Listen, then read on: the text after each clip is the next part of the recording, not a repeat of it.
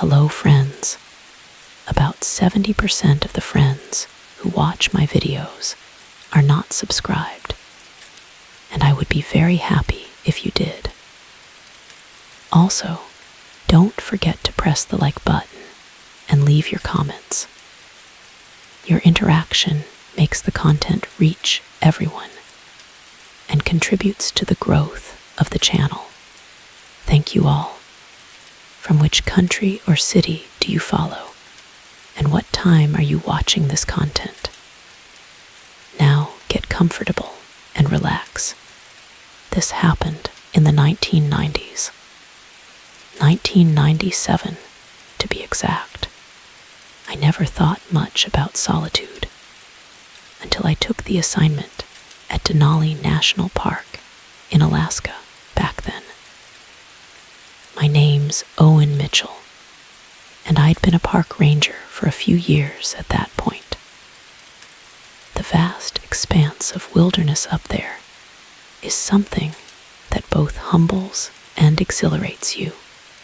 There's a kind of quiet that settles into your bones, a stillness that's hard to find anywhere else.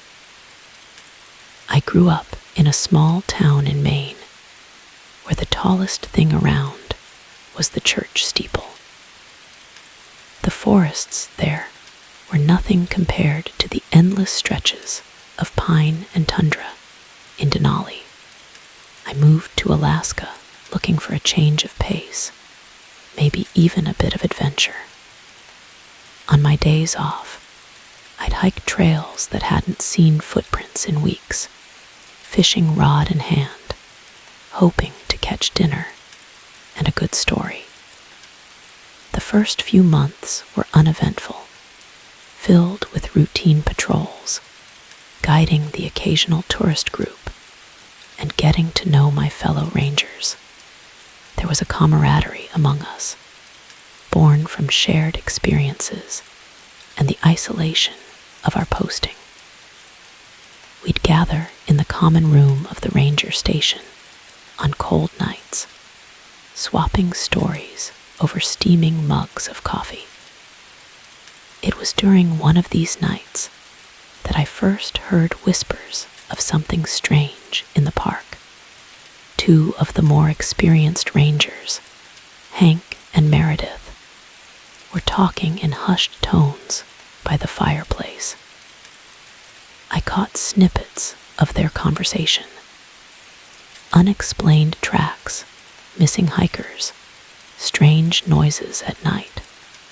When I approached to ask what they were discussing, they quickly changed the subject, laughing it off as nothing more than campfire tales. But the seed of curiosity had been planted. I started paying closer attention to the reports coming in, noting any unusual occurrences. Most were easily explained. A bear sighting here, a lost hiker there. But there were a few incidents that didn't quite add up. A seasoned backpacker who vanished without a trace, only to reappear weeks later with no memory of where he'd been. Unusual claw marks found on trees, too high and too deep to be from any known wildlife in the area. I didn't put much stock in these oddities at first. The wilderness has a way of playing tricks on the mind, especially for those not used to its vastness. But as winter approached and the days grew shorter, an unease began to settle over the park. One crisp morning in late October, I was assigned to check on some remote cabins used by researchers during the summer months. Winter was closing in fast, and we needed to make sure everything was secured before the heavy snows made the area inaccessible. My colleague, Diane Kowalski, was supposed to join me, but she'd called in sick with a nasty case of the flu. So I packed up my gear loaded the snowmobile, and headed out alone. The ride out was smooth enough at first. The sky was a pale gray, the kind that makes you wonder if the sun ever truly rises here. The trees stood tall and silent, their branches weighed down by fresh snow. Occasionally, I'd spot a hare darting across the white canvas, or catch the distant call of a raven. As I traveled deeper into the park, the landscape began to change subtly. The trees seemed to grow closer together, their branches intertwining overhead to form dark tunnels. The silence deepened, broken only by the hum of my snowmobile. Even the wildlife seemed to have vanished, leaving behind an eerie stillness. After a couple of hours, I reached the first cabin. From the outside, everything seemed in order. The windows were locked, and there were no signs of entry. I dismounted and approached cautiously, my boots crunching in the fresh snow. Inside, the cabin was just as we'd left it at the end of summer. Dust motes danced in the pale light streaming through the windows. The supplies were untouched, neatly stacked on shelves along the back wall. I noted it all on my checklist and moved on to the next cabin, about 5 miles deeper into the woods. As I approached the second cabin, something felt off. Even from a distance, I could see that the door was ajar, swinging gently in the icy breeze. I parked the snowmobile and approached cautiously, my hand instinctively moving to the radio at my belt. "Hello? Anyone here?" I called out, half expecting a fellow ranger or maybe a lost hiker seeking shelter. There was no reply, just the soft creak of the door in the wind. Inside, the cabin was in disarray. Chairs were overturned, papers scattered across the floor, and a strange, musky odor permeated the air. It smelled like damp earth mixed with something metallic, almost like blood. I pulled out my flashlight and swept the beam across the room, my heart rate quickening. That's when I saw them. Claw marks etched deep into the wooden walls. 3 parallel lines, too wide for a bear and too deep for a wolverine. They ran from floor to ceiling in some places, as if whatever made them had been searching for a way out or a way in. I radioed back to the station, my voice tight with tension. "This is Owen at cabin 2. I've got signs of forced entry and possible animal activity." Over. Static was my only answer. I checked the device, tapped it a few times, but the signal was dead. "Great," I muttered, "just great." Stepping back outside, I decided to inspect the perimeter. The snow around the cabin was disturbed, but not in any way I could easily read. The tracks were erratic, overlapping, and unlike any animal prints I'd seen before. They were large, almost oval, with what seemed like 4 toes ending in sharp indentations. Claws, maybe, but the stride was all wrong, too long for a quadruped, yet not quite human either.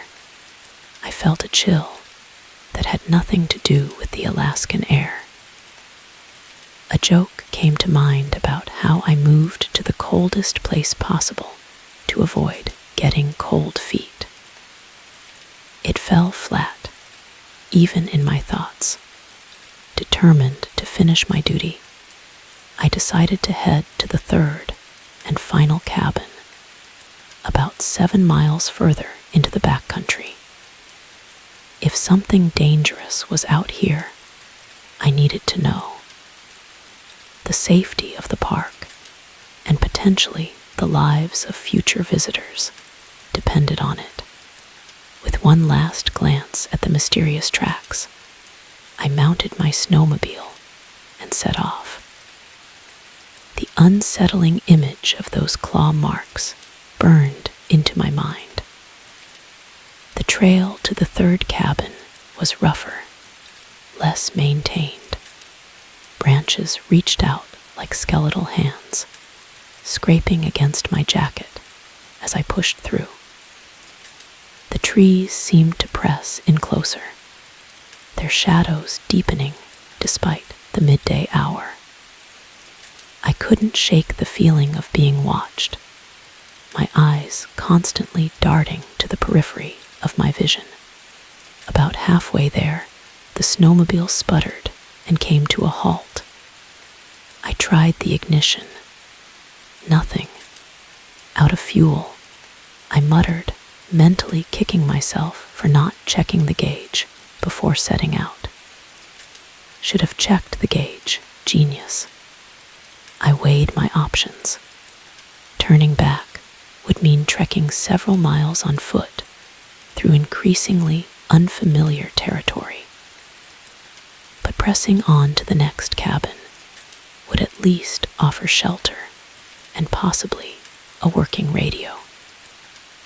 With a resigned sigh, I grabbed my backpack, tightened the straps, and moved forward on foot.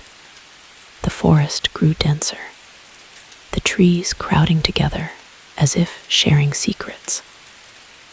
The silence was profound, broken only by the crunch of my boots against the snow and my own labored breathing. The air felt thicker here, almost oppressive, and I found myself having to stop more frequently to catch my breath. Then, in the distance, I heard a sound. It was faint but distinct, a sort of chittering, like the murmurs of a crowd heard through a wall.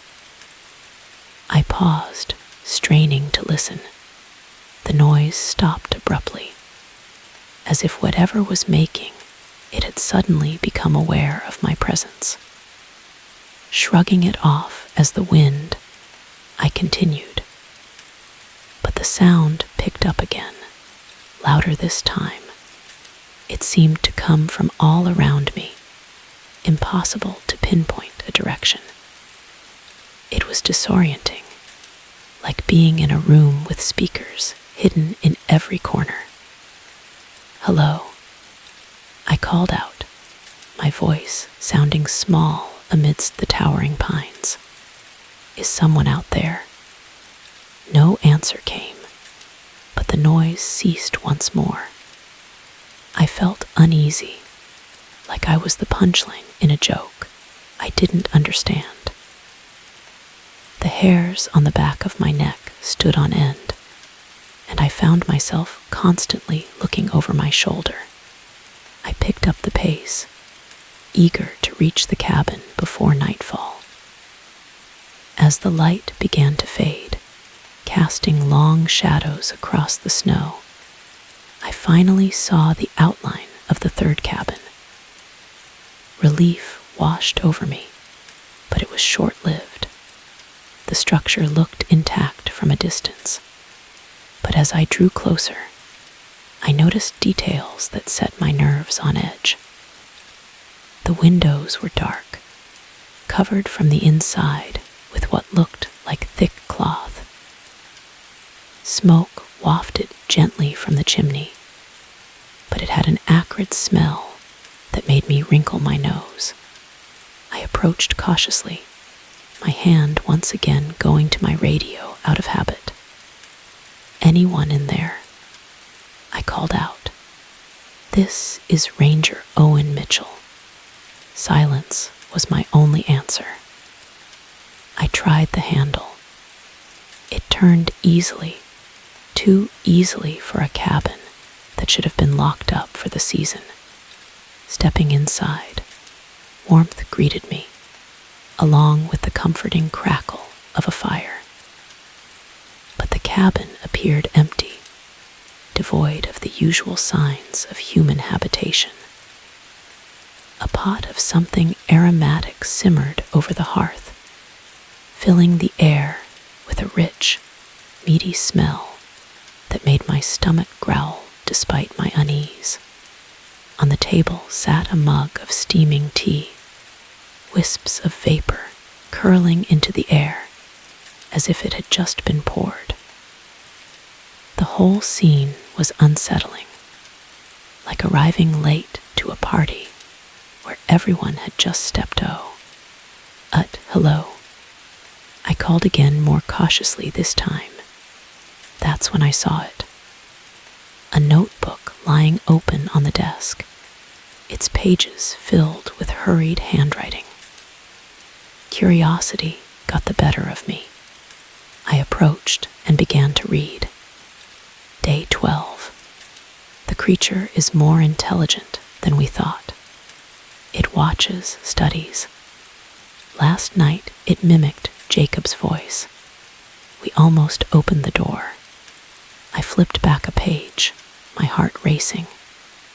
Day 11. We've barricaded the doors and windows. Food supplies are low. The radio isn't working. Mariah is starting to panic. A cold knot formed in my stomach. This wasn't a research team studying wildlife. They were hiding from something that was hunting them. I turned another page, the writing becoming more frantic. Day 13.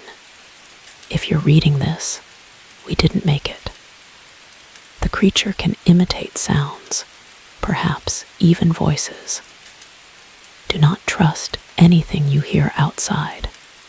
Do not go into the woods at night. It's out there waiting, learning. God help us all. Just then, a soft knock came at the door. I froze, my blood turning to ice in my veins. Owen, is that you? A woman's voice called out. It was Diane's voice, my colleague, who was supposed to be sick back at the station, over 30 miles away. My mind raced. There was no way she could be here. It was impossible. Owen, please open the door. I need help. The voice was pleading, tinged with fear and desperation. I backed away, heart pounding so loudly I was sure it could be heard through the walls. The door rattled as the knocking grew more insistent. Let me in. It's cold out here. I glanced around for a weapon, anything I could use to defend myself. Grabbing a heavy fireplace poker, I positioned myself near the back of the cabin, as far from the door as possible. The door handle twisted slowly. I watched in horror as it opened, revealing not Diane, but something else entirely. It stood upright like a human, but was covered in coarse, matted fur. Its face was elongated, resembling that of a hyena, but with patches of bare skin stretched tight over protruding bones. Sharp teeth glinted as it pulled back cracked lips into a grotesque approximation of a smile. The creature was tall, easily 7 feet, with long arms that ended in wickedly curved claws. Its eyes were the most unsettling feature, large, unblinking, and filled with an intelligence that seemed almost human. It stepped inside, moving with an unnatural grace that belied its size. The floorboards didn't even creak under its weight. The creature tilted its head, eyes reflecting the firelight with a predatory gleam. It opened its mouth, and Diane's voice came out, perfect in every detail. "Owen, it's me. Don't you recognize me?" A twisted sense of anger bubbled up inside me, overriding my fear for a moment. "That's not funny," I growled, gripping the poker tighter. The creature took another step forward, its movements fluid and purposeful. Without thinking, I swung the poker. It connected with a dull thud against the creature's arm. For a moment, everything was still. Then the creature let out a sound, a mix between a laugh and a snarl that sent a shiver down my spine. It lunged at me with incredible speed, and we both fell to the floor. Its claws tore at my jacket, narrowly missing flesh. The stench of its breath was overpowering, a foul mix of decay and damp earth that made me gag. I kicked upwards with all my strength, somehow managing to push it off me. Scrambling to my feet, I made a dash for the door. The creature was fast, but the cluttered cabin slowed it down just enough. I burst outside, the cold air hitting my lungs like a punch to the chest. I ran blindly into the woods, not daring to look back. Behind me, I could hear the creature giving chase, crashing through the underbrush with terrifying speed. The fading light made it difficult to see, but I didn't dare slow down. Branches whipped at my face, leaving stinging cuts across my cheeks. Ahead, I spotted a narrow ravine. Without time to think, I leaped across, barely making it to the other side. I heard the creature skid to a halt behind me, and for a moment, there was silence. Then it began to mimic again. This time, it was my own voice, calling out in panic, "Help! Somebody help me!" The effect was unnerving. Hearing my own pleas echoed back at me almost made me stop, but I pressed on, my legs burning with exertion. In the distance, moonlight illuminated the outline of an old maintenance shed we hadn't used in years. I made for it, praying it would offer some kind of refuge. I ducked inside, bolting the door behind me. The shed was small, filled with rusted tools and old equipment. I searched frantically for anything useful, my hands shaking as I rummaged through drawers and cabinets. In the corner, I found a flare gun with one shot left. It wasn't much, but it was better than nothing. A scratching sound came from the door, followed by a low growl. Then the creature spoke in another voice, one I hadn't heard in years, my father's. "So, open up. It's okay. Let me help you." My hands shook as I loaded the flare gun. "You're not real," I whispered, more to myself than to the thing outside. The door creaked as the creature began to force its way in. Wooden splinters flew as its claws tore through the aged wood like it was paper. As it squeezed through the gap, I raised the flare gun and fired. The bright light hit the creature square in the chest, igniting its fur. It let out a shriek unlike anything I'd ever heard, thrashing wildly, as flames consumed it. Seizing the moment, I kicked open a loose plank on the side of the shed and slipped out. The creature was distracted, giving me a precious few minutes to put distance between us. I stumbled upon an old service trail and followed it, my lungs burning with each breath. Just when I thought I couldn't go on, I saw headlights in the distance. A park maintenance truck was idling, 2 rangers inside finishing up their rounds. Waving my arms, I shouted, "Hey, over here." They saw me and pulled up, their eyes widening as they took in my disheveled appearance. "Oh, and what the hell happened to you?" One of them, Mark, asked. "There's something out here," I gasped, clambering into the truck.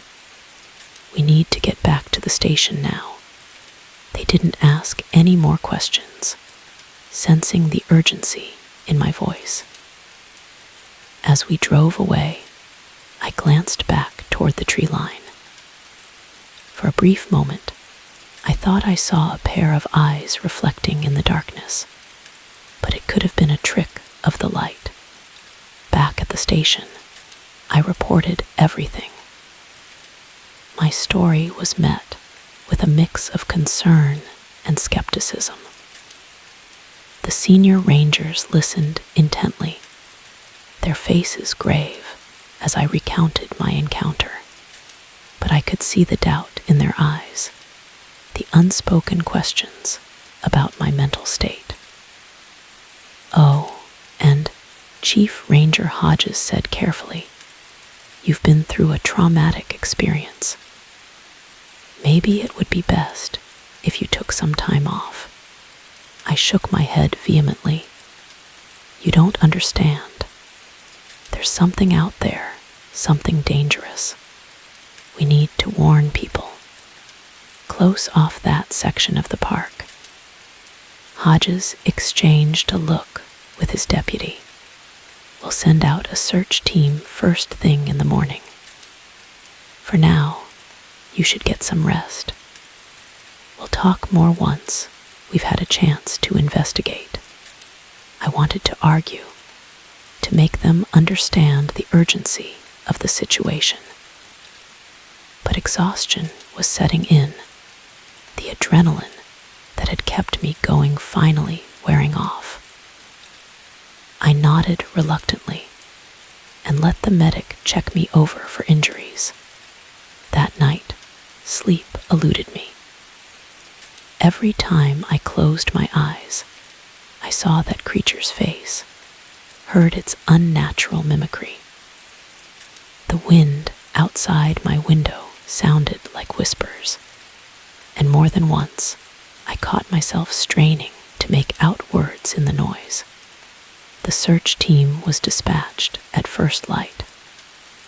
I wasn't allowed to join them, despite my protests. Instead, I paced the station, jumping at every crackle of the radio, every ring of the phone. Hours passed with no word. As the day wore on, my colleagues gave me a wide berth, their sidelong glances a mix of concern and wariness. I overheard snippets of conversation. Stress, isolation. Maybe he needs to transfer somewhere less remote. Finally, as the sun was setting, the search team returned. Their faces were grim, but not with the horror I expected. Instead, they looked confused, almost apologetic.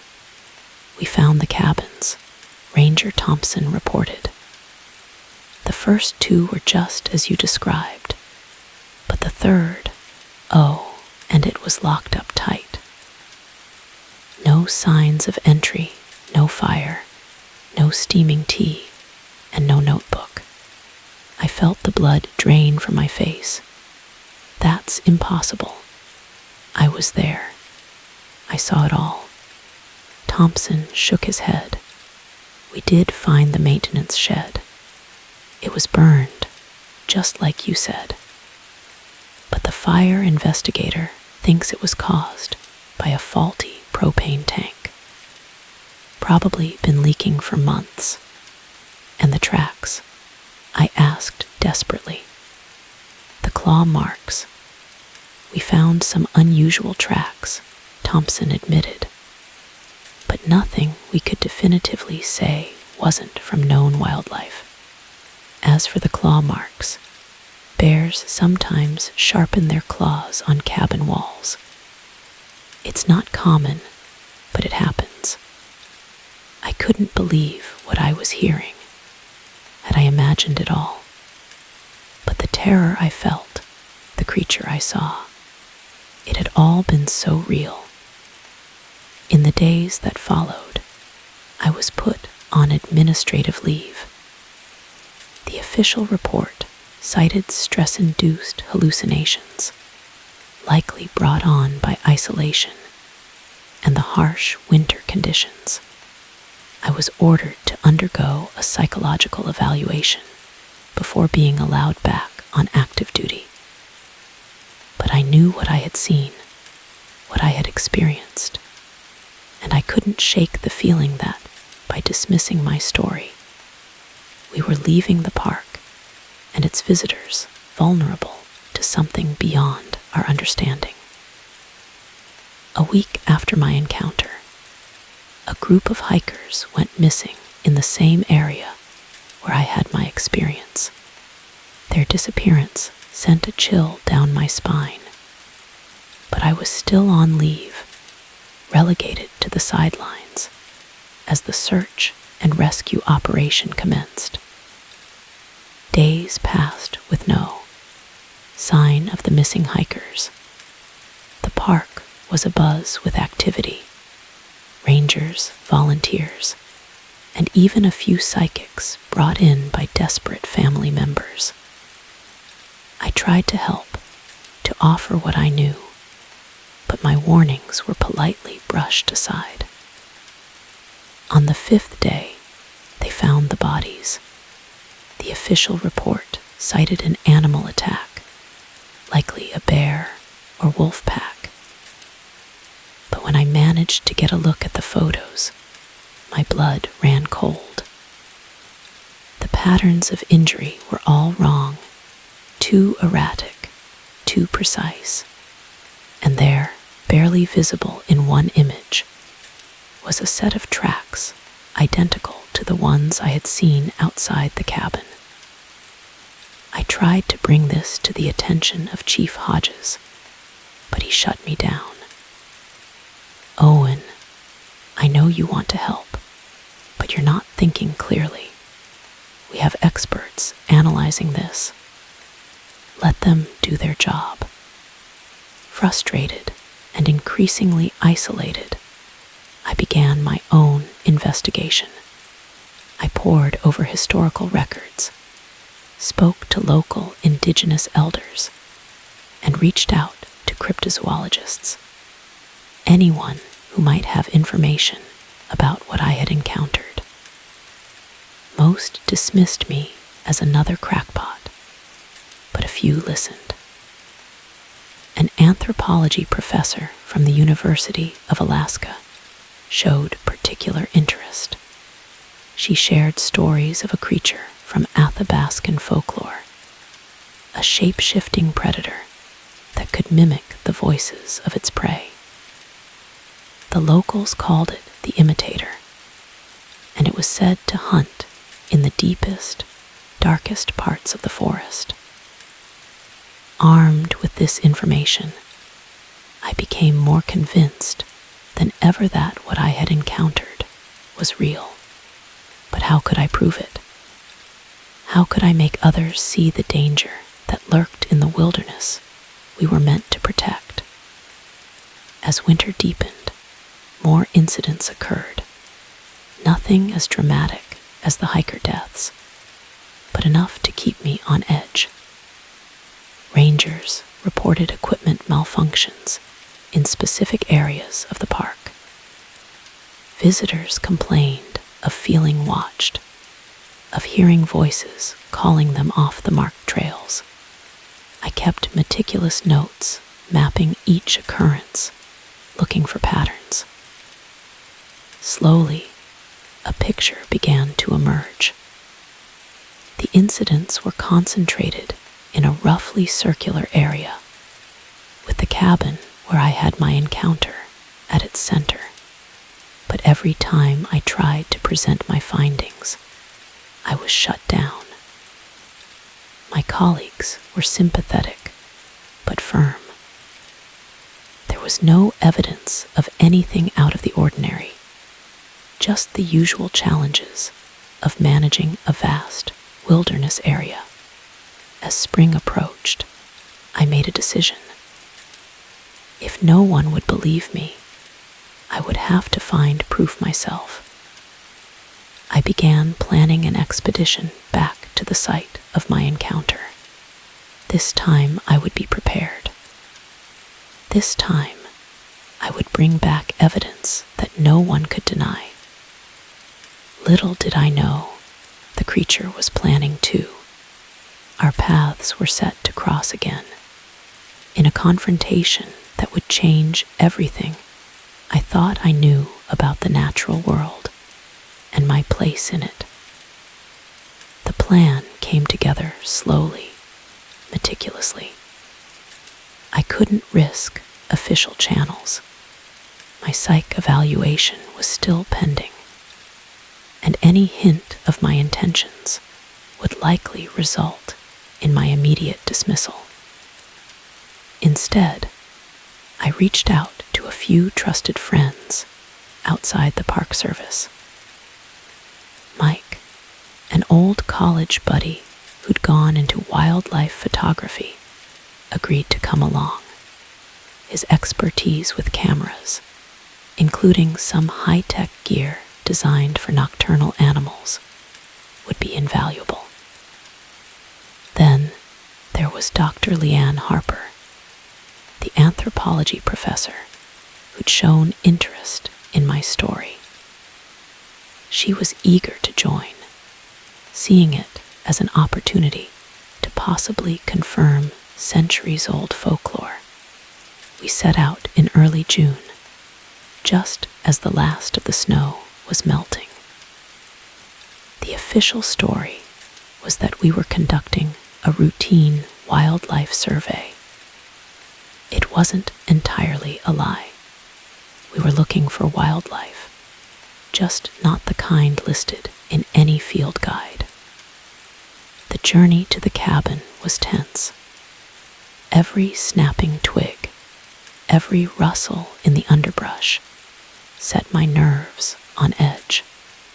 Mike and Leanne tried to keep the mood light, but I could see the worry in their eyes.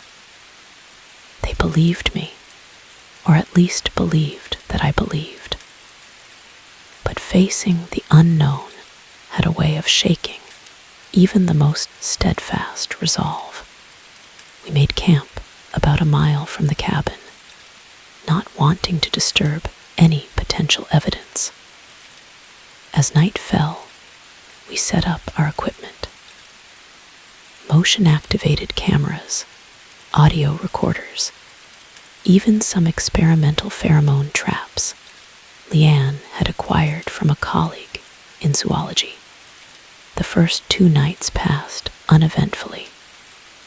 We took turns keeping watch, but saw nothing more threatening than the occasional curious fox or owl. By the 3rd night, I could sense Mike and Leanne's growing skepticism. They didn't say anything, but their exchanged glances spoke volumes.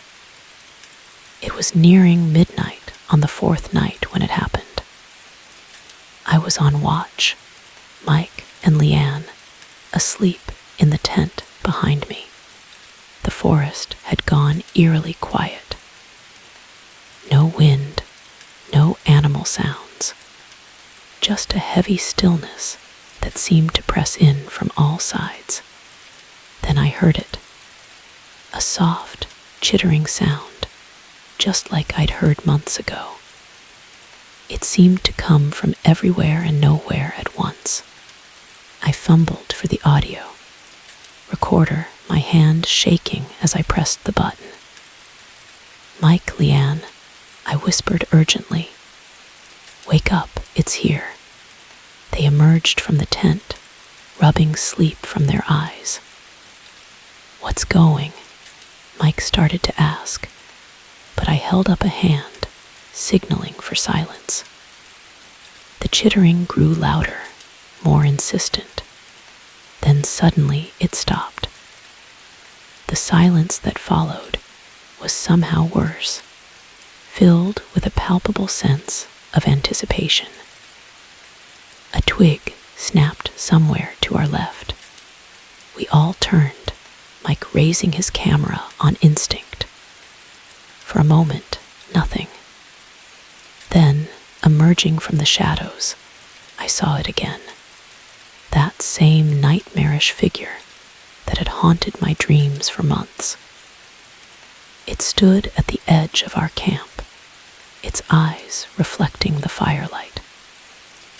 This time, I wasn't alone in seeing it. I heard Leanne's sharp intake of breath, felt Mike tense beside me. "Oh my God," Leanne whispered. "It's real." The creature tilted its head, regarding us with an unsettling intelligence. Then it opened its mouth, and I braced myself for the mimicry I knew was coming. But instead of a stolen voice, what emerged was something far more chilling. A series of clicks and whistles, almost like language. It was communicating, but not in any way we could understand. Mike's camera whirred as he snapped photo after photo. The sound seemed to agitate the creature. It took a step forward, its claws digging into the soft earth. "We need to leave," I said, my voice low and urgent. Now, we began to back away slowly, never taking our eyes off the creature. It matched our movements, step for step, maintaining the distance between us. Then, from somewhere in the darkness behind it, came an answering call. The same clicks and whistles, but from a different voice. The creature turned its head slightly at the sound, and in that moment of distraction, we ran. We crashed through the underbrush, abandoning our campsite and most of our gear. Behind us, I could hear the creatures giving chase, their strange calls echoing through the trees. How long we ran, I couldn't say. Time seemed to blur, marked only by the pounding of our hearts and the burning in our lungs. Finally, we broke through the tree line onto one of the main park roads. In the distance, I could see the headlights of an approaching vehicle. We flagged it down frantically. It was a park ranger on night patrol. As we clambered into the truck, I glanced back at the forest. There, just at the edge of the trees, I saw them. Not one creature, but three, watching us with those eerily intelligent eyes. As we drove away, I knew our ordeal wasn't over. We had our proof now, photos, audio recordings, multiple witnesses. But I also knew that we had stumbled onto something far bigger and more complex than I had ever imagined. The creatures weren't just real. They were organized, communicative, possibly even social. And they were still out there, hidden in the vast wilderness of Denali, watching and waiting.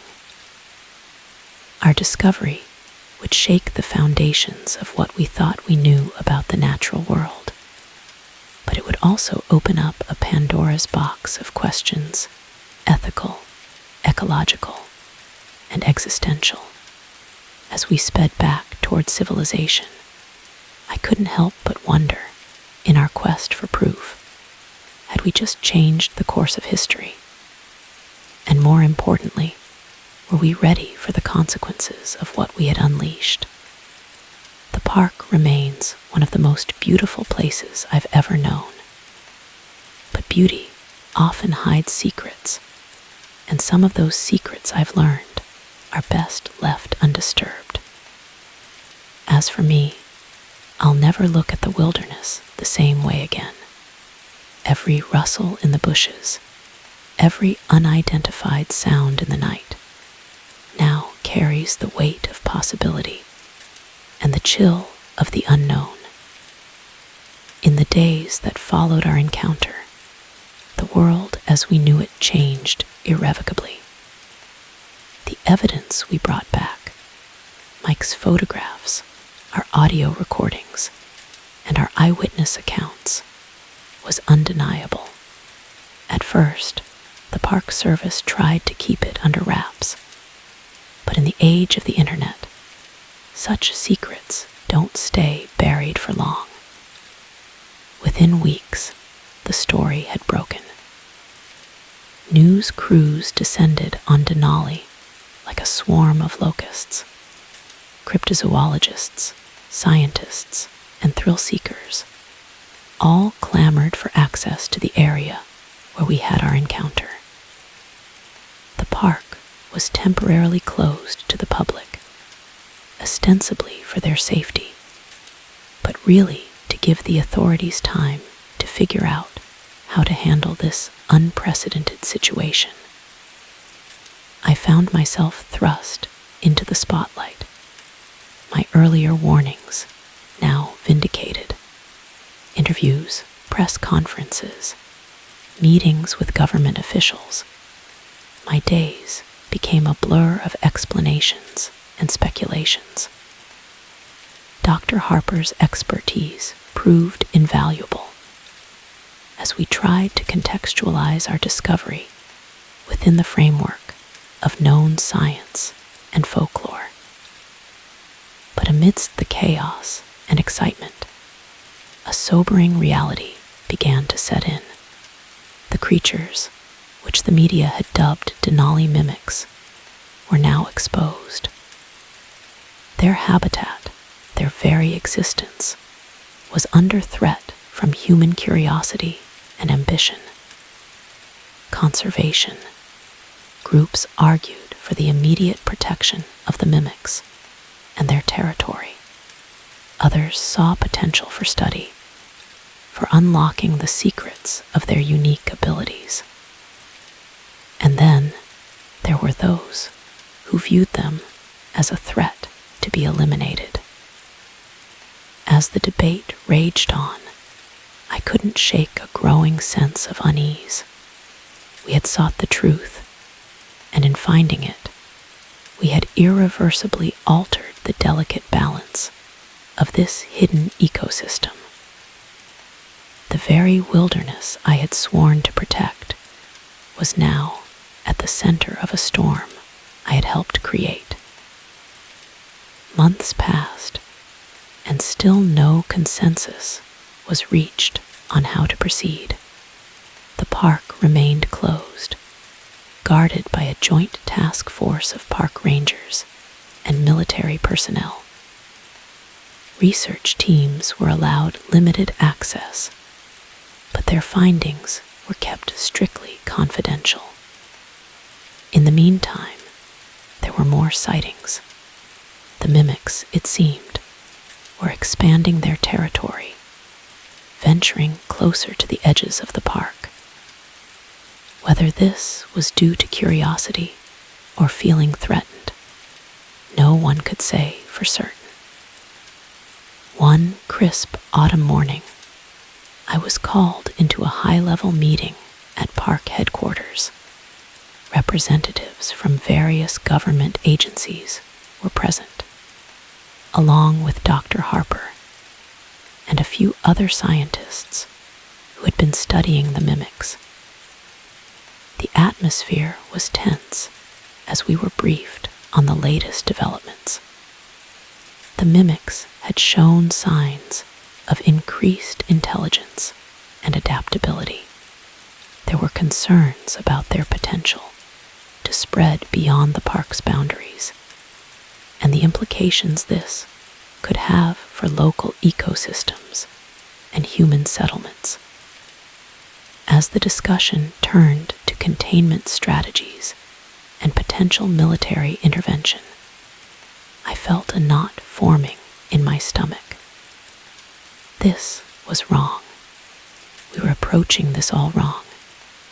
I stood up, my chair scraping loudly against the floor. All eyes turned to me.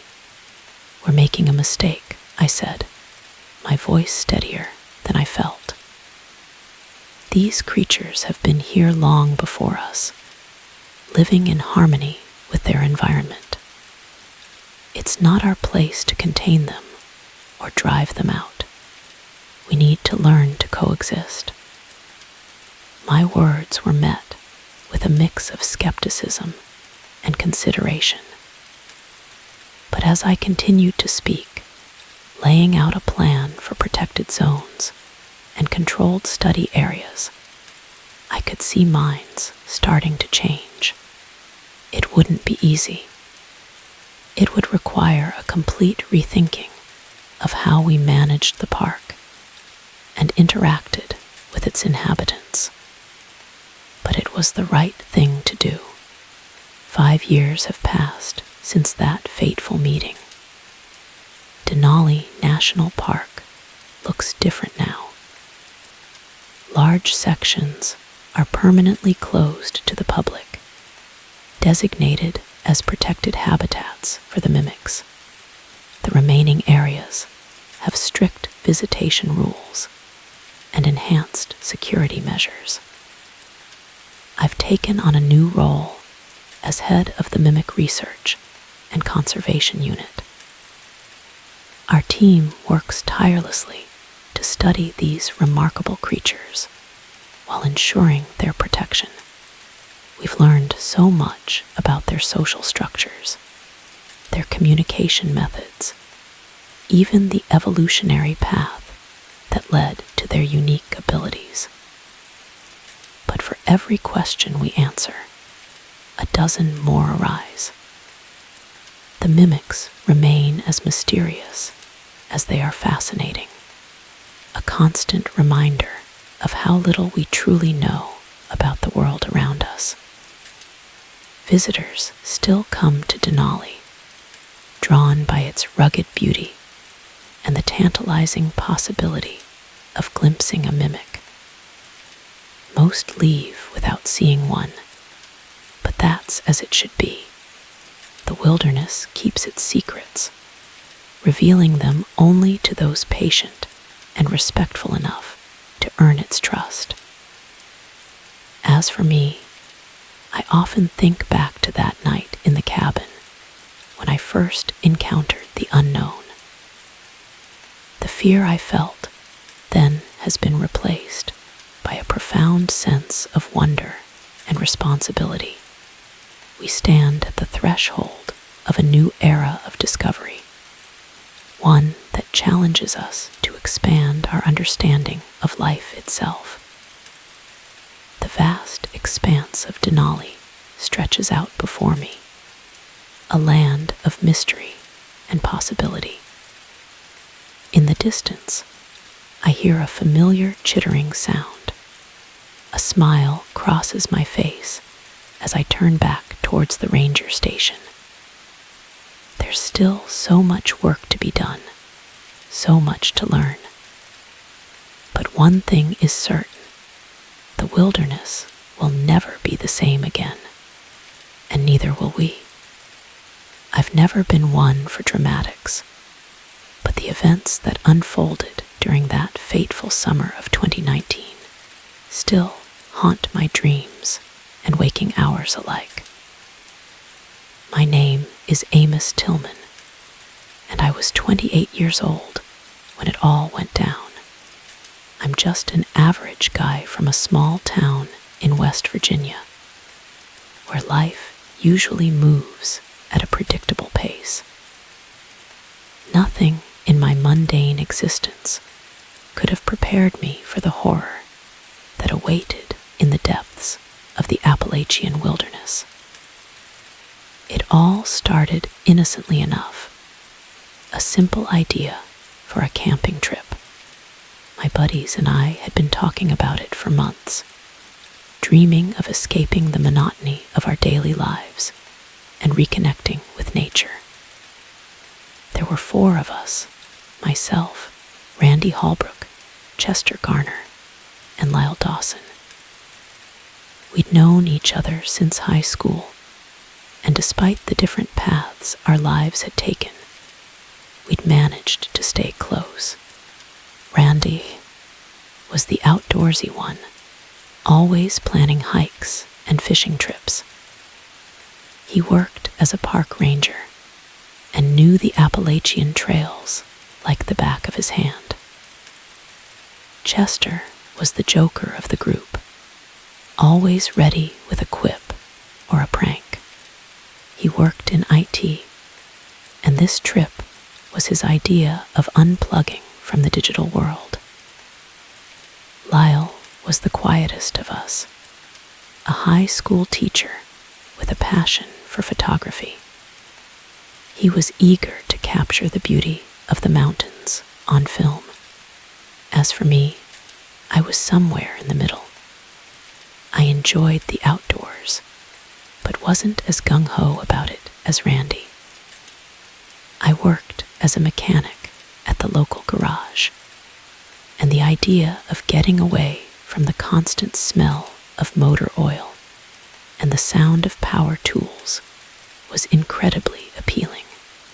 We spent weeks planning the trip, poring over maps and trail guides. Randy knew of a secluded spot deep in the mountains, far from the usual camping grounds. "It's pristine," he'd said, his eyes gleaming with excitement. "Hardly anyone goes there. We'll have the whole place to ourselves." Looking back, I should have seen the red flags. The isolation that seemed so appealing then would soon become our worst nightmare. We gathered supplies: tents, sleeping bags, food, first aid kits. Chester insisted on bringing his state-of-the-art GPS device, despite Randy's assurances that he knew the way. Lyle packed his camera gear carefully, anticipating the breathtaking vistas he'd capture. I focused on making sure Randy's old van was in good shape for the journey. The rusty behemoth had seen better days, but with a bit of tinkering, I was confident it would get us there and back. The night before we left, I had trouble sleeping. There was an inexplicable sense of unease gnawing at the pit of my stomach. I chalked it up to excitement, and perhaps a touch of anxiety about leaving my comfort zone. If only I'd known then what that feeling really meant. If only I'd listened to that primal instinct warning me of the dangers that lay ahead. But I didn't. Instead, I pushed the feeling aside and focused on the adventure to come. As I finally drifted off to sleep, I had no idea that in just a few days my world would be turned upside down, that I would witness things that would shatter my understanding of reality, that one of us wouldn't be coming back. The last thought that crossed my mind before sleep took me was a simple one: this is going to be a trip to remember. I had no idea how tragically prophetic those words would prove to be. The morning of our departure dawned clear and bright, a perfect day for the start of our adventure. I woke early, double-checking my backpack and running through mental checklists. By 5:03 a.m., I was loading my gear into Randy's van, the old vehicle groaning under the weight of our equipment. One by one, the others arrived. Chester stumbled up, bleary-eyed and clutching a thermos of coffee like a lifeline. Lyle was more alert, carefully stowing his camera bag in a safe spot. Randy was the last to arrive, but his excitement was palpable. He tossed his backpack in and clapped his hands together. "All right, boys," he grinned. "Who's ready for an adventure?" We piled into the van, Randy taking the wheel.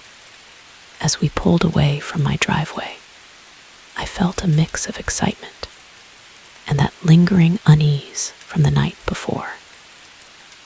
The familiar streets of our small town gave way to country roads, and soon we were heading into the rolling hills that marked the beginning of Appalachian territory. The drive was filled with the kind of easy banter that comes from years of friendship. Chester regaled us with stories from his IT job, mimicking his clueless bosses to perfection. Lyle talked about his students, sharing anecdotes that had us all in stitches.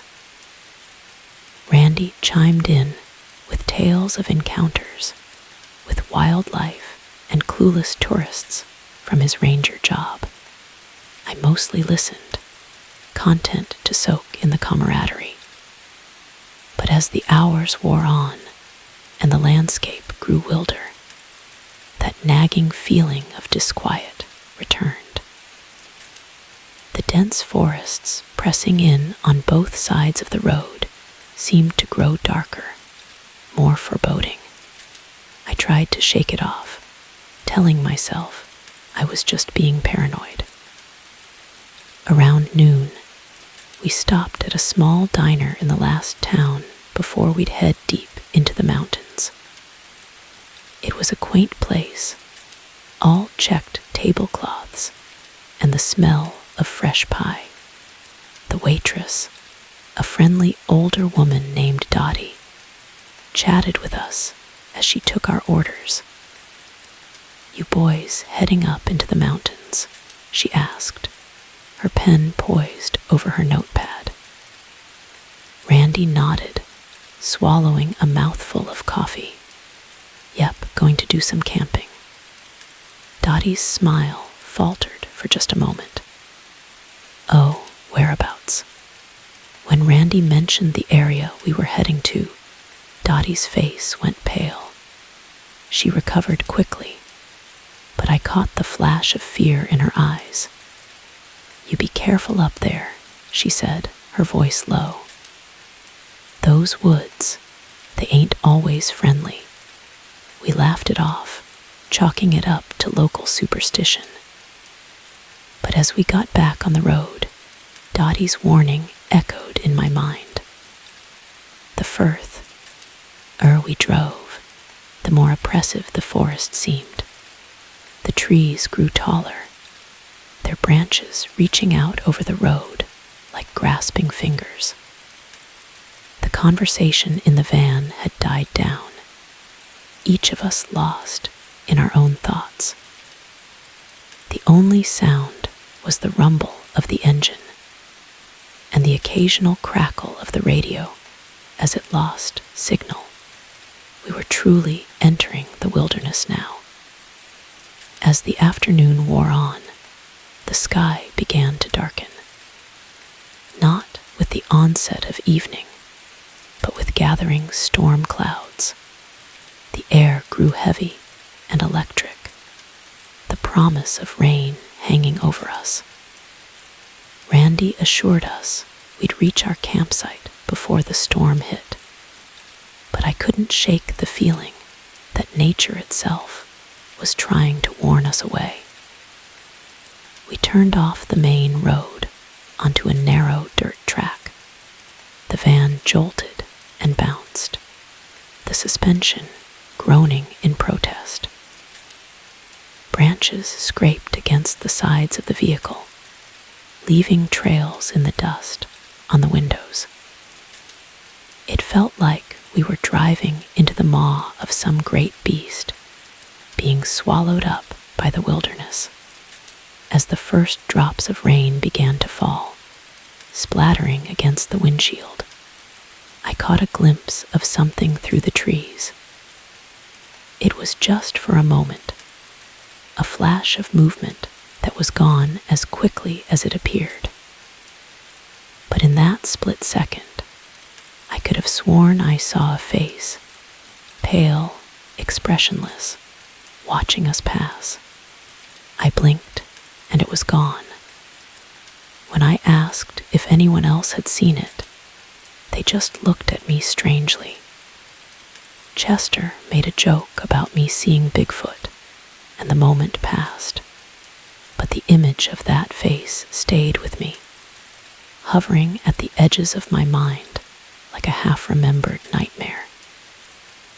Little did I know, that fleeting glimpse was just the beginning.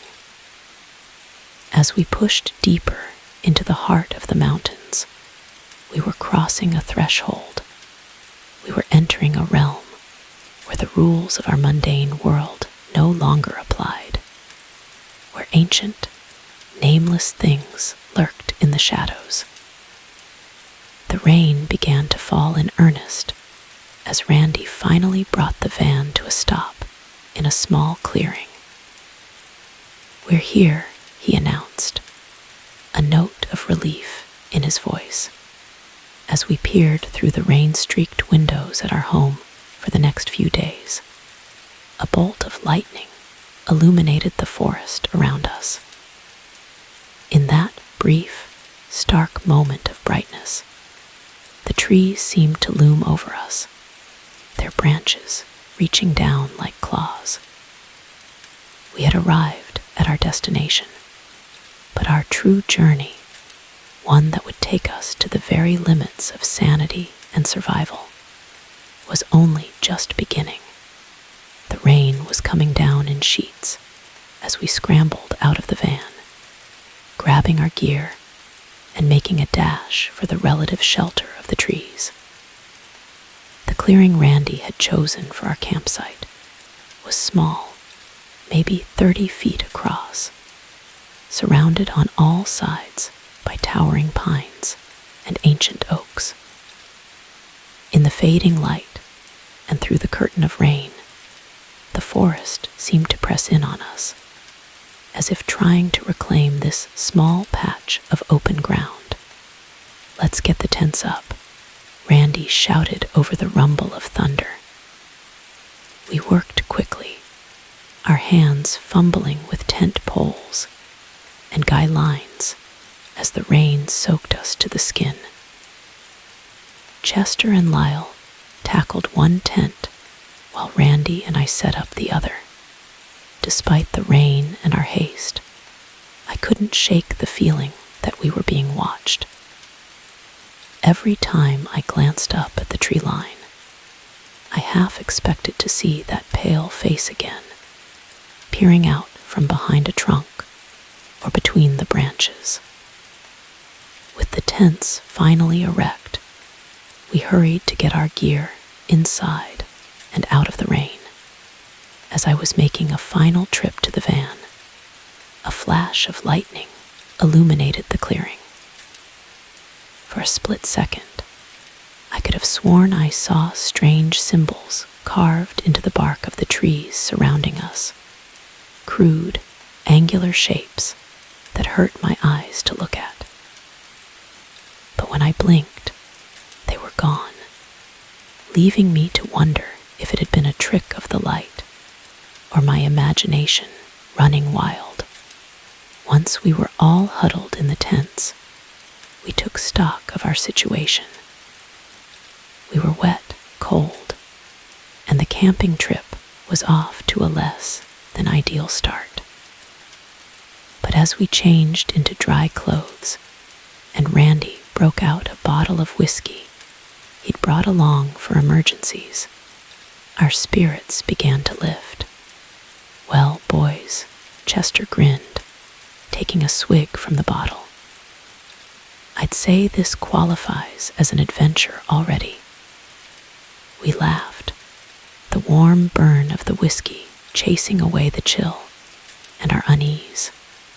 As the night wore on and the storm gradually subsided, we swapped stories and jokes, our voices low so as not to carry in the quiet forest.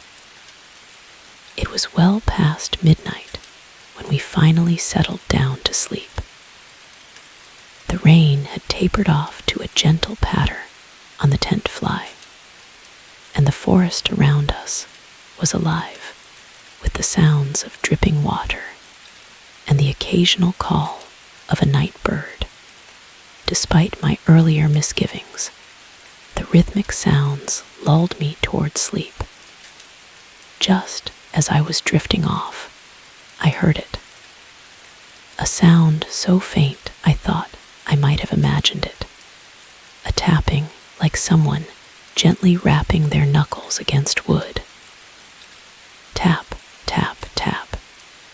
It seemed to be coming from all around us, a gentle percussion that was somehow more unsettling than the loudest thunderclap. I lay there fully awake now, straining my ears. The tapping continued, steady and unhurried. It didn't sound like an animal or any natural forest sound I could identify. It was too regular, too deliberate. "Randy," I whispered, nudging my tent mate. "Do you hear that?" Randy grunted and rolled over. "Hear what?" he mumbled sleepily. "That tapping sound. Listen." We both fell silent. The tapping had stopped. The only sounds were the drip of water from the trees and Randy's breathing. "I don't hear anything, man," Randy yawned. "Probably just the trees settling or something. Get some sleep." I wanted to believe him. I wanted to dismiss it as my overtired mind playing tricks on me. But as I lay there in the darkness, I couldn't shake the feeling that something out there in the forest was trying to communicate, something that didn't want us here. Eventually, exhaustion won out over fear, and I fell into a fitful sleep. My dreams were confused, fragmented things. I dreamt of pale faces peering from between the trees, of strange symbols glowing with an eldritch light, of a vast, unknowable presence that watched us with ancient, patient malevolence. I woke with the dawn, feeling unrested and on edge. As I unzipped the tent and stepped out into the misty morning, I noticed something that made my blood run cold. There, in the soft mud around our campsite, were footprints. But these were like no animal tracks I'd ever seen. They were too large, the shape all wrong, and they formed a perfect circle around our tents, as if whatever had made them had been pacing around us all night, watching, waiting. When I called the others out to look, the tracks were gone. The rising sun had dried the mud, leaving no trace of the nightmarish prints. My friends laughed off my story, attributing it to a vivid dream or an overactive imagination, but I knew what I had seen. As we set about making breakfast and planning our day, I couldn't shake the feeling that we had stumbled into something ancient and dangerous.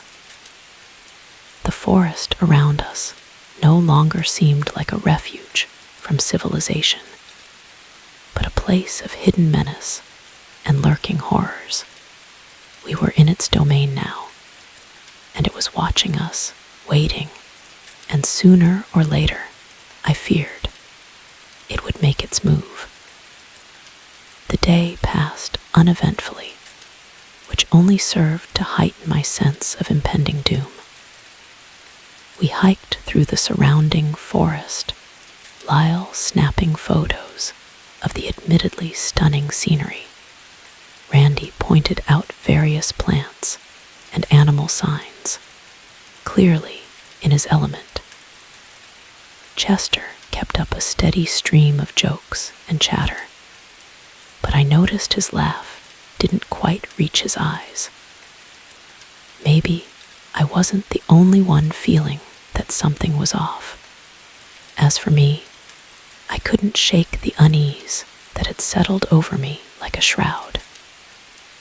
Every snapping twig, every rustle of leaves made me jump. More than once, I caught glimpses of movement out of the corner of my eye, only to find nothing there when I turned to look. The others noticed my jumpiness, but put it down to me being a city boy, unused to the deep woods. As the afternoon waned, we made our way back to the campsite. The golden light of the setting sun filtered through the trees, casting long shadows that seemed to reach for us with grasping fingers.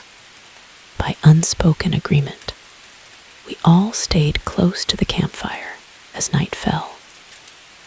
The fire crackled merrily, a small circle of warmth and light in the growing darkness. We roasted hot dogs and marshmallows, shared more of Randy's whiskey, and tried to recapture the easy camaraderie of the previous evening. But there was an undercurrent of tension that hadn't been there before. Conversations would lapse into uneasy silences, only to be broken by nervous laughter or abrupt changes of subject. As the night deepened, the forest around us came alive with sound. Crickets chirped, owls hooted, and small animals rustled in the underbrush. But underneath it all, almost imperceptible, I could hear it again, the tapping, soft and rhythmic, coming from everywhere and nowhere at once. I wasn't the only one who noticed it this time. Chester was the first to mention it. "Hey, you guys hear that?" he asked, cocking his head to one side. We all fell silent, listening. The tapping grew slightly louder, as if encouraged by our attention. "Woodpecker?" Lyle suggested, but his voice lacked conviction. Randy shook his head slowly. "No woodpecker I've ever heard, and not at night anyway." The tapping continued, steady and insistent. It seemed to be coming closer, the sound growing incrementally louder with each passing minute. Without realizing it, we had all drawn closer to the fire, our eyes scanning the darkness beyond its flickering light. That's when we saw them, eyes, dozens of pairs of eyes, reflecting the firelight surrounding our little camp. They were at various heights, some close to the ground, others higher up, as if their owners were clinging to the trees. And they were all focused on us. Ches. Tur let out a strangled yelp. "What the hell are those?" "Mountain lions," Lyle whispered, his face pale in the firelight. But I knew these weren't any animal eyes I'd ever seen. They were too large, too intelligent. And the way they watched us was not with the predatory interest of a wild animal, but with an almost human-like curiosity, a malevolent, hungry curiosity. Randy, ever the voice of reason, tried to take charge. Okay, everyone stay calm. Whatever they are, they're probably more afraid of us than we are of them. Let's just make some noise. Show them we're not prey. We tried. We yelled. We banged pots and pans. We even threw burning sticks from the fire into the darkness. But the eyes didn't move. They didn't even blink. They just watched, unperturbed by our efforts to scare them away. And all the while, that infernal tapping continued, growing louder and more insistent. It was no longer a gentle knocking, but a pounding that seemed to reverberate through the ground beneath our feet. Suddenly, Chester let out a blood-curdling scream. We all whipped around to see him pointing at something just beyond the firelight. There, emerging from between two ancient trees, was a figure, but it was like no human or animal I'd ever seen. It was tall, impossibly tall, its limbs elongated and jointed in all the wrong places. Its skin was pale, almost translucent in the firelight, stretched tight over a frame that seemed more bone than flesh. But it was the face that truly chilled me to my core. It was featureless, smooth as an egg, save for two enormous black eyes that reflected the firelight like polished onyx. As we watched, frozen in terror, more figures began to emerge from the forest. Some were similar to the first, while others were so bizarre and horrific that my mind struggled to comprehend what I was seeing. Shapes that seemed to shift and change as I looked at them. Appendages that moved in impossible ways. Faces that were a mockery of anything found in nature. The tapping had reached a fever pitch now, so loud it drowned out the sound of our own panicked breathing. And then, as suddenly as it had started, it stopped. The silence that followed was deafening. For a moment, everything was still.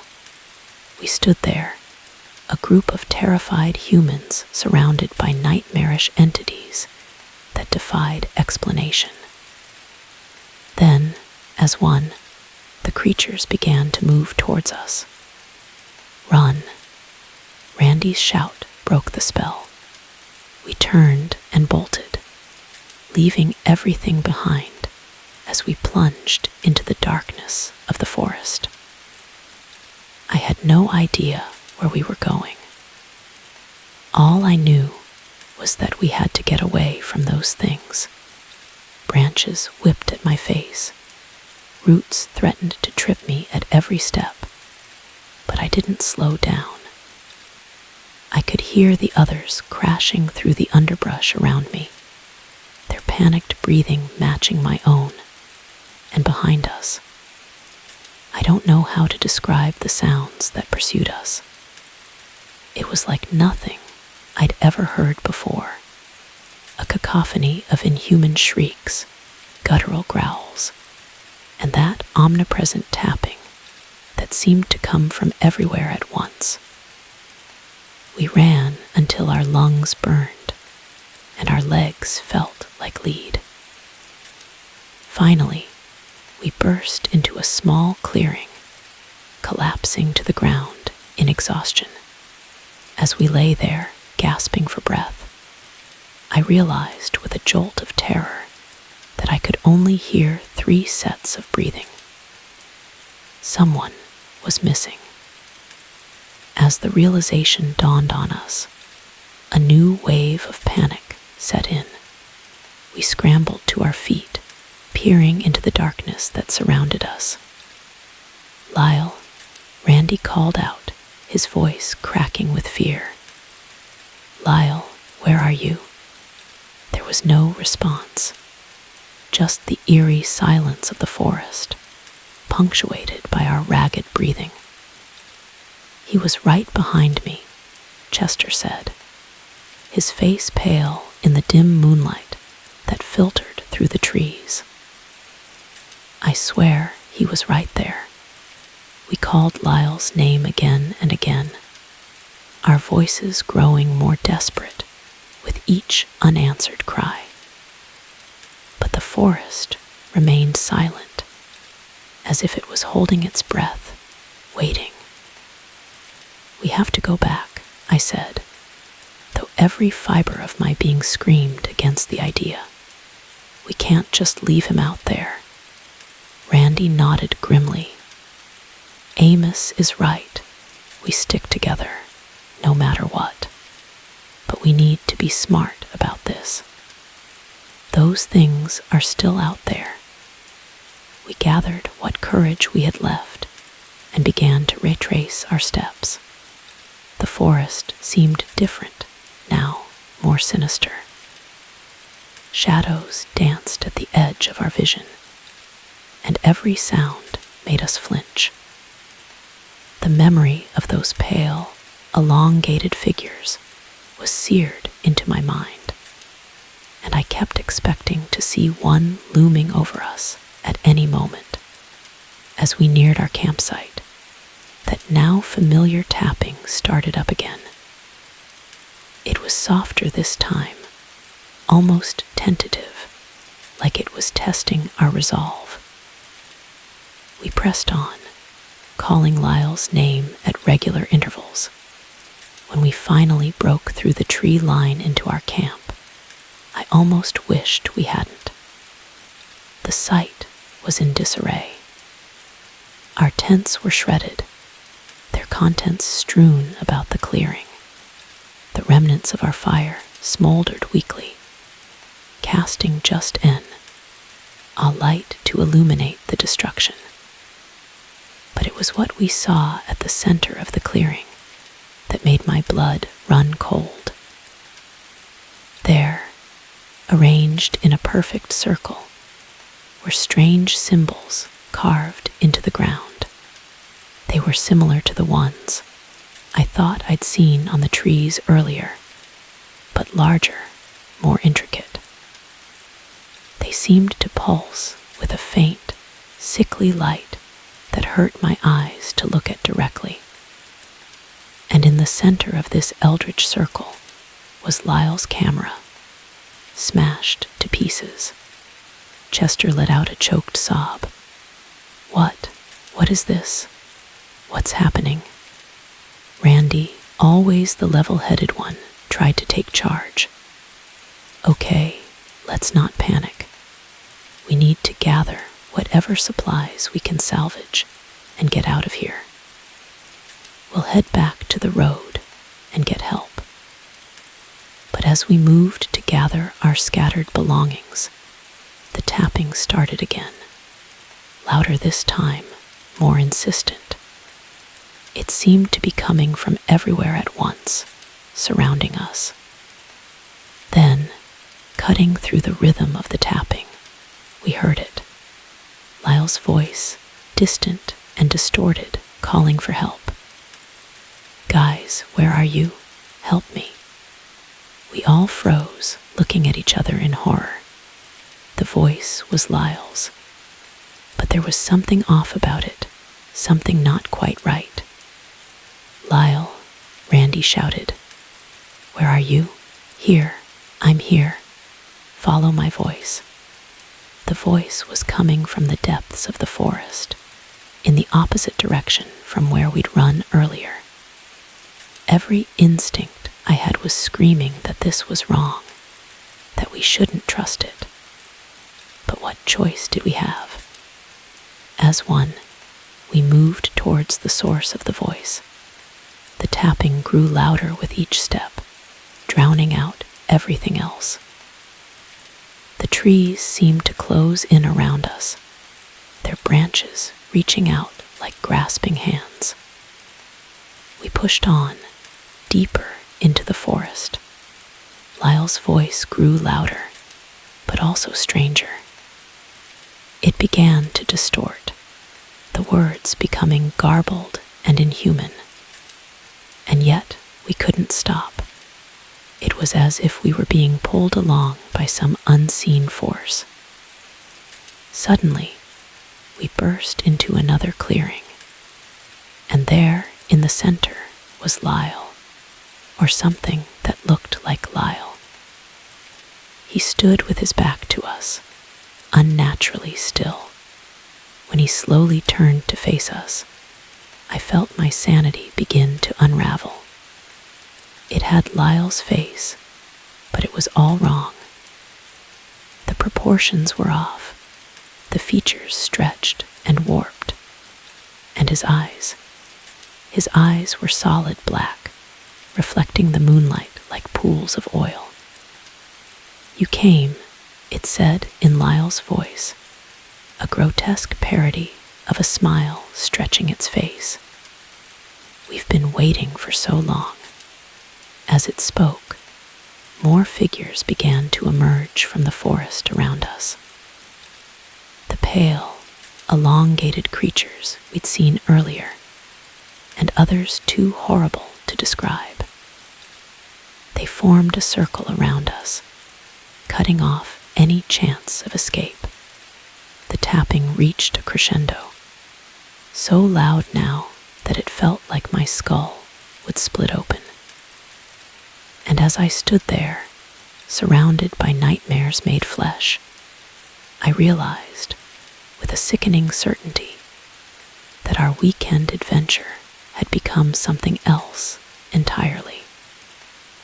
We had stumbled into a realm of ancient horrors, of things that should not be, and now we were part of it, whether we wanted to be or not.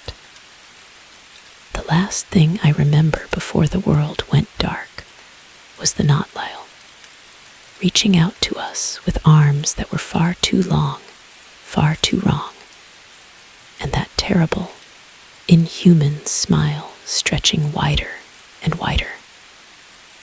I don't know how long I was unconscious. When I came to, the world around me was a blur of shadows and muted colors.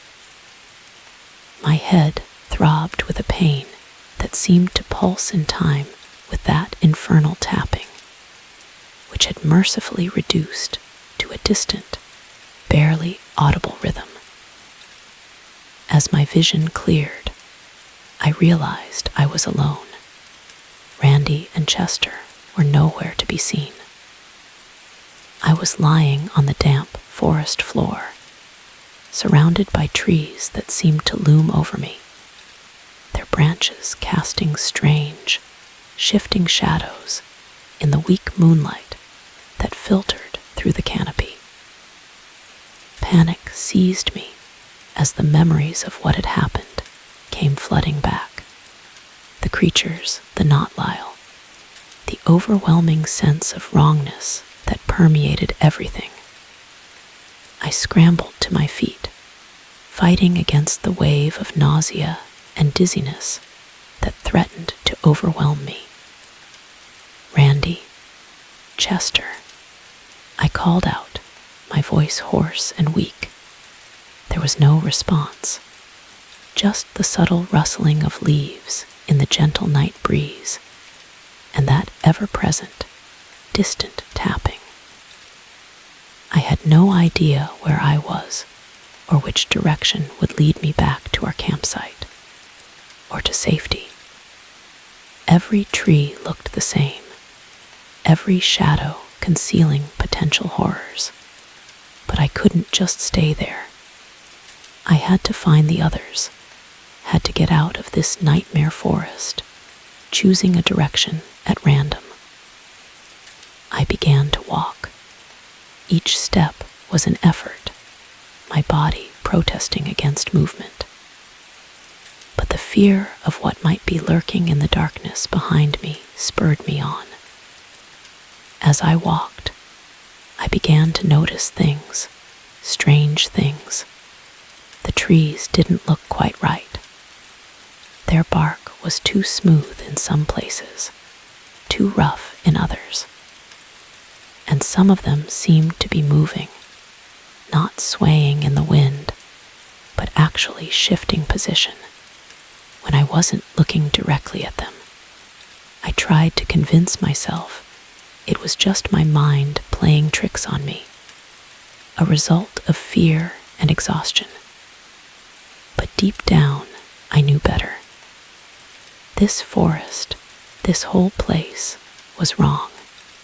It operated by rules that defied our understanding of reality. The tapping grew louder as I walked, guiding me like some twisted beacon. Part of me wanted to turn and run in the opposite direction, but a larger part, a part I didn't quite understand, compelled me to follow the sound. I don't know how long I walked.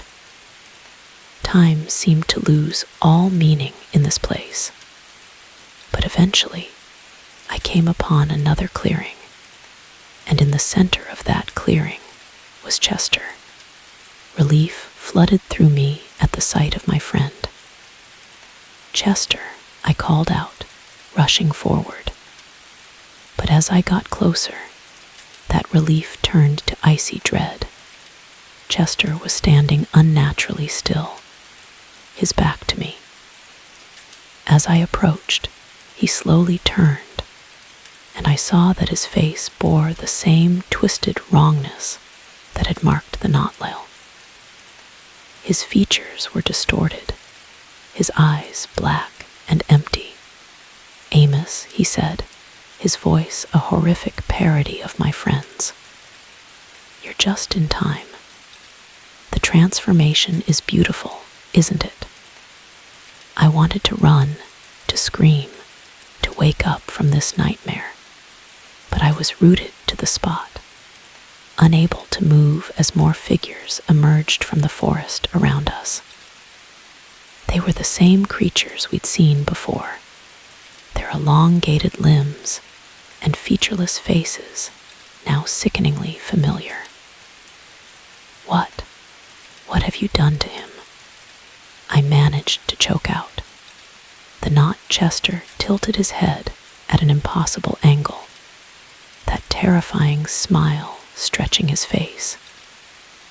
"Done. We freed him from the limitations of his human form, and soon you'll be free too." The creatures were closing in now, their movements jerky and unnatural. The tapping had reached a fever pitch, reverberating through my body. In that moment, faced with the horrific fate that awaited me, something inside me snapped. With a strength born of pure terror, I turned and ran. I crashed through the underbrush, branches whipping at my face, roots threatening to trip me at every step. Behind me, I could hear the creatures in pursuit, their movements accompanied by a cacophony of inhuman shrieks and that never-ending tapping. I ran until my lungs burned, and my legs felt like they would give out at any moment.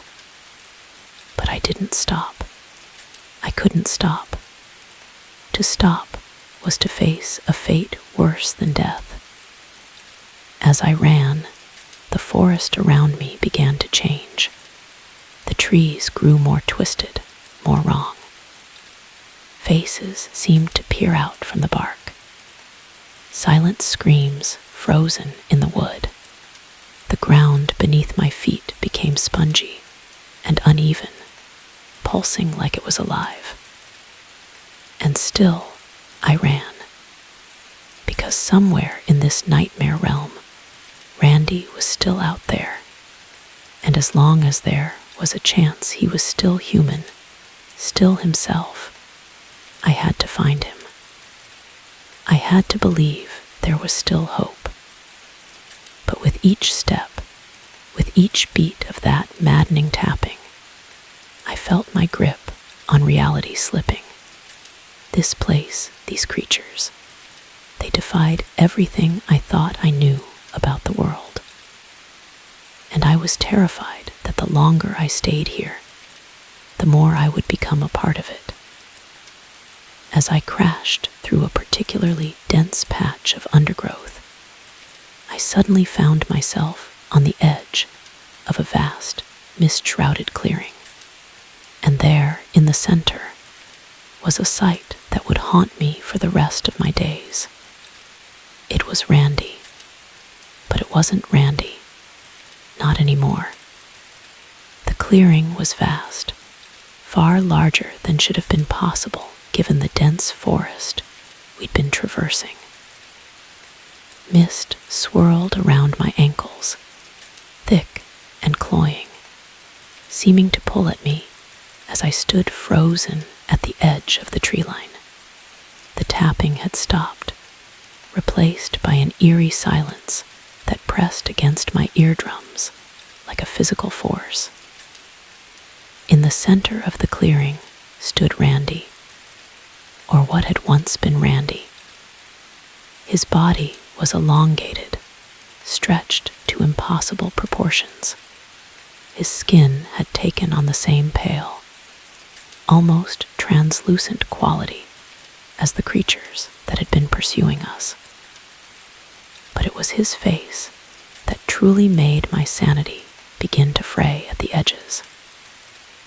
His features were in a state of constant flux, shifting and reforming like clay being molded by unseen hands. One moment, I saw the Randy I knew. The next, a nightmarish visage that belonged to no earthly creature.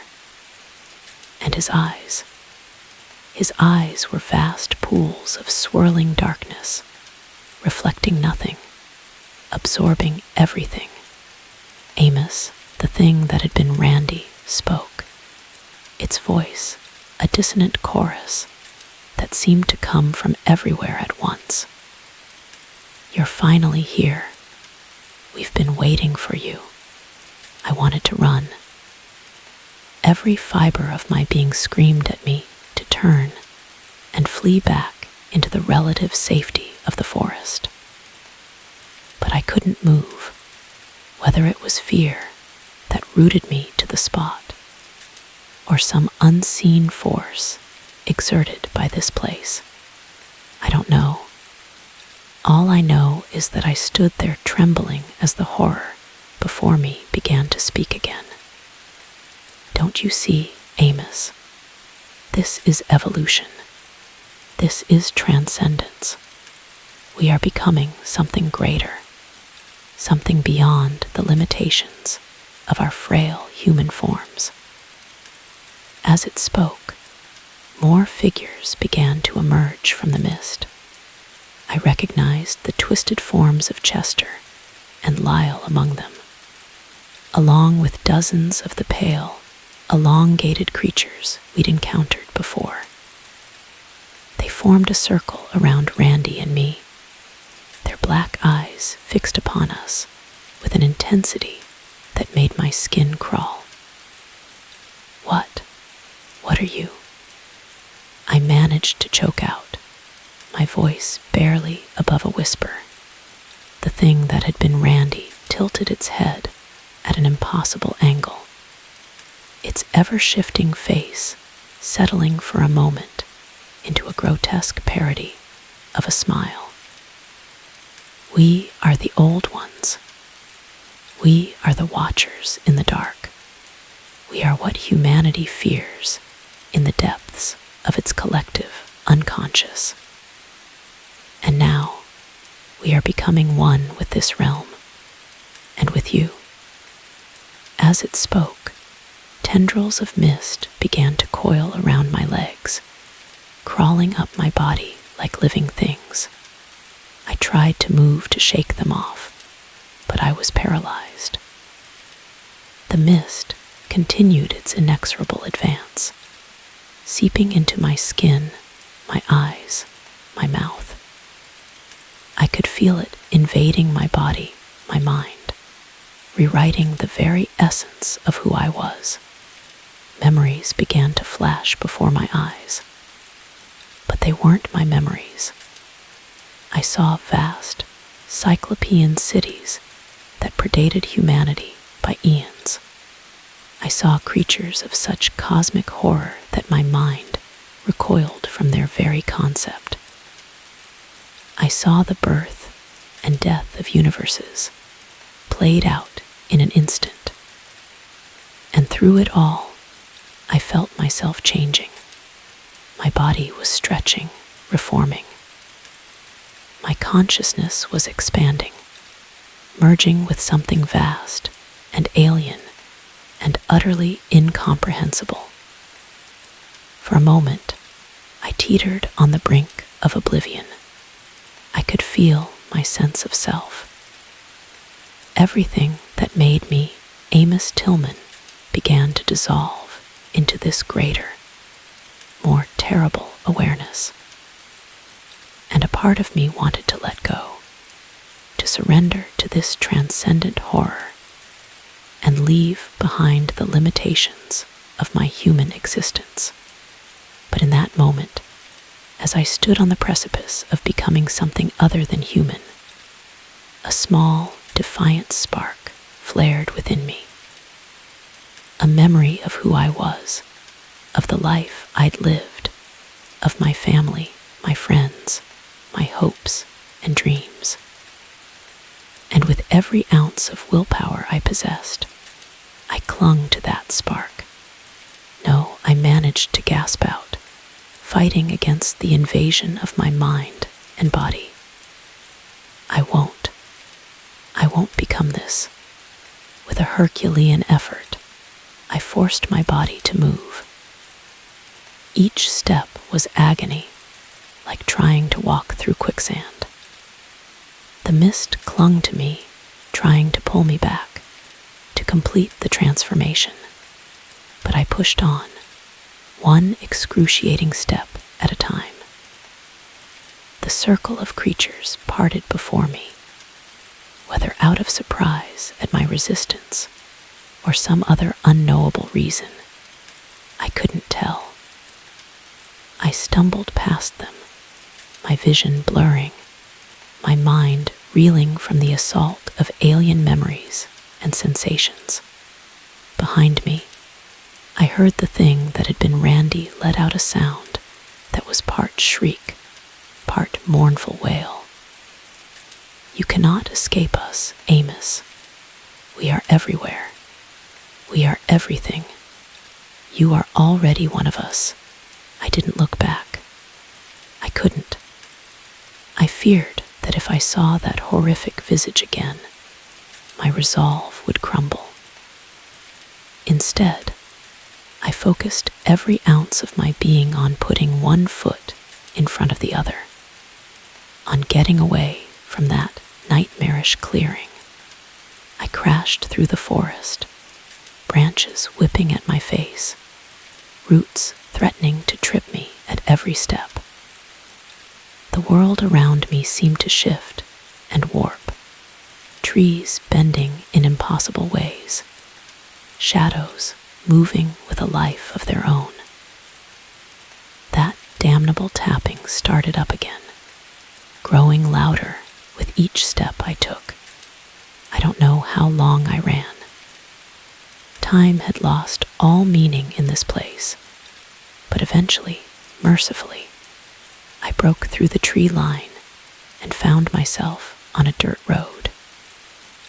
In the distance, I could see the faint glow of civilization.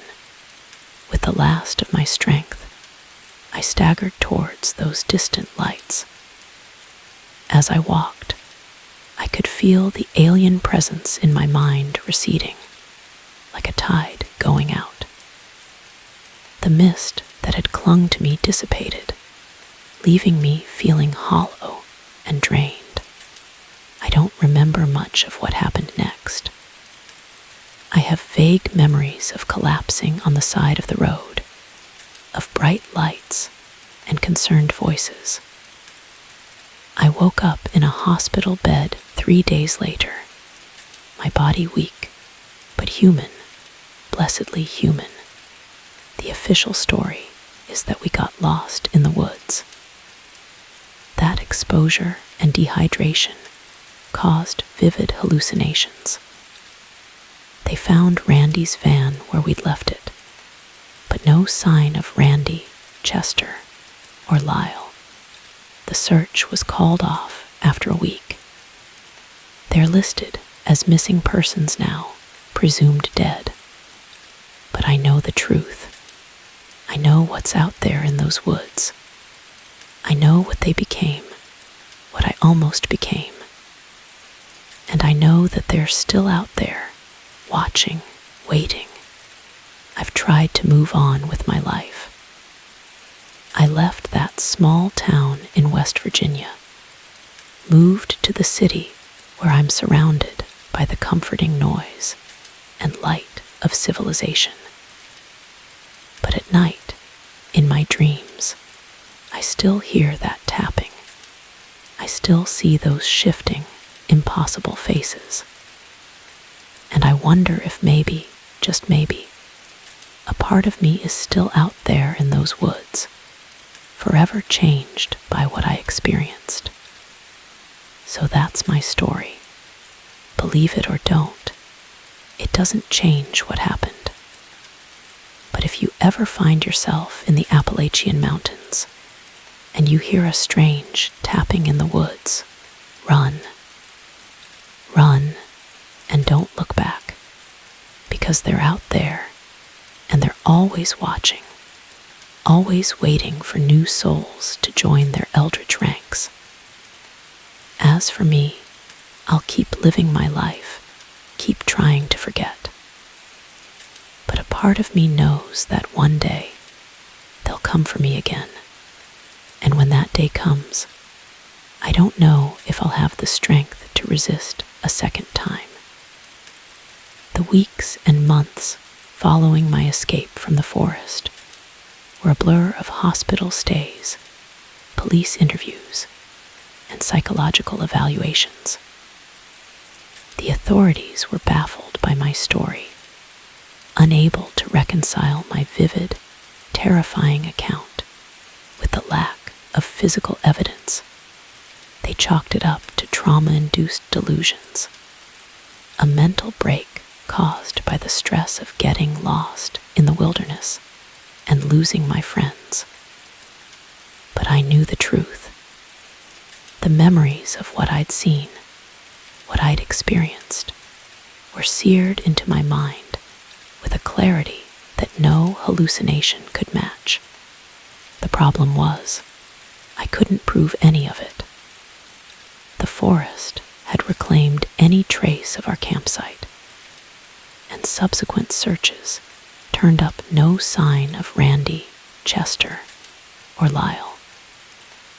It was as if they had simply vanished into thin air.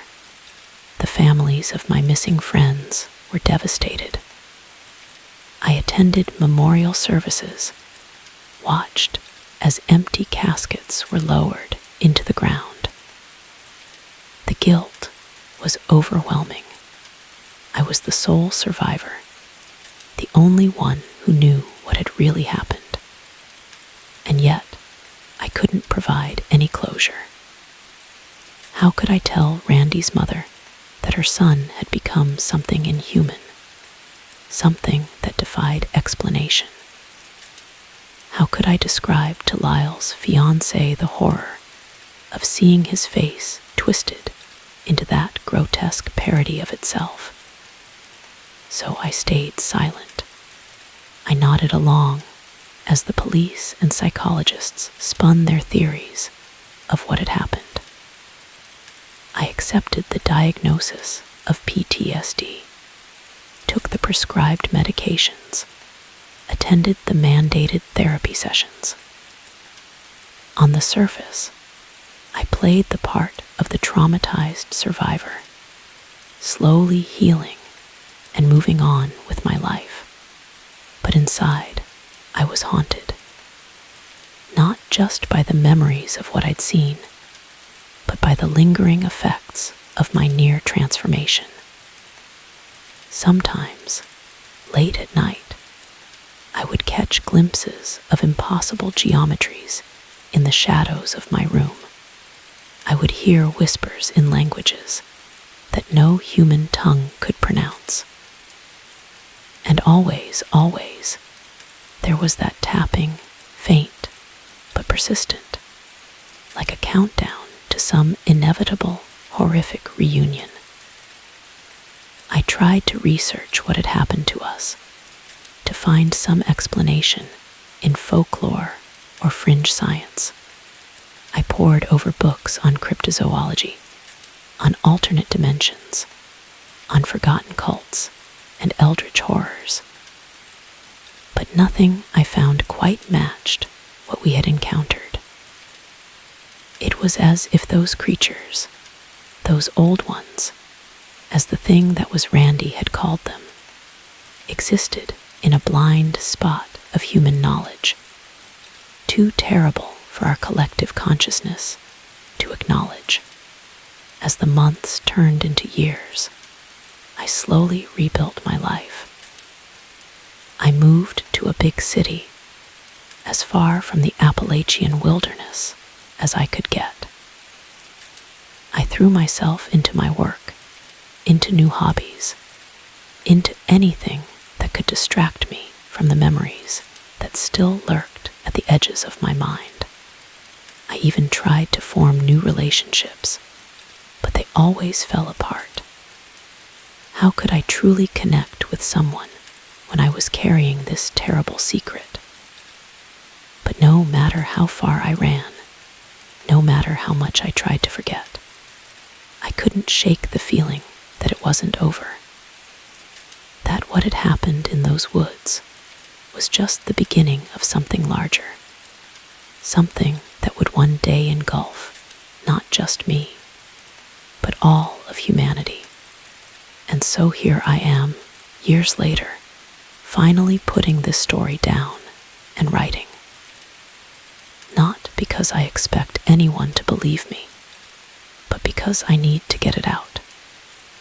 I need someone, anyone, to Kay. Now what's out there? What's waiting in the dark corners of our world? To those who read this, I have a warning. The world is not what you think it is. Reality is thin, fragile, and there are things lurking just beyond the veil that defy comprehension. If you value your sanity, your very humanity, be careful where you tread. Because once you've glimpsed what lies beyond, there's no going back. As for me, I don't know what the future holds. Part of me hopes that by sharing this story, I can finally find some peace, some closure. But a larger part knows better. Because deep down, in a place I try to ignore, I can feel it. The tapping is getting louder. The shadows are growing longer. And somewhere out there, in a forest that doesn't quite obey the laws of our reality, they're waiting for me. They're always waiting. And one day, I fear, they'll come to finish what they started. I never thought a quiet day off would turn into the most harrowing experience of my life. My name is Branson Whitaker, and this happened last year, in 2023. I'd taken a trip out to the woods near Red Rock Canyon in Nevada, needing some solitude away from my usual grind. I'm not much of a wilderness expert, but I like the calm and the quiet. I thought it'd be a good way to clear my head after dealing with a tough breakup. The morning was perfect. The the sun peeking through the trees, the air crisp and fresh. I parked my car at a trailhead and started hiking. It wasn't supposed to be a long hike, just a loop that'd bring me back by afternoon. I had my backpack with some water, snacks, and a first aid kit, standard stuff. I didn't carry a gun because I never really felt the need for one. Maybe that was a mistake, but I wasn't about to turn back. As I set out on the trail, I couldn't shake the feeling that something was off. The forest seemed too quiet, too still. I chalked it up to my city dweller paranoia and pressed on. The path wound through dense pines, their needles carpeting the ground and muffling my footsteps. Every so often, I'd catch a glimpse of the red rock formations that gave the canyon its name. Their stark beauty, a stark contrast to the lush greenery around me. I paused to take a photo with my phone, realizing, as I did, that I had no signal out here. It was oddly liberating being cut off from the world. No emails, no texts, no reminders of the life I was trying to escape for a day. I tucked the phone away and continued on, my boots crunching on the rocky trail. The air grew thicker as I climbed higher, the elevation making each breath a little more labored. I welcomed the physical exertion, feeling it purge the stress and anxiety that had been weighing me down. With each step, I felt lighter, more in tune with my surroundings. But there was something else too, a growing sense of unease that I couldn't quite place. It was as if the forest itself was holding its breath, waiting for something to happen. I shook off the feeling, telling myself I was just being dramatic. After all, what could possibly go wrong on a simple day hike?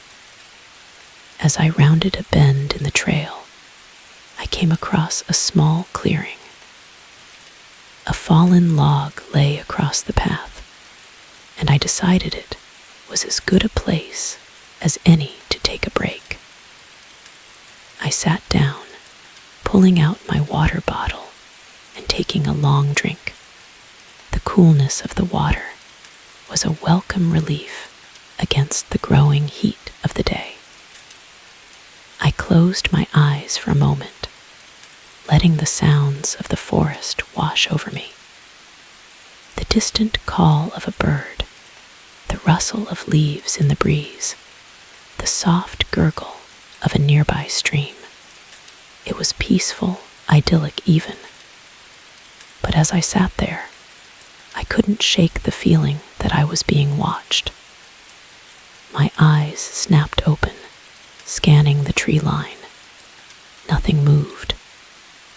No animals, no rustling bushes, just the silent, impassive forest staring back at me.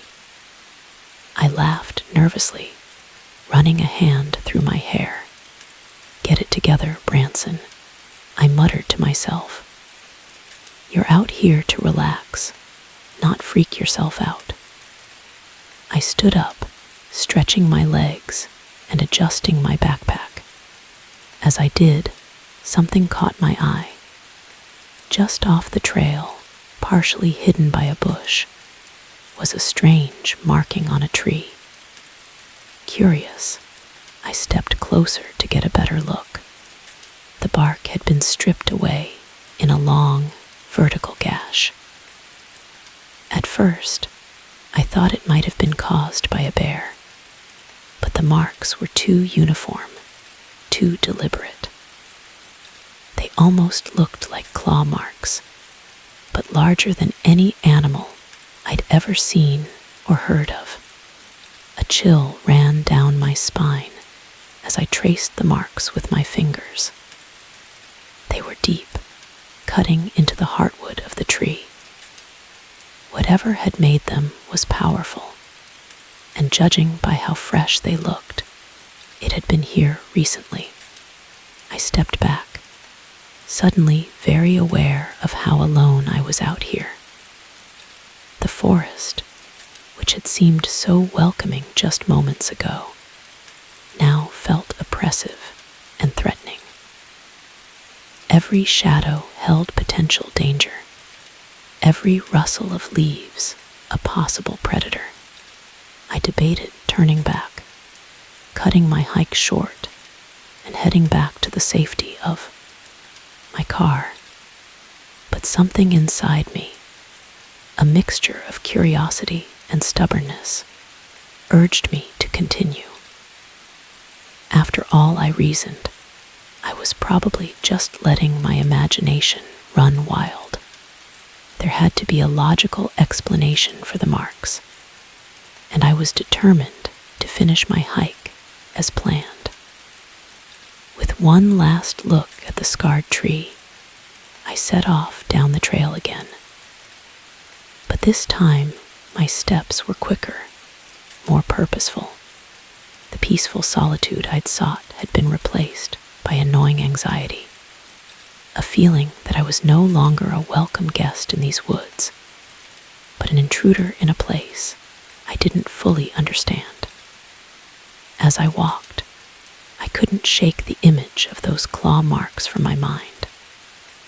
What kind of creature could have made them?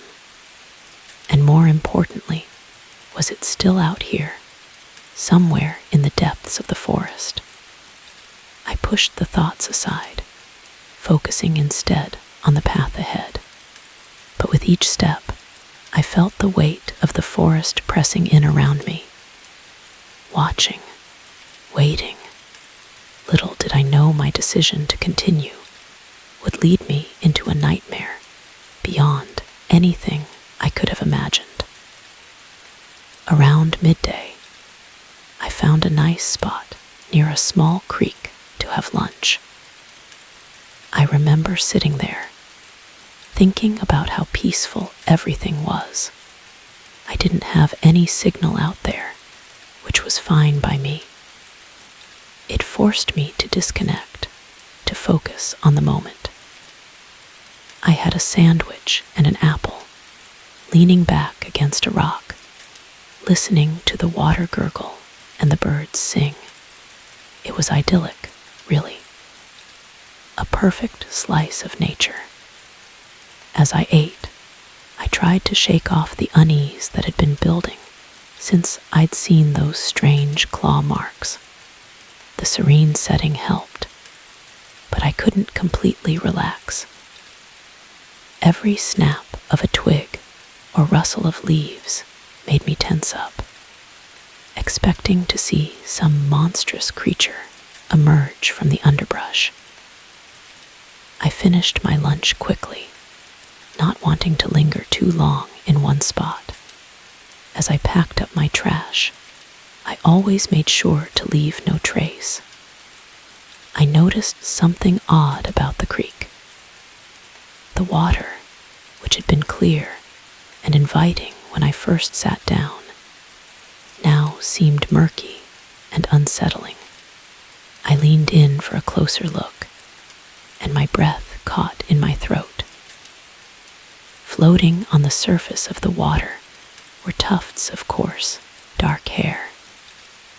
Not just one or two, but dozens, as if some large animal had taken a swim upstream. But that wasn't what sent a chill down my spine. Mixed in with the hair were small bone fragments, bleached white by the sun and water. I recoiled, nearly losing my balance and falling into the creek. My mind raced, trying to make sense of what I was seeing. Could it be from a deer or some other large animal that had fallen victim to a predator? But the bones looked too small, too delicate. With a a sickening realization. I wondered if they might be human. I scrambled to my feet, suddenly eager to put as much distance between myself and the creek as possible. As I turned to leave, something caught my eye on the opposite bank. Half hidden in the mud was a piece of fabric, tattered and stained. I squinted, trying to make out what it was. To my horror, I realized it was a shred of clothing, a torn piece of what looked like a hiking boot. My heart pounding, I grabbed my backpack and set off down the trail at a brisk pace. The peaceful atmosphere of earlier had evaporated, replaced by a suffocating sense of dread.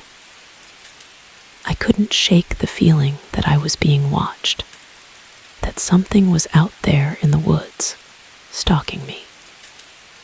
As I walked, I tried to rationalize what I'd seen. Maybe it was just debris from careless hikers, or the remains of some unfortunate animal. But deep down, I knew that didn't add up. The claw marks on the tree, the hair and bones in the creek, the torn boot. It all pointed to something sinister, something that didn't belong in these woods. I picked up my pace, no longer enjoying the hike, but focused solely on getting back to my car as quickly as possible. The trail seemed to stretch on endlessly, each turn revealing more of the same dense forest. I found myself constantly looking over my shoulder, startling at every sound. That's when things started to feel truly off. I noticed the forest had gone quiet. No birds, no rustling leaves, just an eerie silence. I shrugged it off at first, thinking maybe I was overreacting. But then I saw something that made my heart skip a beat. Ahead of me on the trail were footprints, big ones, way too big to be human. I'm no tracker, but I knew these weren't from any animal I'd ever seen. They were deeply imprinted in the soft earth of the trail, each one easily twice the size of my own boot. The shape was vaguely human-like, but distorted, with long, claw-like toe marks at the end of each print. Curiosity warred with fear as I stood there, staring at the tracks. Part of me screamed to turn back, to run as fast as I could back to the safety of civilization. But another part, the part that had always gotten me into trouble, urged me to investigate further. In the end, curiosity won out. I decided to follow the prints. Wick. H led off the trail and deeper into the woods. I don't know what I was thinking, but it felt like something out of a mystery novel, and I couldn't help myself. As I moved further in, the trees seemed to close in around me. The light dimmed, and the air grew colder. I pushed through dense underbrush, my clothes catching on thorns and branches. The footprints were easier to follow here, carving a clear path through the untouched forest floor. Whatever had made them was heavy, powerful enough to crush the vegetation beneath its feet. As I pressed on, the silence of the forest became oppressive. There were no birds calling, no insects buzzing, not even the whisper of wind through the trees. It was as if all life had fled, leaving behind an empty, haunted woodland. I paused to catch my breath, leaning against a gnarled old tree. That's when I noticed the smell. It was faint at first, barely noticeable over the scent of pine and earth. But as I stood there, it grew stronger, a rank, musky odor that made my nose wrinkle in disgust. It reminded me of rotting meat and wet fur, an unholy combination that spoke of decay and feral aggression. My instincts screamed at me to turn back, to forget this foolish quest and run for safety. But I'd come too far now. I had to know what was out here, what was leaving these massive tracks and filling the air with that awful stench. With a deep breath, I pushed on, following the trail of footprints and broken vegetation. The forest grew darker, the canopy above so thick that only slivers of sunlight penetrated to the forest floor. I fumbled in my backpack for my flashlight, grateful I'd thought to bring it along. The beam of light cut through the gloom, illuminating a path ahead. And that's when I saw it. Or rather, I saw a glimpse. A massive, hulking figure moving between the trees. It wasn't a bear, and it wasn't any animal I recognized. It walked on two legs, and its shape was vaguely humanoid, but distorted, like something out of a nightmare. I froze, trying to process what I was seeing. Was this Bigfoot? It sounded ridiculous, but there it was, right in front of me. I must have made a noise because it turned its head in my direction.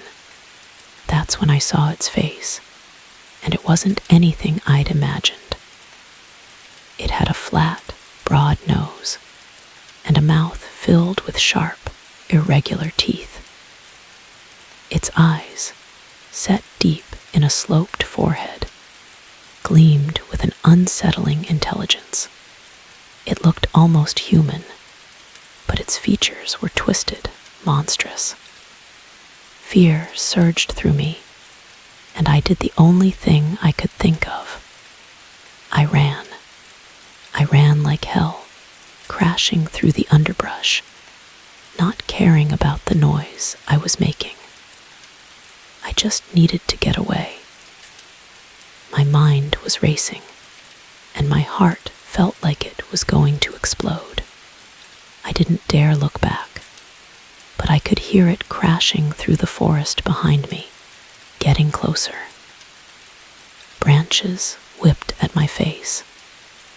Roots threatened to trip me at every step, but I kept running.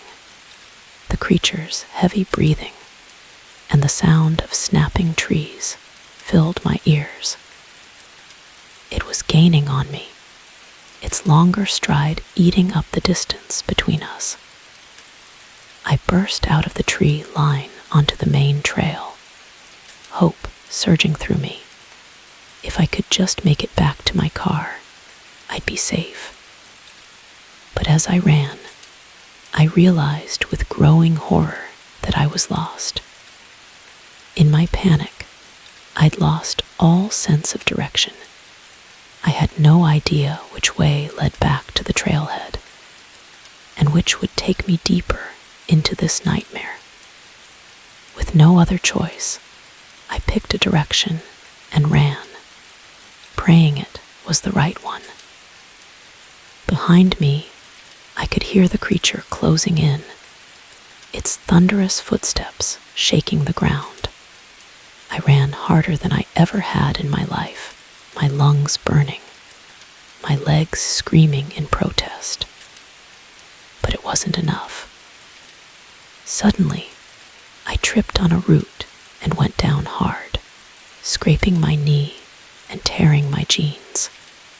I scrambled to my feet, but it was too late. The creature was there, standing over me, its massive form blotting out the sky. I grabbed a branch and swung it wildly, more out of desperation than anything. It roared, no, not a roar, more like a bellow, deep and guttural. It swiped at me with a massive hand, and I felt a searing pain across my chest as its claws raked through my shirt and skin. I staggered back, clutching my chest.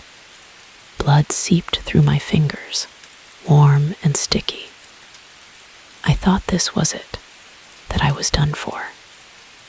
The creature loomed over me, its mouth open in a terrible grimace, saliva dripping from its yellowed teeth. But then, out of nowhere, I heard a gunshot. The creature howled and turned away from me, distracted. I looked up and saw a man with a rifle firing at the beast. He yelled at me to get up and run. I didn't need to be told twice. I pushed myself up and bolted, following the man who was already running in the opposite direction. We didn't stop until we reached a small cabin hidden away in the trees. He ushered me inside and bolted the door. I collapsed on the floor, trying to catch my breath, my chest burning with pain. As the adrenaline began to fade, the full weight of what had just happened crashed over me. I'd seen something impossible, something that shouldn't exist, and it had nearly killed me. As I sat there, shaking and bleeding, I realized that my understanding of the world had been forever changed. There were things out there in the darkness, things that defied explanation. And I had a feeling that my nightmare was far from over. The man who had saved me introduced himself as Gideon Leclerc. He lived out here, off the grid, and said he'd seen the creature before. According to him, it was some kind of local legend, a beast that had haunted these woods for generations. Gideon was a character, tough as nails, but with a sense of humor that caught me off guard. He looked to be in his 60s, with a weathered face and sharp blue eyes that seemed to miss nothing. His cabin was Spartan, but well organized, filled with books, maps, and what looked like hunting trophies. As he patched me up using supplies from a first aid kit that looked older than me, Gideon told me about others who had encountered the beast and hadn't been as lucky. His voice was gruff, but not unkind as he worked, cleaning my wounds with a steady hand. "You know," he said, tying off a bandage, "I once tried to shoot that thing with a crossbow. Didn't do much, but piss it off. Bet you've never seen a pissed off Bigfoot, huh?" I laughed, despite the pain. "No, can't say I have. Thanks for saving my ass back there." "Don't mention it," Gideon replied, his eyes twinkling. "You city folks always think the woods are all fun and games. Nature's got a way of reminding you who's boss." As he worked, Gideon filled me in on what he knew about the creature. According to local lore, it had been around for centuries, preying on lone travelers and unwary hikers. Some called it Bigfoot. Others had different names for it, but all agreed it was something to be feared. "It's not just some dumb animal," Gideon explained, his face serious. "It's smart, cunning. It learns from its encounters with humans. that's what makes it so dangerous. I listened intently, my mind reeling from the implications. But how is this possible? Why hasn't anyone reported it, studied it? Gideon's laugh was bitter. Oh, people have tried, scientists, cryptozoologists, even a few government types, but the creature's too good at hiding. And those who do see it, well, most don't live to tell the tale. He stood up, moving to the window and peering out into the gathering darkness. As for reports, there have been plenty over the years. But who's going to believe stories about a monster in the woods? Most folks write it off as tall tales, or the ravings of people who have spent too much time alone in the wilderness. I thought about how I would have reacted if someone had told me this story just a day ago. I probably would have laughed it off too. Now, with my chest aching from the creature's claws, I wasn't laughing anymore. "So why are you out here?" I asked. "If you know how dangerous it is, why stay?" Gideon turned back to me, his eyes hard. Someone's got to keep an eye on it. Try to protect folks who wander in unprepared. And maybe, just maybe, find a way to stop it for good. We spent the next few hours in the cabin, Gideon keeping his rifle close and peering out the window every so often. I tried to stay calm, but my mind was racing. What the hell was that thing? And why was it out here? As night fell, the forest outside seemed to come alive with sounds. Every creak and rustle put me on edge. Gideon handed me an old revolver. "Just in case," he said. "You ever fired one of these before?" I shook my head. "No, but I guess now's a good time to learn." He gave me a quick rundown on how to use it, and I tried to steady my hands as I held the weapon. The reality of the situation was sinking in. We were trapped out here with a monster that shouldn't exist, and I had no idea if we'd make it through the night. "So, what's your story?" Gideon asked as we sat in the dim light of an oil lamp. "What brought you out to these parts?" I hesitated, then figured I might as well be honest. I was trying to clear my head after a bad breakup. Thought a nice hike in the woods would do the trick. Guess I got more than I bargained for. Gideon nodded sympathetically. Life's funny that way. You think you're running from one problem, only to stumble into something much bigger. "What about you?" I asked. "How did you end up out here hunting monsters?" Gideon's face darkened. "It's a long story. Let's just say I've got my reasons for wanting to see that creature put down."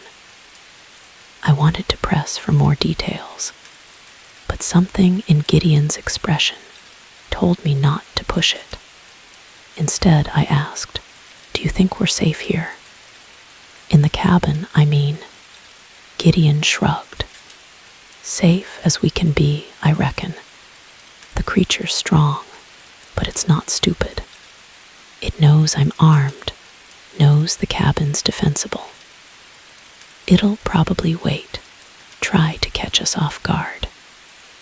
His words weren't exactly comforting, but I appreciated his honesty. We lapsed into silence, both lost in our own thoughts as the night deepened around us. Around midnight, we heard it. A low, rumbling growl outside the cabin. The creature was back, and it sounded angry. Gideon motioned for me to stay quiet, and we both listened as the sound moved closer. The cabin door rattled, and I gripped the revolver tighter, praying it wouldn't come in. My palms were sweaty, my heart pounding so loud I was sure the creature could hear it.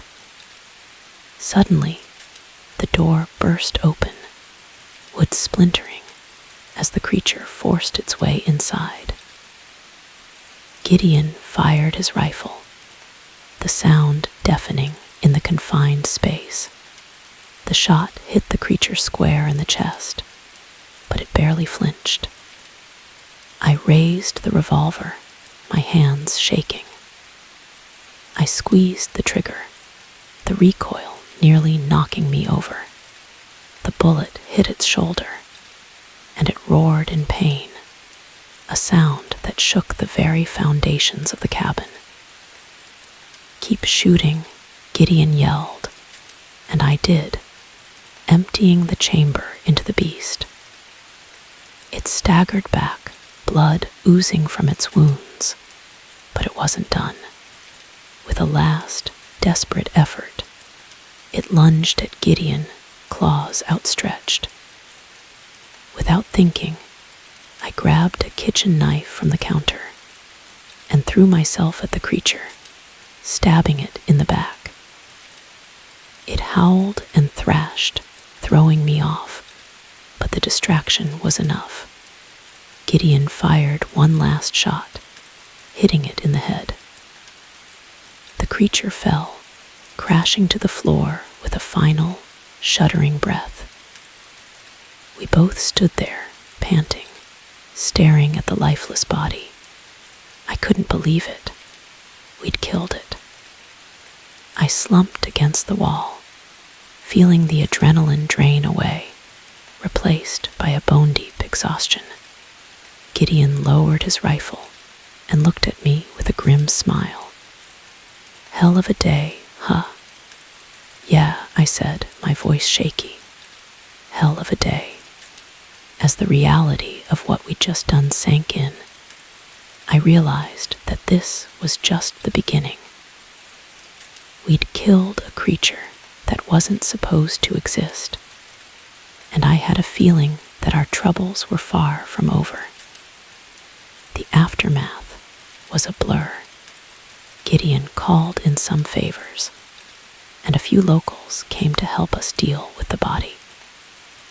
They arrived in the pre-dawn hours, grim-faced men and women who looked like they'd seen their fair share of strange things in these woods. They didn't seem surprised by the creature's appearance, which was both reassuring and unsettling. How long had they known about this? How many of these things were out there? One of the newcomers, a stern-faced woman Gideon introduced as Maria, took charge of the situation. "We need to burn it," she said, her voice brooking no argument. "It's the only way to be sure it won't come back." I didn't argue. I was just glad to be alive, and more than happy to let these people, who seemed to know what they were doing, take over. As they prepared for the grim task, Gideon pulled me aside. "Listen, kid," he said, his voice low. "What happened here tonight? It doesn't leave these woods, you understand?" I nodded, still too shocked to fully process everything. Who would believe me anyway? Gideon's grip on my arm tightened. "I'm serious. There are people out there who would do anything to get their hands on proof of this creature's existence. Bad people. It's better for everyone if this stays our secret." The gravity in his voice sobered me up quickly. I realized that by surviving this encounter, I had stumbled into something much bigger than I could have imagined. "I understand," I said, meeting his gaze. I won't say a word. He seemed satisfied with my response and turned back to help the others. I watched as they doused the creature's body in gasoline and set it ablaze. The smell was horrible. Burning hair and something else. Something alien and wrong. As the flames consumed the body, I couldn't help but feel a mix of relief and regret. Relief that the immediate danger was over, but regret that such a unique creature had to die. Despite the terror it had caused, there was something almost tragic about its demise. Maria approached me as we watched the fire. First time seeing one of these, she asked, her eyes never leaving the flames. I nodded, not trusting myself to speak. It gets easier, she said, though her tone suggested otherwise. But you never quite forget your first encounter. As the sun rose, I realized I hadn't slept at all. The adrenaline that had kept me going through the night was wearing off, leaving me feeling drained and slightly disconnected from reality. Gideon offered to drive me back to my car, and I gladly accepted. As we prepared to leave, Maria pulled me aside one last time. Remember, she said, her voice low and intense. What happens in these woods stays in these woods, for your own safety and for ours. I nodded, understanding the weight of the secret I now carried. As Gideon and I set off, I cast one last look at the smoldering remains of the creature. The events of the past night felt surreal, like a vivid nightmare I couldn't quite shake off. We didn't talk much on the way.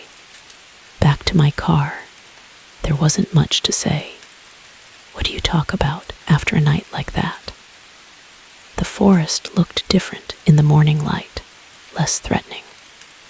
But now holding secrets I could never unsee. When we reached the trailhead where my car was parked, I thanked Gideon again. I owe you my life, I said, meaning every word. He waved off my thanks. Just be more careful next time, city boy. The woods aren't as friendly as they look. I nodded, feeling a strange sense of camaraderie with this grizzled old man who had saved my life and introduced me to a world I never knew existed. As I got into my car, Gideon leaned in. Listen, he said, his voice serious. If you ever need anything, or if you see anything unusual, you call this number. He handed me a scrap of paper with a phone number scrawled on it. I took it, understanding the significance of what he was offering. I will, I promised. With a final nod, Gideon stepped back, and I started my car. As I drove away, I watched him in my rearview mirror, standing at the edge of the woods like a sentinel.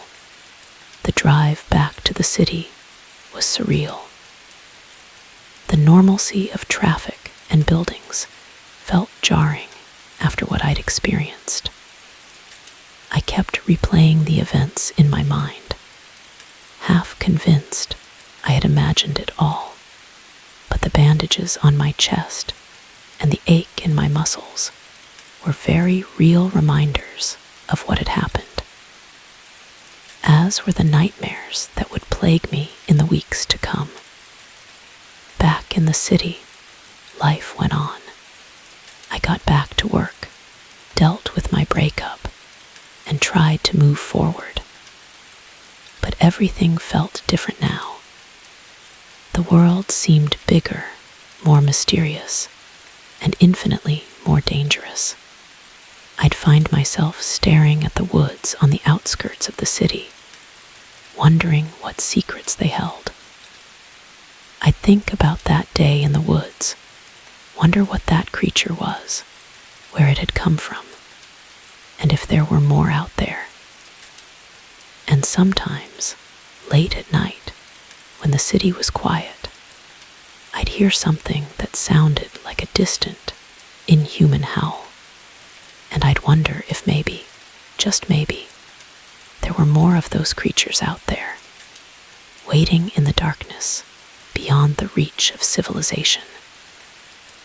The phone number Gideon had given me burned a hole in my pocket. I knew that if I called it, I'd be opening a door to a world I might not be ready for. But part of me, the part that had followed those tracks into the woods, was tempted. For now, though, I kept the number tucked away, a reminder of the day my world changed forever. A reminder that sometimes the monsters in the woods are all too real. Weeks passed, and life in the city slowly returned to a semblance of normalcy. But the memories of that day in the woods haunted me, coloring every aspect of my life. I found myself jumping at shadows, startling at unexpected noises. Sleep became a luxury. My nights plagued by vivid nightmares of glowing eyes and razor-sharp claws. Work suffered. I couldn't focus, my mind constantly drifting back to the encounter. My colleagues noticed the change in me, the dark circles under my eyes, the way I flinched at sudden movements. They attributed it to my recent breakup, and I didn't correct them. How could I explain what really happened? One particularly bad night, after waking up in a cold sweat for the third time, I found myself staring at the scrap of paper Gideon had given me. The phone number seemed to taunt me, a lifeline to answers I both craved and feared. With shaking hands, I dialed the number. It rang once, twice, 3 times. Just as I was about to hang up, convinced it was a mistake, a gruff voice answered. Yeah, I froze, suddenly unsure of what to say. Is this Gideon? There was a pause then.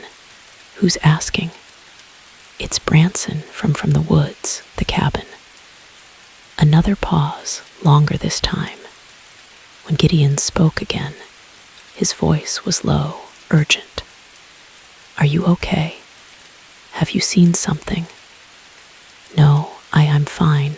I can't stop thinking about what happened. I need to understand. Gideon sighed, a sound heavy with resignation. Meet me at the diner off Highway 50 tomorrow at noon. Come alone. Before I could respond, the line went dead. I sat there, phone in hand, wondering what I'd just said in motion. The next day, I found myself at a rundown diner on the outskirts of town. Gideon was already there, nursing a cup of coffee at a corner booth. He looked older than I remembered, the lines on his face deeper, his eyes shadowed. You look like hell, kid, he said, as I slid into the booth across from him. Feel like it too, I admitted. I can't shake what happened. I need answers, Gideon. He studied me for a long moment, then nodded. All right, but not here. Too many ears. We left the diner and drove in Gideon's beat-up truck to a secluded spot overlooking the city. As we sat there, Gideon told me everything he knew about the creature. Or creatures, as it turned out. There was more than one. They've been around for centuries, he explained. Native legends talk about them. Early settlers had encounters, but they've always been ooed at staying hidden. But what are they? I asked. Some kind of undiscovered species. Gideon shook his head. It's not that simple. These things, they're not just animals. They're intelligent, maybe as smart as us. And they're changing, adapting. He went on to explain how the creatures had been evolving, becoming more adept at avoiding detection, more aggressive in their encounters with humans. It's like they're preparing for something, he said, his voice grim. A war, maybe, against us. As Gideon talked, I felt a chill run down my spine. This was bigger than I'd imagined, more terrifying than I dared to consider. Why are you telling me all this? I asked. Gideon turned to me, his eyes intense. Because you've seen them now. You're part of this, whether you like it or not. And we need all the help we can get. Help with what? Protecting people, keeping these things in check. And maybe, someday, finding a way to coexist. I sat back, my mind reeling. This wasn't what I'd expected when I'd called Gideon. I'd hoped for explanations, for a way to put my experience behind me. Instead, I was being pulled deeper into a world I barely understood. I don't know if I can do this, I said, my voice barely above a whisper. Gideon's hand on my shoulder was surprisingly gentle. I know it's a lot to take in, but you've got a choice to make now. You can try to forget what you saw, go back to your life, and pretend it never happened. Or you can join us, help make a difference. I looked out over the city, thinking about all the people down there, blissfully unaware of the danger lurking in the wilderness beyond. Could I really turn my back on this knowledge? I need some time to think, I said finally. Gideon nodded. Take all the time you need. But remember, those things out there aren't waiting. They're getting stronger, bolder. And sooner or later, they're going to make their move. As I got out of Gideon's truck back at the diner, he handed me a small, worn journal. Read this, he said. It might help you understand what we're up against. I took the journal, feeling its weight in my hands. As Gideon drove away, I realized that my life had irrevocably changed. The normalcy I'd been clinging to was an illusion. I was standing on the precipice of a decision that would alter the course of my life forever. That night, I sat up reading Gideon's journal. It was filled with accounts of encounters with the creatures, theories about their origins, and strategies for tracking and fighting them. The more I read, the more I realized how little I truly knew about the world around me. As dawn broke, I made my decision. I couldn't unsee what I'd seen, couldn't unknow what I now knew. The world had changed for me, and I had to change with it. I called Gideon as soon as it was a reasonable hour. I'm in, I said without preamble. Whatever this is, whatever you need me to do, I'm in. There was a pause on the other end of the line. Then Gideon's gruff voice came through. "Good. Meet me at the trailhead where we first met. Tomorrow, 6 a.m. Pack for a long hike." The line went dead before I could ask any questions. I spent the rest of the day in a daze, trying to wrap my head around what I was getting myself into. I called in sick to work, knowing I couldn't focus on mundane tasks with what lay ahead. The next morning, I arrived at the trailhead just as the sun was peeking over the horizon. Gideon was already there, looking as if he hadn't slept. He nodded in greeting, then handed me a backpack. "Everything you need is in there," he said. "Follow me and stay quiet." We set off into the woods, moving at a brisk pace. Gideon seemed to know exactly where he was going, navigating the unmarked terrain with ease. As we walked, he began to explain. "What you saw that night wasn't an isolated incident," he said, his voice low. "These creatures, we call them shadows. They're becoming more active, more aggressive. We think they're preparing for something big." I asked, panting slightly as we climbed a steep incline. "There's a group of us," Gideon replied, "people who have encountered the shadows and lived to tell about it. We've banded together to try and understand them, to protect others." We continued on in silence for a while, the forest growing denser around us.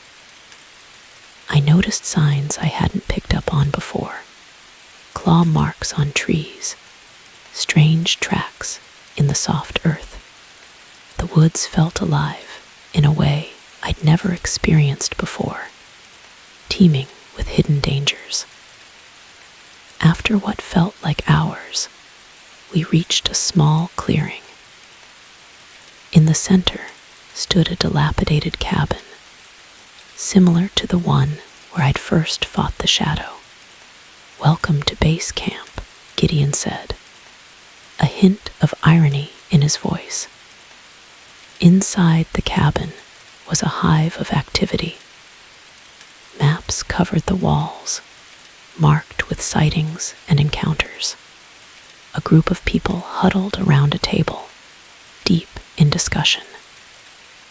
They looked up as we entered, their faces a mix of curiosity and wariness. "This is Branson," Gideon announced. "He's joining us, TH. The next few hours were a whirlwind of introductions and explanations. I met Maria, the stern woman from the night we killed the shadow, along with others: Jake, a former park ranger; Dr. Elaine Chen, a biologist specializing in undiscovered species; and Tom, a grizzled ex-military man who seemed to constantly be cleaning an impressive array of weapons. They filled me in on what they knew about the shadows. The creatures were ancient, predating human civilization. They'd always been part of the ecosystem, apex predators that kept to themselves. But something had changed in recent years. The shadows were becoming more numerous, more aggressive, encroaching on human territories. "We think they're reacting to climate change," Dr. Chen explained. "As their habitats shrink, they're adapting, evolving at an unprecedented rate, and they see us as a threat." "So what do we do?" I asked, feeling overwhelmed by the scale of what we were facing. Tom spoke up, his voice gravely. fight, we protect people, and we try to find a way to coexist. Before this turns into a war, neither side can win. As night fell, Gideon took me aside. "You've got one last chance to back out," he said. "Once you're in, there's no going back to your old life. You'll always be looking over your shoulder, always wondering what's out there in the dark." I thought about my life in the city, the job I'd left behind, the normalcy I'd been clinging to. Then I thought about the terror of that night in the woods, and the realization that others might face the same if we didn't do something. "I'm staying," I said, my voice firmer than I felt.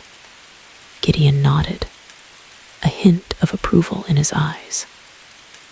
"Get some rest. Training starts at dawn." That night, as I lay on a cot in the corner of the cabin, listening to the sounds of the forest outside, I realized that my life had irrevocably changed. I was no longer Branson Whitaker, office worker and weekend hiker.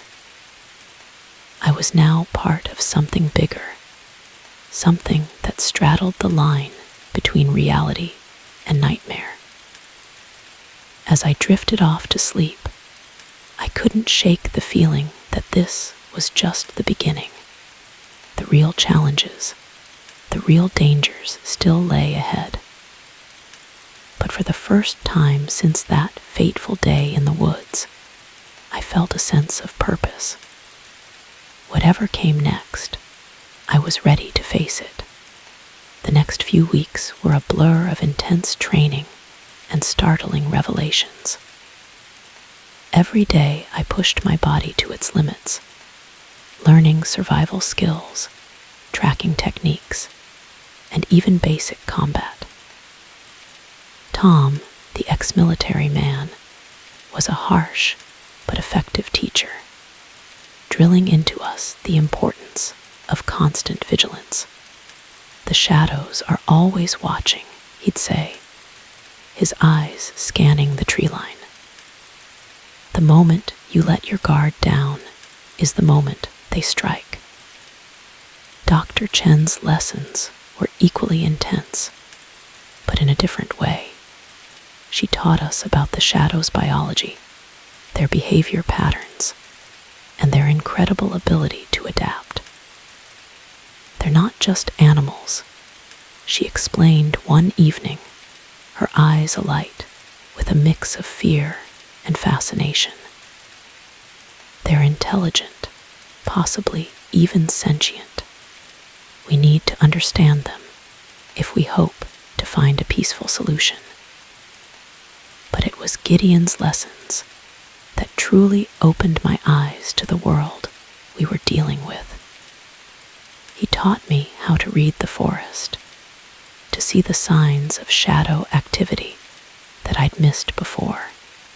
Under his tutelage, the woods transformed from a place of terror to a complex ecosystem, one where humans were no longer at the top of the food chain. One day, about a month into my training, Gideon took me on a solo expedition deep into shadow territory. We hiked for hours, moving silently through the dense underbrush. As we walked, I noticed the forest changing subtly. The plants seemed different, more primordial somehow. The air felt thicker, charged with an energy I couldn't explain. Finally, we reached a small clearing. In the center stood an ancient tree, its trunk twisted and gnarled. But what caught my attention were the markings carved into its bark, intricate symbols that seemed to shimmer in the dappled sunlight. "What is this place?" I asked, my voice barely above a whisper. Gideon's face was grim. This is why I brought you out here. You need to understand what we're really dealing with." He approached the tree, running his hand over the symbols. "These markings are old, older than any human civilization. The shadows didn't just appear one day. They've been here all along, watching, waiting." I felt a chill run down my spine. Waiting for what? Gideon turned to me, his eyes intense. For the right moment, for when the balance shifts. He went on to explain a theory that Dr. Chen had been developing. The shadows weren't just reacting to climate change. They were actively working to reshape the environment. The increase in sightings, the more aggressive behavior, it was all part of a larger plan. "We think they're trying to reclaim the world," Gideon said, "to push humanity back and restore the old order." I stared at the tree, my mind ray. "Elling, but why now? What's changed?" Gideon's laugh was bitter. "We have. Our cities, our pollution, our destruction of natural habitats. We've upset the balance, and now the shadows are stepping in to correct it." As we made our way back to camp, I peppered Gideon with questions. How long had they known about this? What were we going to do? Could we stop it? "We don't have all the answers," Gideon admitted. "But that's why we need people like you, fresh eyes, new perspectives. We're in uncharted territory here, kid." That night, back at the cabin, I couldn't sleep. I kept thinking about the ancient tree, about the shadow's plan. It was almost too much to comprehend. We weren't just dealing with a dangerous animal species. We were up against an intelligent force that had been shaping the world long before humans came along. As I lay there, staring at the ceiling, I heard a commotion outside. Voices raised in alarm, the sound of running feet. I bolted upright, my heart racing. Tom burst into the cabin, his face pale. "We've got a situation," he said. "A shadow's been spotted on the edge of town. It's not retreating." In an instant, the cabin was a flurry of activity. Weapons were distributed, plans quickly formed. As we prepared to head out, Gideon pulled me aside. "You ready for this?" he asked, his eyes searching my face. I took a deep breath, feeling the weight of everything I'd learned in the past few weeks. "As ready as I'll ever be," Gideon nodded, clapping me on the shoulder. "Remember your training. And remember, we're not just fighting for ourselves. We're fighting for everyone who doesn't know the truth, for the future of our species." As we piled into vehicles and sped towards town, I couldn't shake the feeling that we were on the brink of something momentous. The shadows were making their move, stepping out of the darkness and into our world. And we were the only ones who stood a chance of stopping them. The streets were eerily quiet as we entered the town, the silence broken only by the occasional distant scream or sound of breaking glass. We split into teams, moving cautiously through the deserted streets. I was paired with Maria, her stern face set in grim determination. As we turned a corner, we saw it. The shadow loomed at the end of the street, its massive form silhouetted against the glow of a burning car. turned towards us, its eyes gleaming with an intelligence that sent shivers down my spine.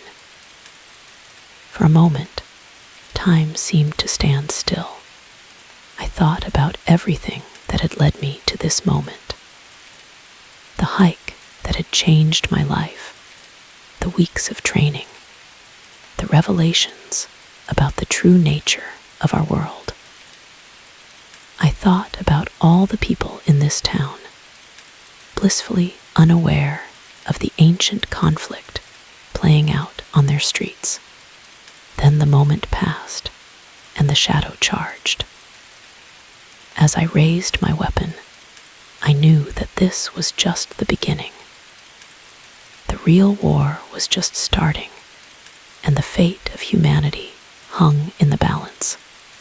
The shadow's charge was terrifyingly swift, its massive form eating up the distance between us in seconds. Maria and I split up, diving to opposite sides of the street. I rolled behind a parked car, my heart pounding in my ears. Distracted, Maria yelled, her voice barely audible over the creature's thunderous footsteps. I popped up from behind the car, firing off a series of shots. The bullets seemed to do little more than annoy the shadow, but it was enough to draw its attention. It turned towards me, its eyes glowing with an otherworldly intelligence. As it approached, I could see details I'd missed in our first encounter. Its skin was a mottled gray-green, covered in what looked like bioluminescent patterns that pulsed and shifted. Its movements were more fluid than I remembered, almost graceful despite its enormous size. I kept firing, backing up as the shadow advanced. Where was Maria? I chanced to glance around and saw her circling behind the creature, a strange device in her hands. Suddenly, the shadow lunged forward, faster than I could react. Its massive hand swept towards me, and I felt a searing pain as its claws raked across my arm. I stumbled backwards, my gun clattering to the ground. Just as the shadow was about to strike again, a high-pitched whine filled the air. The creature recoiled, roaring in pain or anger. I couldn't tell which. Maria stood behind it, the device in her hands emitting a pulsing blue light. "It's working," she shouted. "Keep it distracted." I scrambled for my gun, ignoring the pain in my arm. The shadow was thrashing now, caught between advancing on me and retreating from whatever Maria was doing. I fired again, aiming for its eyes. One shot connected, and the creature let out a bellow that shook the windows of nearby buildings. It turned fully towards me, rage evident in its sole remaining eye. I backed up, my finger tight on the trigger, but the gun just clicked. Empty. Time seemed to slow down as the shadow charged. I could see every detail, the saliva dripping from its razor-sharp teeth, the muscles rippling under its strange skin, the intelligence and fury burning in its eye. Just as I thought it was over, a deafening roar split the air. A truck came barreling down the street, slamming into the shadow's side. The creature was thrown off its feet, crashing into a storefront in a shower of glass and debris. Gideon leaned out of the truck's window, his face a mask of grim determination. "Get in," he yelled. I didn't need to be be told twice. I sprinted for the truck, diving into the back as Maria jumped into the passenger seat. Gideon floored it, the engine roaring as we sped away. In the rearview mirror, I saw the shadow emerging from the wreckage of the store. It looked at our retreating vehicle, and for a moment, our eyes met. There was something in its gaze, not just anger or hunger, but a cold, calculating intelligence, a promise of retribution. Then we turned a corner, and it was gone. The drive back to the cabin was tense and silent. My arm throbbed where the shadow had clawed me, and my mind was reeling from the encounter. It had been different this time. The creature had seemed more purposeful, more intelligent. This wasn't just a predator hunting prey. This was something else entirely. Back at the cabin, Dr. Chen patched up my arm while the others debriefed. The device Maria had used was some kind of sonic emitter, designed to disrupt the shadow's sensory organs. It had worked, but not as well as they'd hoped. They're adapting faster than we anticipated, Dr. Chen said, her voice tight with worry. This one showed signs of increased resistance to our countermeasures. Gideon paced the room, his face etched with concern. We need to change our approach. We can't just react to their incursions anymore. We need to take the fight to them. The room erupted into argument. Some, like Tom, agreed with Gideon. Others, including Dr. Chen, argued for a more cautious approach, warning that escalating the conflict could lead to disastrous consequences. As the debate raged on, I found myself thinking about the shadow's eyes, the intelligence I'd seen there, the almost human-like quality of its gaze. There was something we were missing, some crucial piece of the puzzle. What if we're looking at this all wrong? I said, my voice cutting through the argument. The room fell silent, all eyes turning to me. I took a deep breath, organizing my thoughts. We've been treating the shadows like animals, like some kind of invasive species. But what if they're more than that? What if they're trying to communicate? Dr. Chen leaned forward, her eyes bright with interest. Go on. The markings on that tree Gideon showed me, the way this shadow moved and acted, it was all too deliberate. What if this isn't just about reclaiming territory? What if they're trying to tell us something? The room was quiet, as everyone considered my words. Finally, Gideon spoke up. It's an interesting theory, kid, but how do we test it? How do we communicate with something that's been trying to kill us?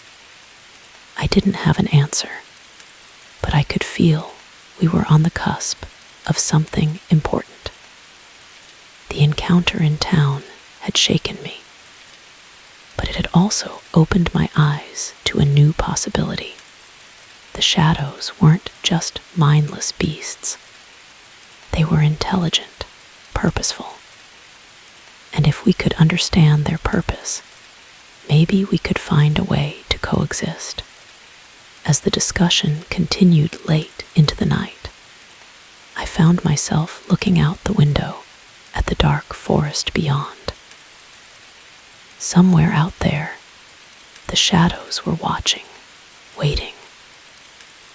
And I couldn't shake the feeling that our next encounter would change everything. The war had begun. But It wasn't the war we thought we were fighting. It was a war of understanding, of bridging the gap between two intelligent species that had shared the earth for millennia without truly seeing each other.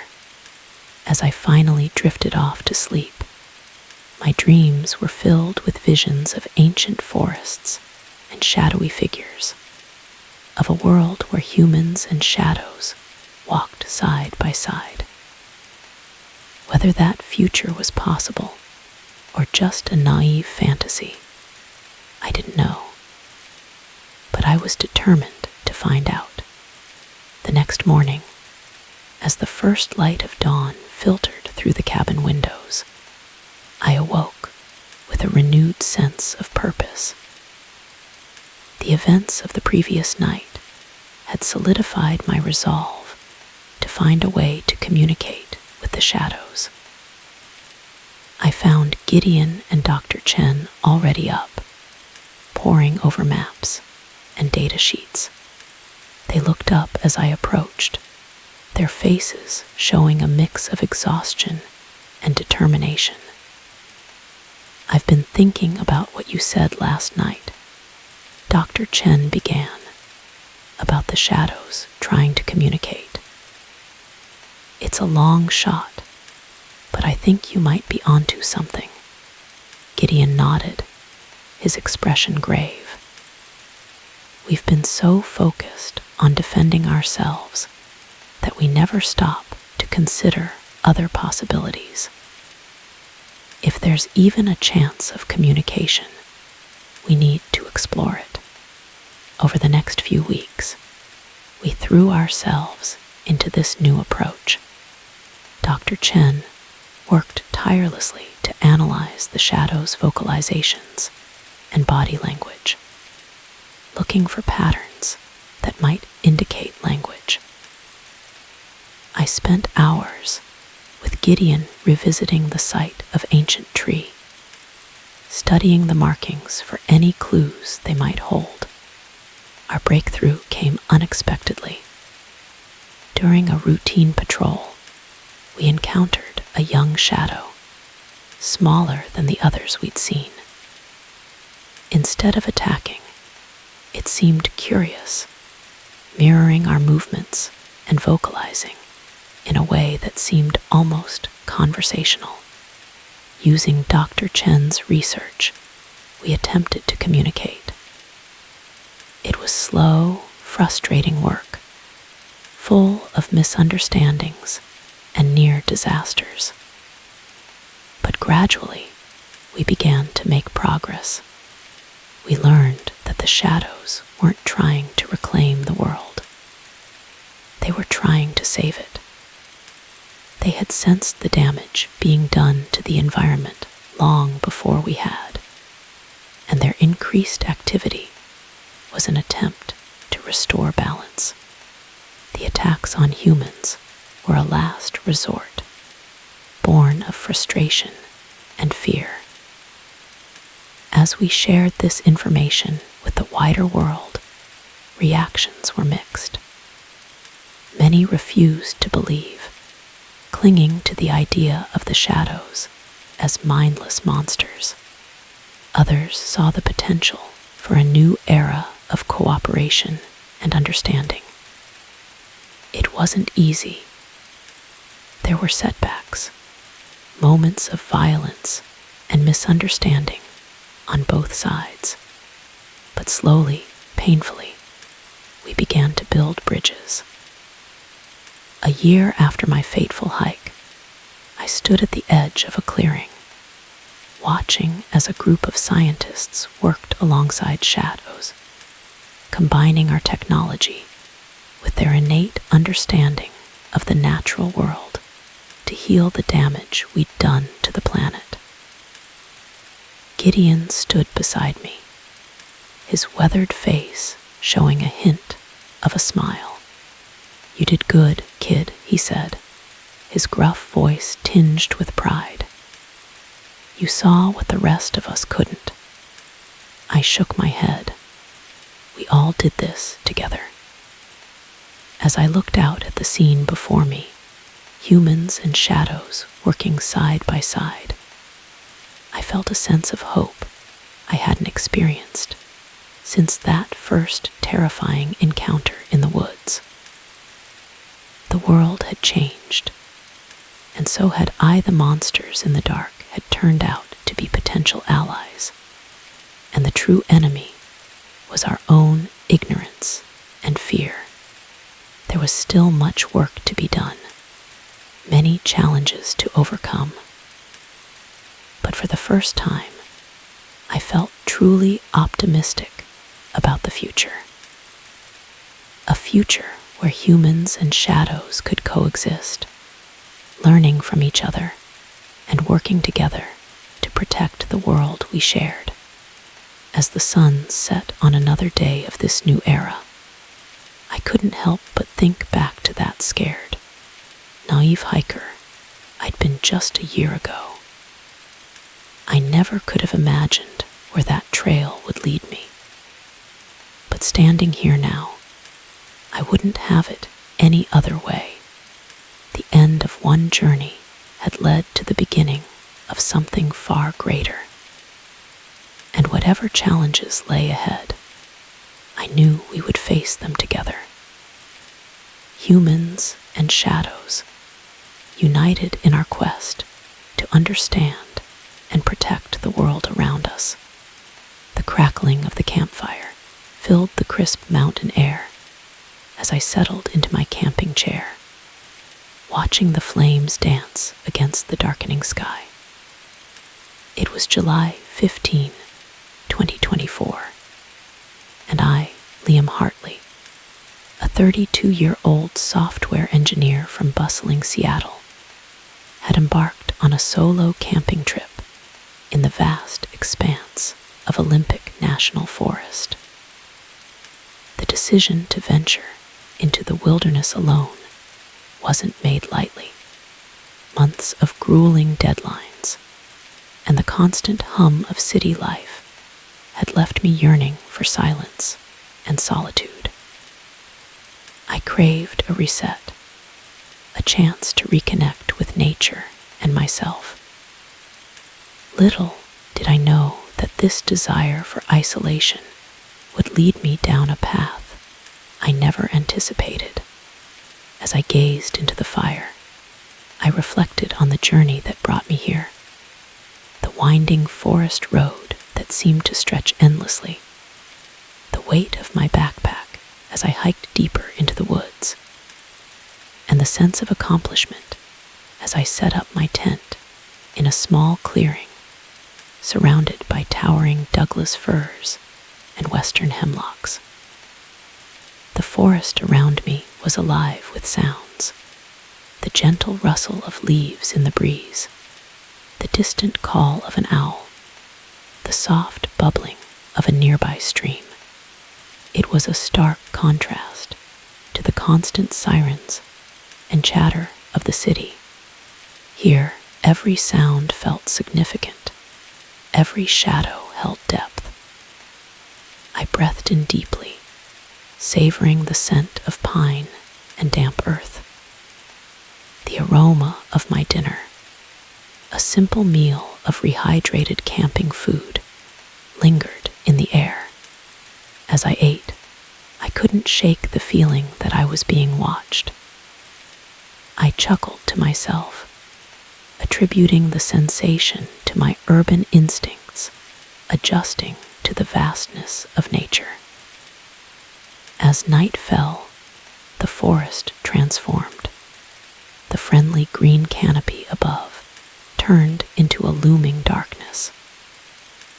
Shadows danced at the edge of my campfire's light, creating shifting patterns that played tricks on my eyes. I found myself straining to identify shapes in the darkness, my imagination conjuring images that I knew couldn't be real. I shook my head, trying to dispel the growing unease. This was what I wanted, wasn't it? To be alone with my thoughts, away from the distractions of modern life. Yet as the night wore on, I couldn't help but feel that the silence I had so eagerly sought was now pressing in on me, heavy and expectant. Deciding to turn in for the night, I doused the fire and retreated to my tent. The sudden darkness was overwhelming. I fumbled for my flashlight, its beam seeming feeble against the encompassing blackness. As I zipped up the tent, I realized how thin the fabric barrier was between me and the vast, unknown forest. Sleep came fitfully. Every snapping TW, ig and rustling leaf jolted me awake. In the depths of the night, I heard a sound that made my blood run cold.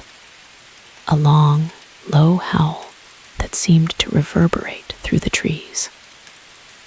Wolf, coyote. My mind raced, calculating the likelihood of dangerous wildlife in the area. I had researched thoroughly before the trip, knew the statistics, the safety precautions. Yet in that moment, rational thoughts seemed distant and unreliable. As dawn broke, I emerged from my tent, bleary-eyed and on edge. The forest bathed in the soft morning light seemed to mock my night terrors.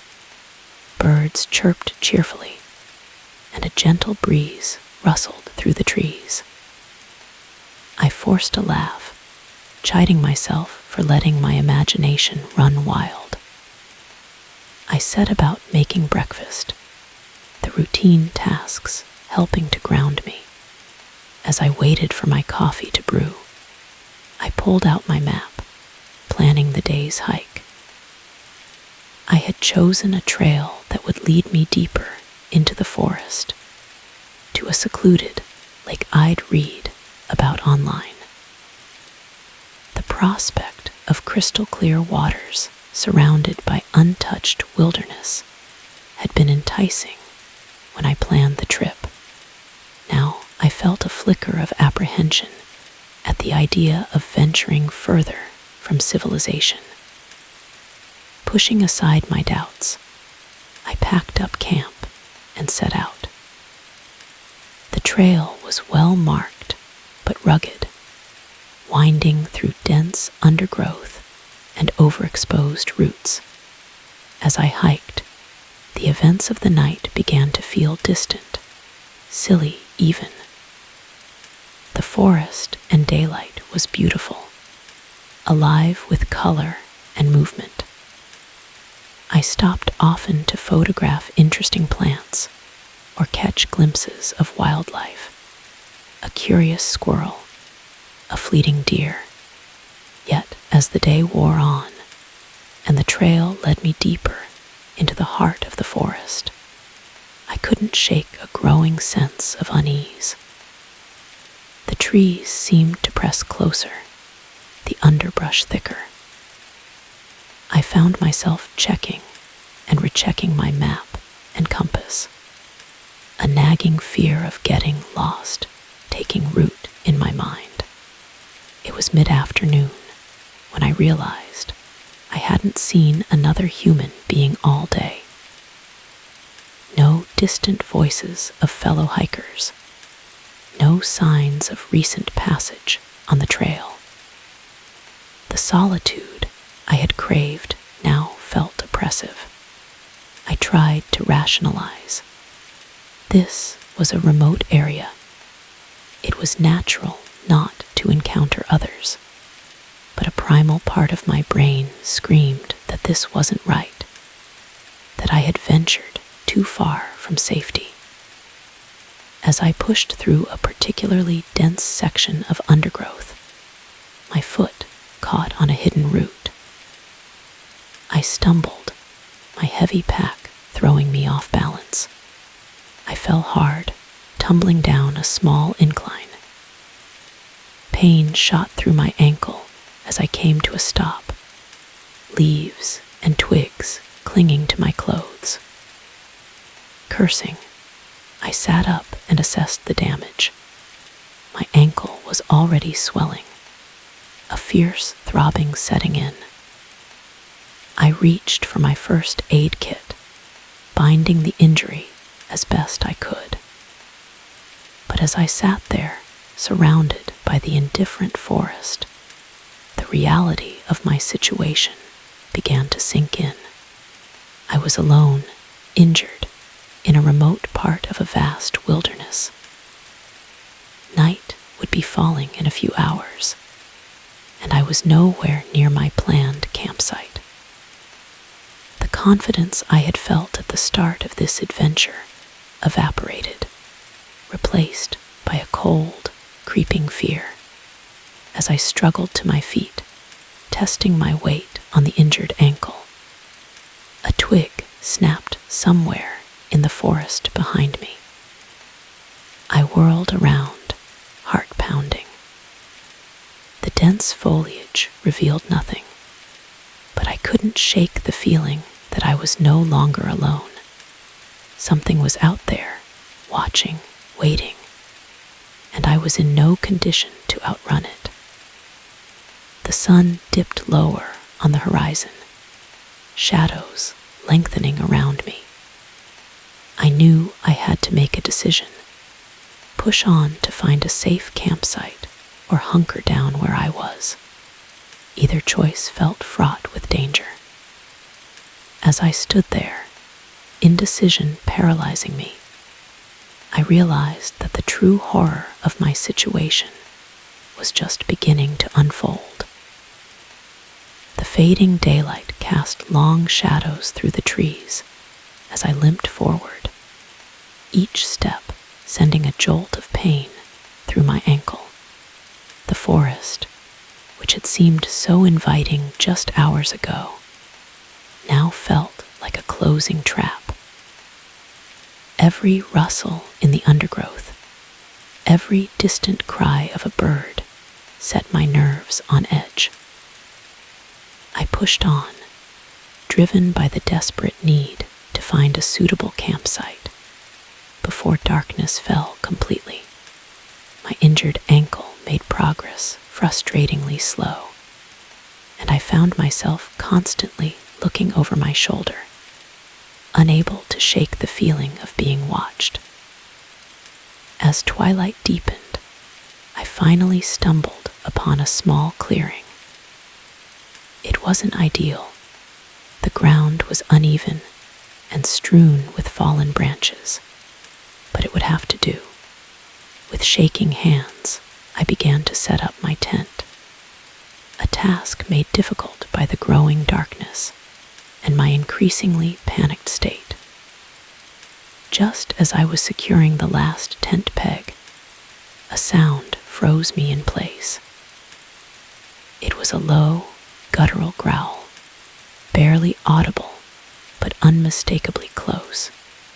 My heart pounded in my chest as I slowly turned, scanning the tree line. In the dim light, I could make out nothing but shadows and swaying branches. Holding my breath, I waited. Seconds stretched into minutes, but the sound didn't repeat. Had I imagined it, was my fear playing tricks on my mind? I wanted to believe that, but the hairs standing up on the back of my neck told a different story. With fumbling haste, I finished setting up camp, constantly glancing over my shoulder. I debated whether to risk a fire. On one hand, it could attract unwanted attention from wildlife or worse. On the other, it offered light, warmth, and a semblance of safety. In the end, the primal fear of darkness won out. As I coaxed the flames to life, my mind raced. I thought of my comfortable apartment back in Seattle, of my colleagues who would be expecting me back at work, in a few days? Would they notice if I didn't show up? How long before someone realized I was missing? The fire cast flickering shadows around the clearing, creating an illusion of movement at the edge of my vision. Every time I turned to look, there was nothing there, yet the feeling of being observed intensified. I found myself speaking out loud, trying to fill the oppressive silence with the sound of my own voice. It's okay, Liam. You're just letting your imagination run wild. There's nothing out there that wasn't there this morning. But even as I said the words, I didn't believe them. Something had changed. The forest felt different, malevolent almost. I tried to rationalize it, to tell myself it was just the injury and the stress playing havoc with my mind. But deep down, a primal part of me knew better.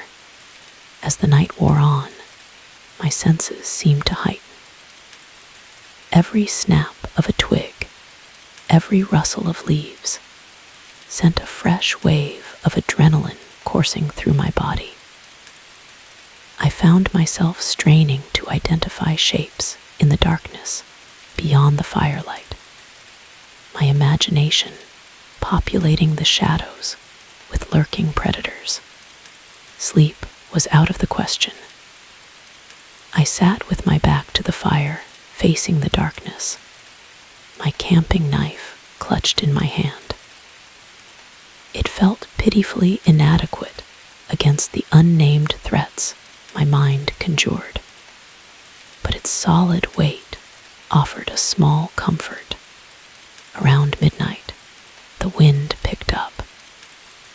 It whispered through the trees, carrying with it sounds that made my skin crawl. At times it seemed to form words, unintelligible murmurs that danced at the edge of comprehension. I told myself it was just the wind, just my tired mind playing tricks on me. But the doubt gnawed at me.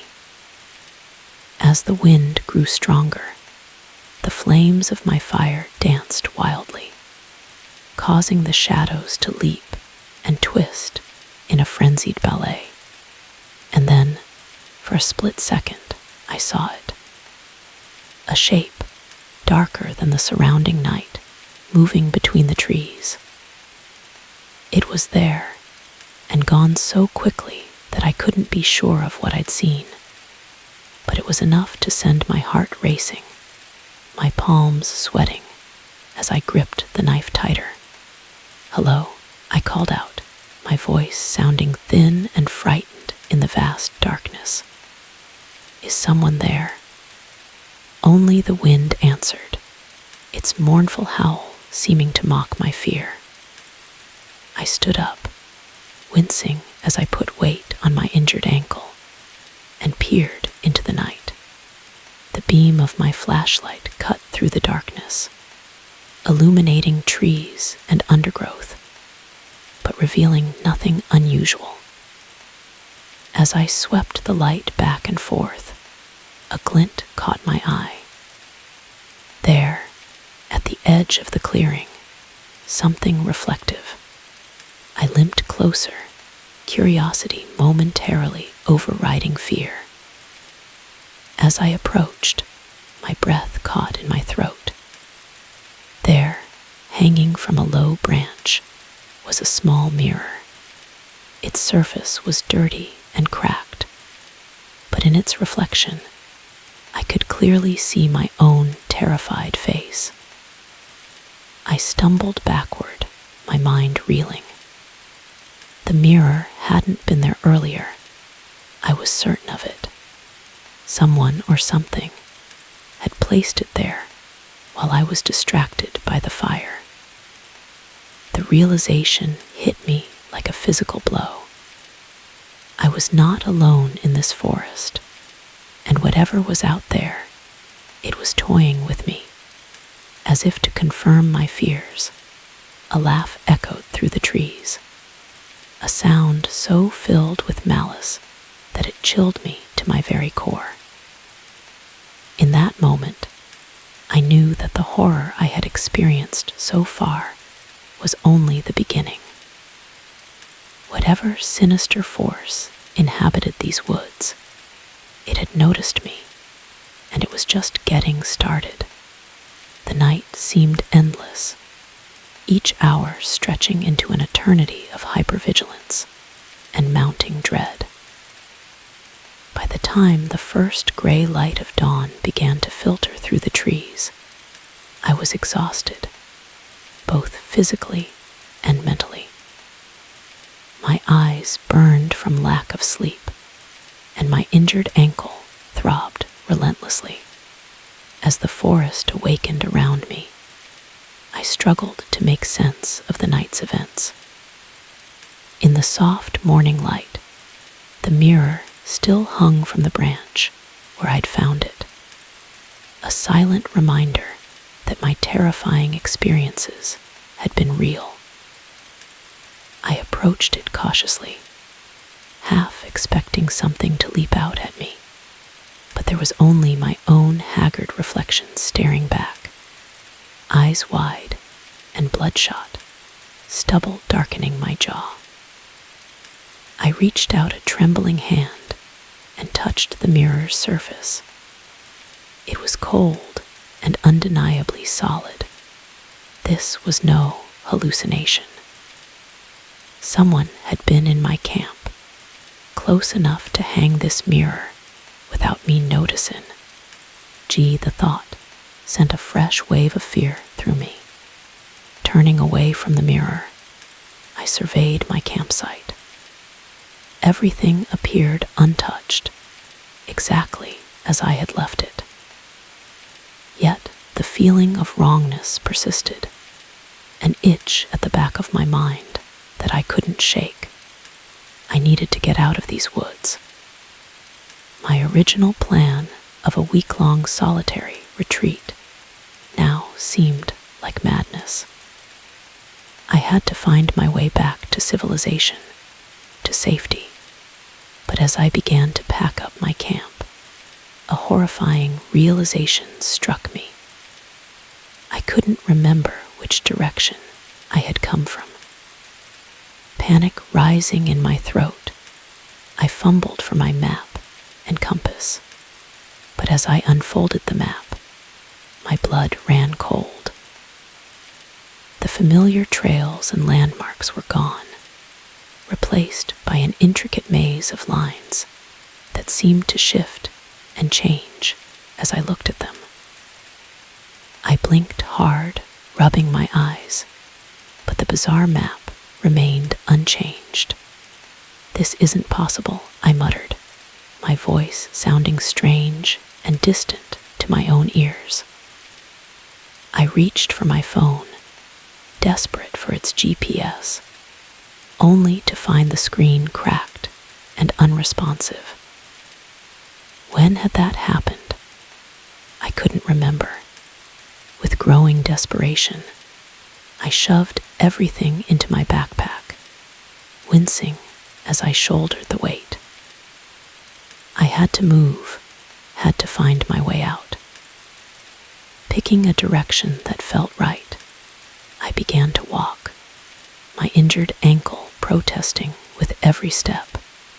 The forest seemed different in the daylight, yet no less menacing. The trees loomed overhead, their branches reaching out like gnarled fingers.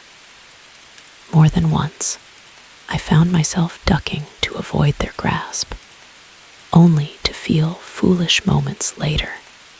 Was I losing my mind? As I pushed on, the terrain became increasingly difficult.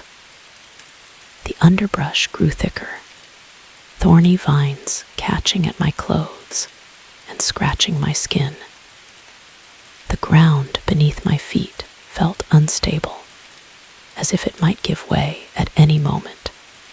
Hours passed, or maybe it was minutes. Time seemed to have lost all meaning. My water supply dwindled rapidly in the humid air, and hunger gnawed at my stomach. Yet I pressed on, driven by the desperate need to escape this nightmare. It was mid-afternoon when I heard it, a sound that made me stop in my tracks. Voices, distant but unmistakable, human voices. Relief flooded through me, and I changed direction, moving as quickly as my injured ankle would allow toward the sound. As I got closer, I could make out words, fragments of conversation. They sounded cheerful, normal, the casual chatter of hikers enjoying a day in the woods. I wanted to call out, to run toward them, but something held me back, a nagging sense of caution that I couldn't explain. I crept forward quietly, pushing aside branches to peer into a small clearing. What I saw there drained the blood from my face and sent me stumbling backward in horror. There, in the clearing, stood perfect replicas of myself, 3 of them laughing and talking, dressed in the same clothes I wore, with the same backpack I carried. Every detail was identical, down to the bandage on my ankle. As I watched, frozen in disbelief, one of the doppelgangers turned and looked directly at me, its eyes empty and black as pitch. A scream built in my throat, but before I could release it, a hand clamped over my mouth from behind. I thrashed wildly, terror giving me strength I didn't know I possessed. But my unseen assailant was stronger, dragging me backward into the dense undergrowth.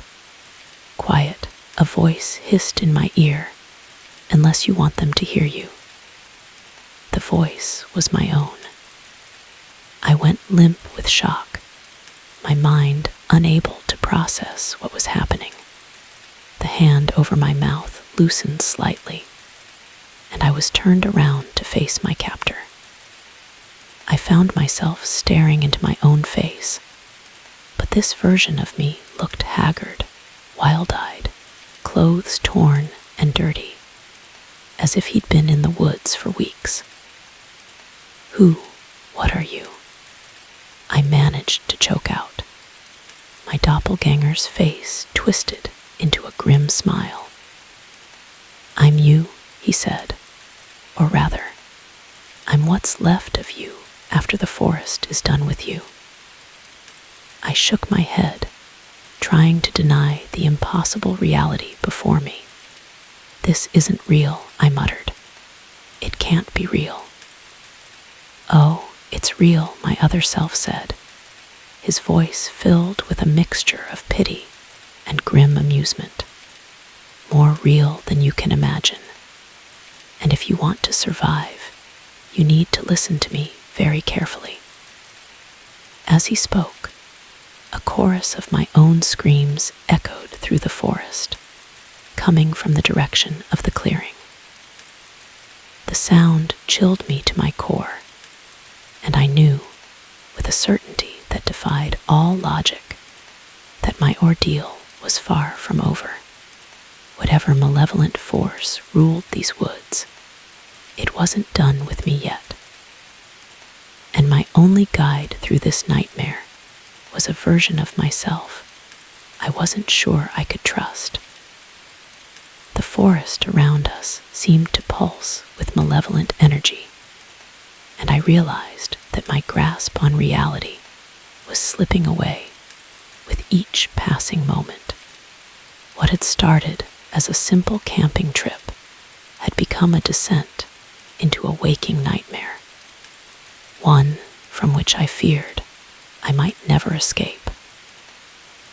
My doppelganger pulled me deeper into the undergrowth, away from the clearing, where the other versions of myself still laughed and talked. The sound of their voices, so familiar yet so wrong, faded as we moved swiftly through the forest. "We don't have much time," my other self said, his voice low and urgent. "They'll realize you've seen them soon, and then the real hunt begins." I stumbled along beside him, my mind reeling. Who are they? What's happening to me? He stopped abruptly, turning to face me. In the dappled light filtering through the canopy, I could see the lines of exhaustion etched deeply into his face. My face. "They're echoes," he said. "Fragments of yourself left behind each time you've looped through this nightmare. But they're not you anymore. They belong to the forest now." I shook my head, trying to make sense of his words. "Looped? What do you mean?" "You've been here before, Liam. Many times. Each time you enter the forest, thinking it's your first trip. Each time you get lost, get hurt, and encounter the horrors waiting in the shadows. And each time, a piece of you gets left behind." A chill ran down my spine as fragmented memories began to surface. Flashes of terror, pain, and despair that felt both foreign and intimately familiar. How many times? My doppelganger's eyes were filled with a mixture of pity and grim determination. "I've lost count, but I'm what's left of your last attempt to break the cycle. And I'm here to make sure that this time we get out." Before I could respond, a blood-curdling scream echoed through the forest. It was my voice again, filled with agony and terror. My doppelganger grabbed my arm. "We have to move." Now we ran through the forest, ducking under low-hanging branches and leaping over fallen logs. My injured ankle screamed in protest, but adrenaline and fear pushed me forward. Behind us, I could hear crashing sounds, as if something large was moving through the undergrowth in pursuit. "What's chasing us?" I gasped as we ran. "The forest itself," my other self replied grimly. "Or whatever entity controls it. It feeds on fear, on suffering, and it's not about to let its favorite prey escape." We burst into a small clearing, and I stumbled to a halt, my breath catching in my throat. In the center of the clearing stood a lone figure, another version of myself, but this one was different. Its skin was pale and waxy, its eyes sunken and empty. As it turned to face us, I saw that its chest was a gaping wound, ribs protruding from torn flesh. "Don't look at it," my doppelganger hissed, pulling me away. "It's not real, not anymore." But as we turned to leave the clearing, we found our path blocked. More versions of myself emerged from the trees, some bloodied, some emaciated, all wearing expressions of mingled hunger and despair. They began to close in around us, their movements jerky and unnatural. "This is new," my doppelganger muttered, his eyes darting around for an escape route. I felt the last shreds of my sanity beginning to slip away. "What do we do?" He turned to me, his expression fierce. "We fight. We've never fought before, always ran, always hid. Maybe that's why we keep losing." This time, we stand our ground, as if in response to his words. The air around us seemed to thicken, the very atmosphere becoming oppressive. The sky darkened, though it was still mid-afternoon. The other versions of myself began to moan, a chilling chorus of my own voice distorted by pain and madness. My doppelganger reached into his pack and pulled out a flare gun. "I've been saving this," he said, his voice tight. Never had the courage to use it before, but now. He raised the gun and fired. The flare shot upward, briefly illuminating the clearing with harsh red light. For a moment, the advancing figures hesitated, shrinking back from the sudden brightness.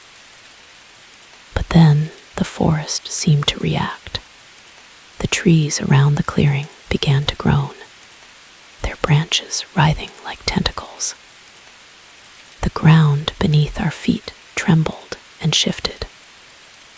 And from somewhere deep in the woods, a roar sounded, a noise so primal and filled with rage that it shook me to my core. "What have we done?" I whispered, terror clawing at my throat. My doppelganger's face was a mask of determination. "We've challenged it. For the first time, we're not just running, we're fighting back." As the words left his mouth, the clearing erupted into chaos. The ground split open, roots bursting forth like grasping hands. The other versions of myself surged forward, their moans rising to screams. And through it all, that terrible roar grew louder, closer. I felt something snap inside me. Fear gave way to a rage I'd never known I possessed. If this forest, this entity, whatever it was, wanted to trap me here to feed on my fear for eternity, then I would make it regret that choice. I grabbed a fallen branch, hefting it like a club. Beside me, my doppelganger did the same. As our twisted reflections closed in around us, as the forest itself seemed to come alive with malevolent Erpos, we stood back to back, ready to fight. In that moment, I knew that everything had changed. This was no longer about survival, about escaping. This was war, and I was determined that this time, somehow, I would win. The chaos in the clearing reached a fever pitch. The twisted versions of myself lunged forward, their hands grasping, mouths open in silent screams. I swung my makeshift club wildly, feeling it connect with something solid. One of my doppelgangers stumbled back. Its face caved in, but it kept coming. "They don't feel pain," I shouted to my ally, the version of myself who had been guiding me. "They're not real," he yelled back, fending off another attacker. "Not anymore. They're just echoes, puppets of the forest." As we fought, the very ground beneath our feet seemed to come alive. Roots erupted from the earth, wrapping around our ankles, trying to drag us down. The trees around the clearing swayed and groaned, their branches reaching for us like gnarled fingers. I lost track of time as we battled. My muscles burned, my injured ankle a constant source of agony. But I pushed through the pain. For every twisted version of myself that we knocked down, two more seemed to take its place. They pressed in from all sides, an army of my own face distorted by suffering and madness. Just when it seemed we would be overwhelmed, a sound cut through the chaos. A long, low horn blast that seemed to make the very air vibrate. Everything froze for a moment. The attacking figures paused, their heads cocked as if listening. Even the writhing roots stilled. What was that? I gasped, using the brief respite to catch my breath. My doppelganger's eyes were wide with a mixture of hope and disbelief. I don't know. In all the times we've been through this, I've never heard that before. The horn sounded again, closer this time. And with it came a new sound, the rhythmic thudding of something large moving through the forest, heading straight for our clearing. The twisted reflections of myself began to retreat, melting back into the shadows of the trees. The roots that had been trying to ensnare us sank back into the earth. For a moment, an eerie calm settled over the clearing, and then it arrived. The trees at the edge of the clearing parted, and a massive figure stepped into view. My mind struggled to comprehend what I was seeing. It was as if the forest itself had taken form, a towering humanoid shape composed of twisted branches, moss, and leaves. Its face was a hollow in the trunk, two glowing points of light serving as eyes. "What is that thing?" I whispered, my voice shaking. "I think," my doppelganger replied slowly, "it's the heart of the forest, the entity that's been trapping us here." The creature, if it could be called that, regarded us silently for a long moment. Then it spoke, its voice a deep rumble that seemed to come from the earth itself. "You resist," it said, "all these cycles, and finally you resist." I found my voice, anger overriding my fear. "What do you want from me? Why are you doing this?" The forest entity tilted its head, an unsettlingly human gesture. "Want. I want what all living things want, to survive, to grow. And you, Liam Hartley, you feed me so well." "Feed you?" my doppelganger asked, his voice filled with horror. "Our fear, our suffering, your emotions," the entity corrected, "your experiences. Each time you cycle through, you leave behind a piece of yourself, rich with memory, with feeling. I absorb these fragments, and I grow." The realization hit me like a physical blow. All those twisted versions of myself, they weren't just echoes. They were pieces of my soul, consumed by this monstrous being. "No more," I said, surprised by the steadiness in my voice. "I won't be your food source anymore. This ends now." The entity's glowing eyes seemed to flare brighter. "You cannot end this, little mortal. You are mine. You have always been mine, and you will cycle through my realm until there is nothing left of you to take." As it spoke, the clearing began to shift and change. The trees blurred, reality itself seeming to warp around us. I felt a familiar sensation of vertigo, of time slipping away. With a jolt of horror, I realized what was happening. The cycle was starting over. "No," I shouted, reaching out to grab my doppelganger's arm. "I won't forget again. I won't let you reset me."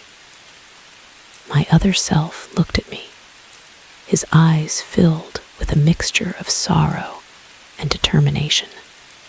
"Then don't," he said, and with that he shoved me hard, sending me stumbling backward. As I fell, the world seemed to fracture around me. I saw my doppelganger turn to face the forest entity, his stance defiant. I saw the twisted versions of myself emerging once again from the shadows, and I saw the entity reach out with a massive hand of tangled branches. Then everything went black. I woke with a start, my heart pounding. I was in my tent, early morning light filtering through the fabric. For a moment, confusion reigned. Had it all been a dream? But as I sat up, pain lanced through my ankle. I looked down to see it swollen and bruised, and there, clutched in my hand, was a small, cracked mirror. The memories came flooding back, along with a bone-deep certainty. This was no dream. This was real. And somehow, against all odds, I had retained my memories of what had happened. As I unzipped my tent and looked out at the seemingly peaceful forest around me, I knew that my true ordeal was just beginning. The entity that controlled this place wouldn't let me go easily. But this time I was aware. This time I would fight. And this time I swore to myself I would find a way to break the cycle once and for all. With trembling hands, I packed up my campsite, every rustle in the underbrush making me flinch. The peaceful morning felt like a thin veneer, barely concealing the malevolence I now knew lurked in these woods. As I shouldered my backpack, wincing at the weight on my injured ankle, I tried to formulate a plan. I knew I couldn't simply walk out of the forest. Countless cycles had proven that futile. The entity controlling this place wouldn't let me escape so easily. No, I needed to find a way to confront it, to break its hold over me, and this twisted version of reality it had created. But how does one fight a forest? As I set off, choosing a direction that felt right, or at least less wrong, I found myself hyper-aware of my surroundings. Every tree seemed to loom ominously, every shadow potentially hiding one of those nightmarish versions of myself. The weight of the small mirror in my pocket was a constant reminder that this was no ordinary hike. Hours passed as I pushed through the dense undergrowth. My injured ankle throbbed relentlessly, and hunger gnawed at my stomach, but I pressed on. I couldn't shake the feeling that, if I stopped, if I let my guard down for even a moment, I would lose this tenuous grasp on reality and find myself back at the beginning of the cycle. It was mid-afternoon when I stumbled upon something that made me stop short. There, in a small clearing, stood a cabin. It looked old, its wooden walls weathered and covered in moss, but it was undeniably man-made. In all my remembered cycles through this forest, I had never encountered anything like this. Approaching cautiously, I called out, "Hello. Is anyone there?" No response came, but as I drew closer, I noticed something strange. The cabin's door was slightly ajar, and carved into its surface was a symbol, a spiral surrounded by what looked like stylized tree branches. The sight of it sent a chill down my spine, though I couldn't say why. Steeling myself, I pushed the door open and stepped inside. The interior was dimly lit by sunlight filtering through grimy windows. Dust covered every surface, and the air was thick with the musty smell of abandonment. But what caught my attention were the walls. Every inch of space was covered in writing, scrawled notes, complex diagrams, and more of those strange spiral symbols. As I moved closer to examine them, my blood ran cold. The handwriting was my own. Fragments of the notes jumped out at me. The forest feeds on fear. Time is not linear here. The entity can be wounded, but how to kill it? My head spun as I tried to process what I was seeing. Had I written these notes in a previous cycle? Or was this some new trick of the forest, designed to confuse and terrify me?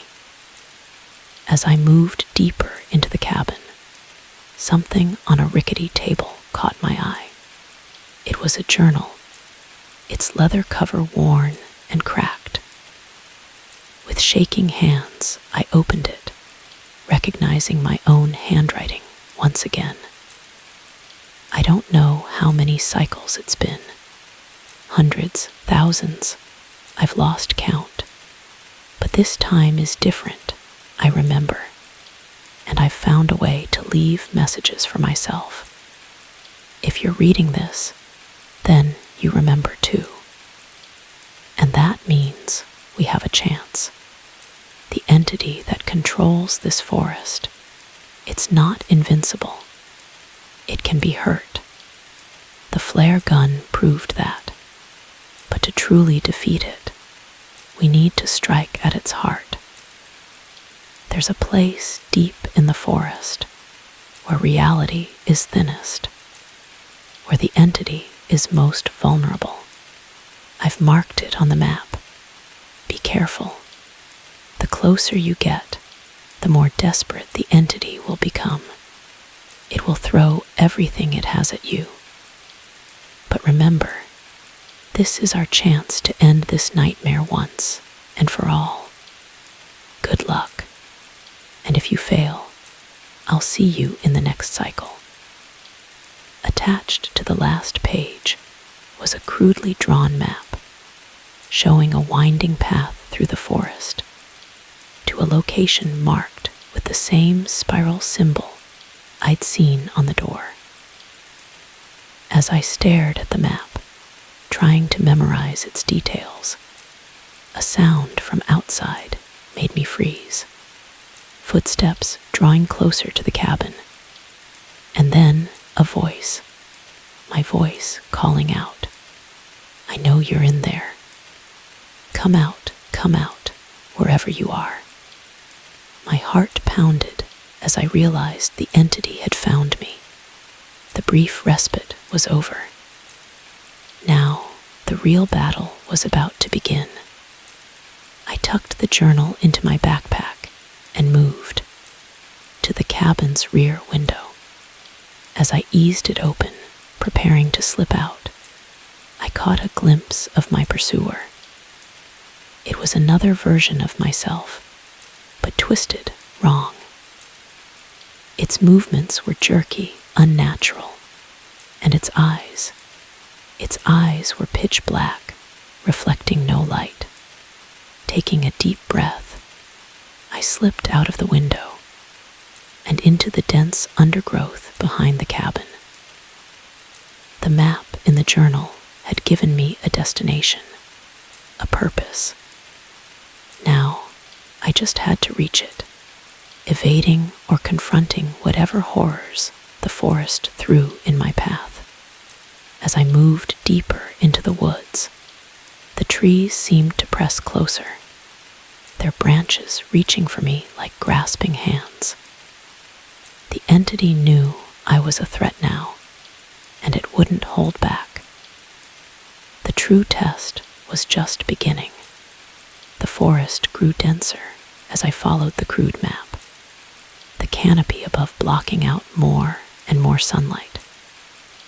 The air became thick and oppressive, filled with an unnatural mist that seemed to cling to my skin.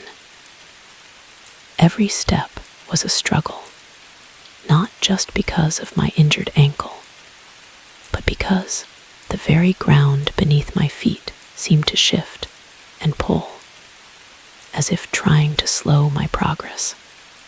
I lost track of time as I pushed forward, the monotony of the forest broken only by occasional glimpses of my twisted doppelgangers in the distance. They never approached directly, instead flitting between trees at the edge of my vision. Their presence, a constant reminder of the danger I was in. As night fell, the forest came alive with eerie sounds, whispers that seemed to words just beyond my comprehension, and skittering noises that always seemed to be right behind me. I didn't dare stop to rest, knowing that to do so might mean losing this fragile grasp on reality. It was near dawn when I finally reached the location marked on the map. The trees here were different, ancient giants with gnarled trunks and branches that formed a cathedral-like canopy overhead. At the center of this grove stood a massive oak, its trunk easily 20 feet in diameter. Carved into its bark was the now familiar spiral symbol, glowing faintly with an inner light. As I approached the tree, the air around me seemed to thicken, reality itself wavering like a mirage in the desert. I reached out to touch the carved symbol, and as my fingers made contact, a jolt of energy surged through me. Visions flashed before my eyes, hundreds, thousands of cycles through the forest, each ending in terror and despair. I saw myself broken, devoured, absorbed by the entity countless times. But I also saw hope, faint glimpses of resistance, of small victories against the forest's will. And with each of these moments, I felt the entity's grip weaken ever so slightly. A deep, rumbling voice broke through my trance. "You should not have come here, little mortal." I spun around to find the forest entity looming over me, its form even more massive and terrifying than before. Roots and vines writhed around it like tentacles, and its eyes blazed with an otherworldly light. "This ends now," I said, surprised by the steadiness in my voice. "I won't be your puppet anymore." The entity's laughter shook the ground beneath my feet. "You think you can challenge me? Here, at the heart of my power, you are nothing but food, a fleeting spark to sustain my eternal hunger." As it spoke, the grove came alive with motion. My twisted reflections emerged from the shadows, by the dozens surrounding me in a tightening circle. The ground itself seemed to undulate, roots bursting forth to try and entangle my feet. I closed my eyes, centering myself. All the fear, all the pain I had experienced through countless cycles, I let it flow through me, fueling my determination. When I opened my eyes again, I met the entity's gaze unflinchingly. "I am not your food," I declared. "I am not your puppet. I am Liam Hartley, and I choose to be free." With those words, I reached into my backpack and pulled out the flare gun I had found in the cabin. The entity's eyes widened in recognition, and for the first time, I saw fear in its alien features. No, it roared, lunging forward, but I was faster. I aimed at the carved symbol on the ancient oak and fired. The flare struck true, and for a moment, the world seemed to hold its breath. Then everything exploded into chaos. The symbol erupted in blinding light, and a shock wave of energy pulsed outward. The twisted versions of myself screamed and dissolved into mist. The entity howled, its form wavering and distorting, as if being torn apart from the inside. I felt a tugging sensation, as if my very being was being pulled in 1,000 directions at once. Memories flooded through me, not just of the cycles I had endured, but of the real world beyond this nightmare forest. I saw my life in Seattle, my friends, my family, all the experiences that made me who I was. The entity's voice boomed in my mind, filled with rage and desperation. "You cannot escape me. You are mine." But with each passing second, its voice grew weaker, more distant. I focused on the memo, rise of my real life, using them as an anchor against the maelstrom of energy tearing at the fabric of this false reality. "I am Liam Hartley," I repeated, each word a declaration of defiance, "and I am free." With a final, earth-shattering roar, the entity's form collapsed in on itself. The forest around me began to fade, the trees becoming translucent, then disappearing altogether. The ground beneath my feet dissolved into nothingness. For a moment, I was suspended in a void of swirling energy and fragmenting reality. Then darkness took me. I awoke with a gasp, my heart pounding. I was lying in my tent, morning sunlight filtering through the fabric. For a long moment, I lay there, afraid to move, afraid that this was just another cruel trick of the forest. But as I sat up, I realized something was different. The oppressive presence I had felt for so long was gone. The air felt clean, normal. And when I unzipped the tent and looked out, I saw not the nightmare forest, but the familiar campsite where I had started my journey. As the realization sank in, I began to laugh, tears streaming down my face. It was over. I was free. But even as relief washed over me, a small voice in the back of my mind whispered a chilling question. Was it truly over? Or was this just the beginning of a new, more insidious cycle? The journey back to civilization was a blur of exhaustion and lingering fear.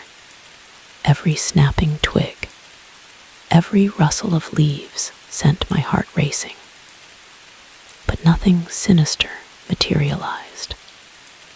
By the time I reached the ranger station at the edge of Olympic National Forest, I was barely standing, my injured ankle swollen to twice its normal size. The rangers were alarmed by my appearance, dirty, injured, and wild-eyed. They called for medical assistance and contacted my emergency contacts. As I waited for help to arrive, I found myself struggling to explain what had happened. How could I describe the nightmare I had endured without sounding completely insane? In the end, I settled for a simplified version of events. I had gotten lost, injured my ankle, and spent several terrifying days trying to find my way back. The rangers nodded sympathetically, attributing my more outlandish statements to dehydration and trauma.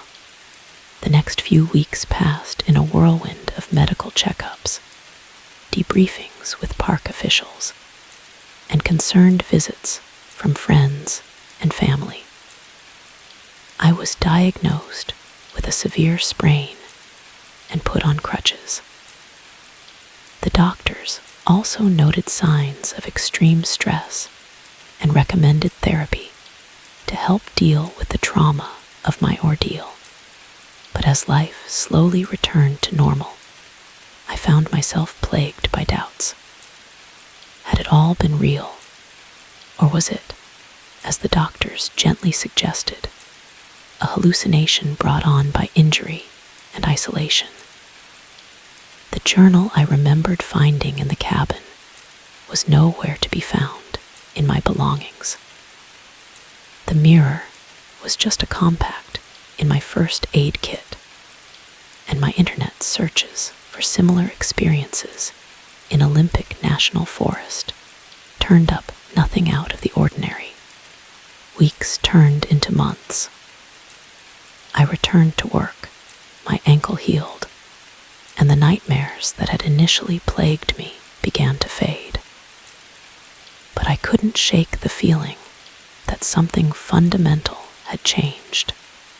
I found myself hyper-aware of the natural world around me, flinching at the sight of dense forests or tangled roots breaking through concrete. It was a crisp autumn day, nearly 6 months after my camping trip, when I finally found the courage to return to Olympic National Forest. I didn't venture deep into the woods, instead sticking to a popular, well-maintained trail near the visitor center.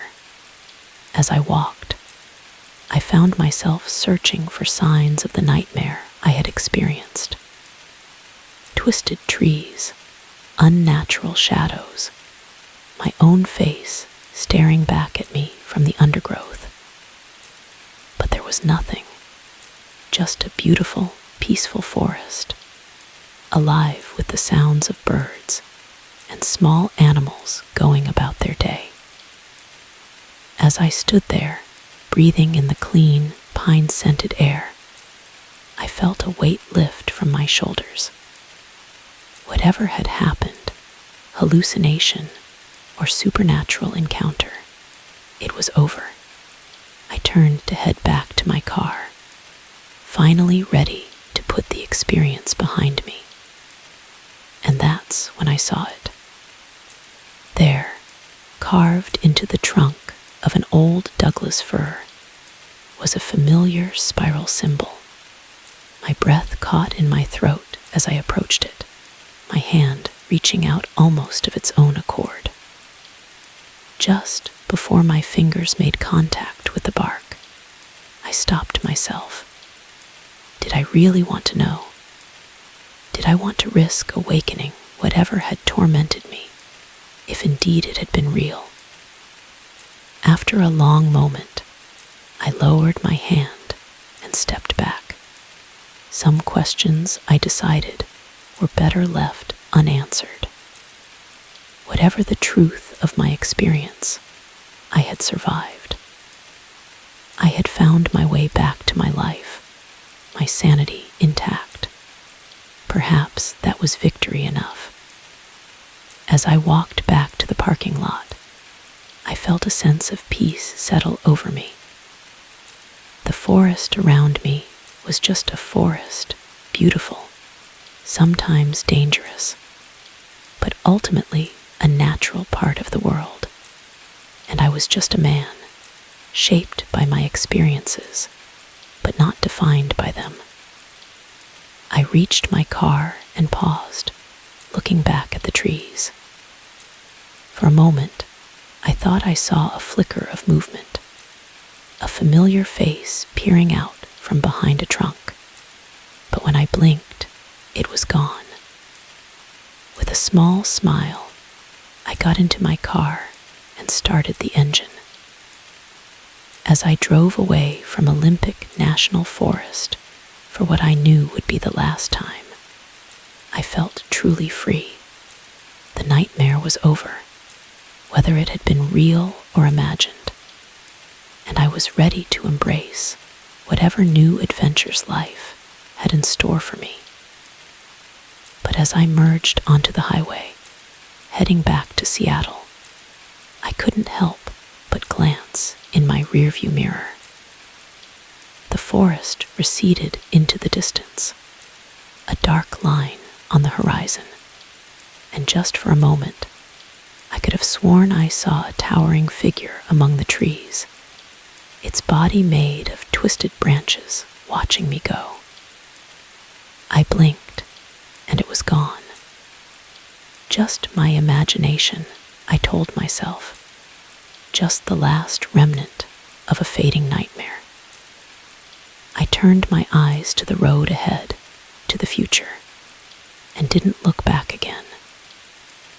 The open road stretched before me, a ribbon of asphalt cutting through the vast American landscape.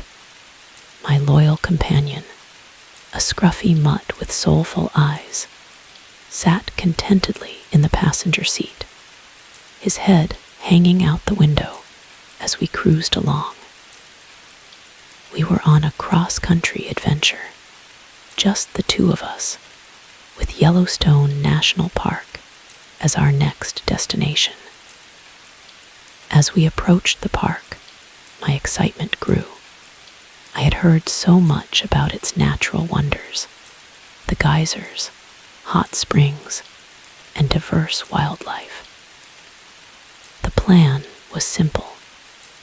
Find a campsite, set up for the night, and spend the next few days exploring this magnificent wilderness. The sun was already dipping low on the horizon when we finally reached the park entrance. After paying the entry fee and receiving a map from the ranger, I drove towards the first campground on my list. To my dismay, a large full sign greeted me at the entrance. No problem, I thought. There are plenty of other campgrounds in the park. Little did I know that this was just the beginning of a long and frustrating search. As I drove from one campground to another, the story remained the same. Every single site was occupied. The park was teeming with visitors, all eager to experience the beauty of Yellowstone during the peak season. I circled the park's main loop road multiple times, hoping that someone might have left early or that a last-minute cancellation would open up a spot.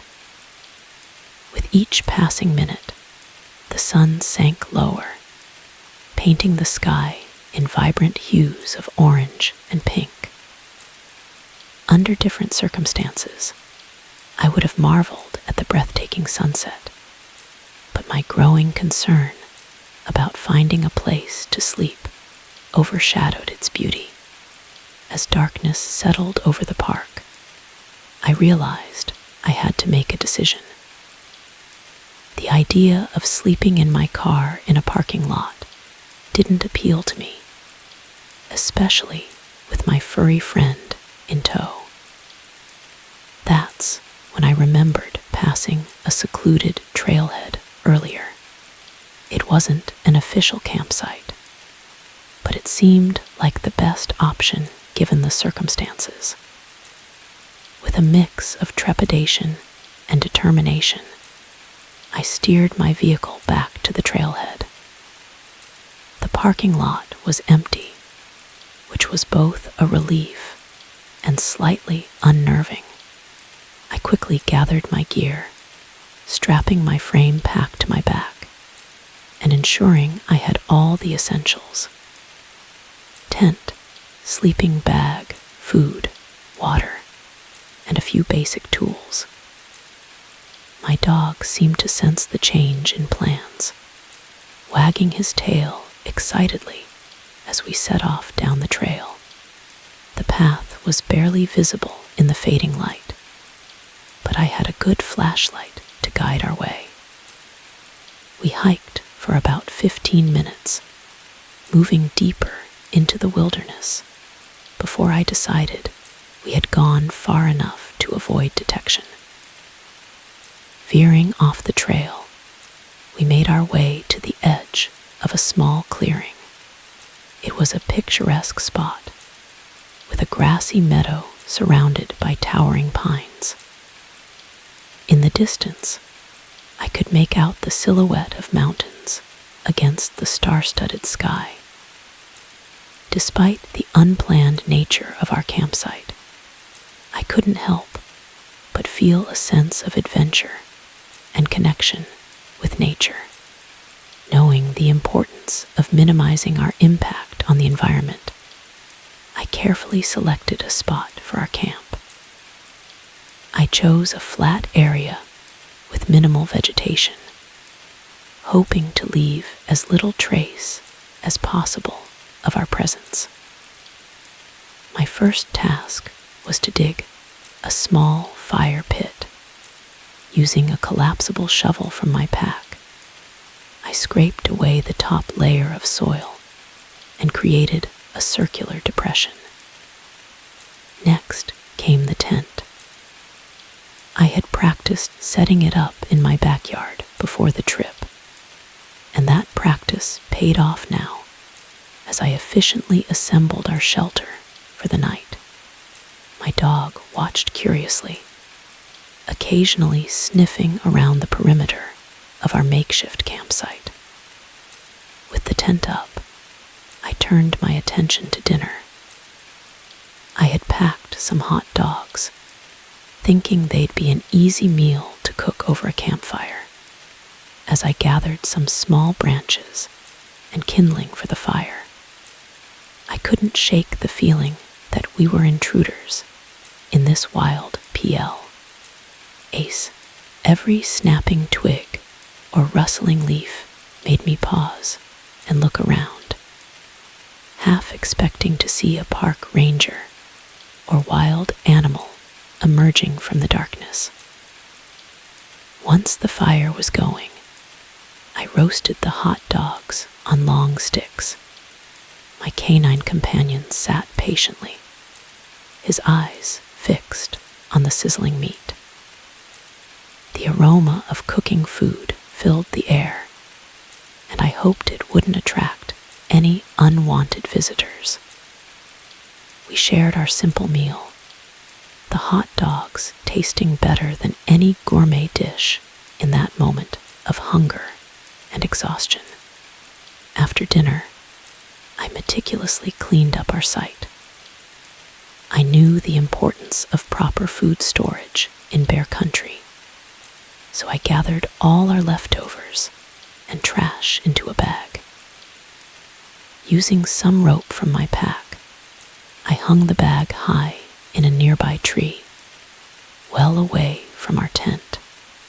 It was a bit of a struggle in the dark, but I knew it was crucial for our safety. With everything secured, I extinguished the fire, making sure to douse it thoroughly with water from my canteen.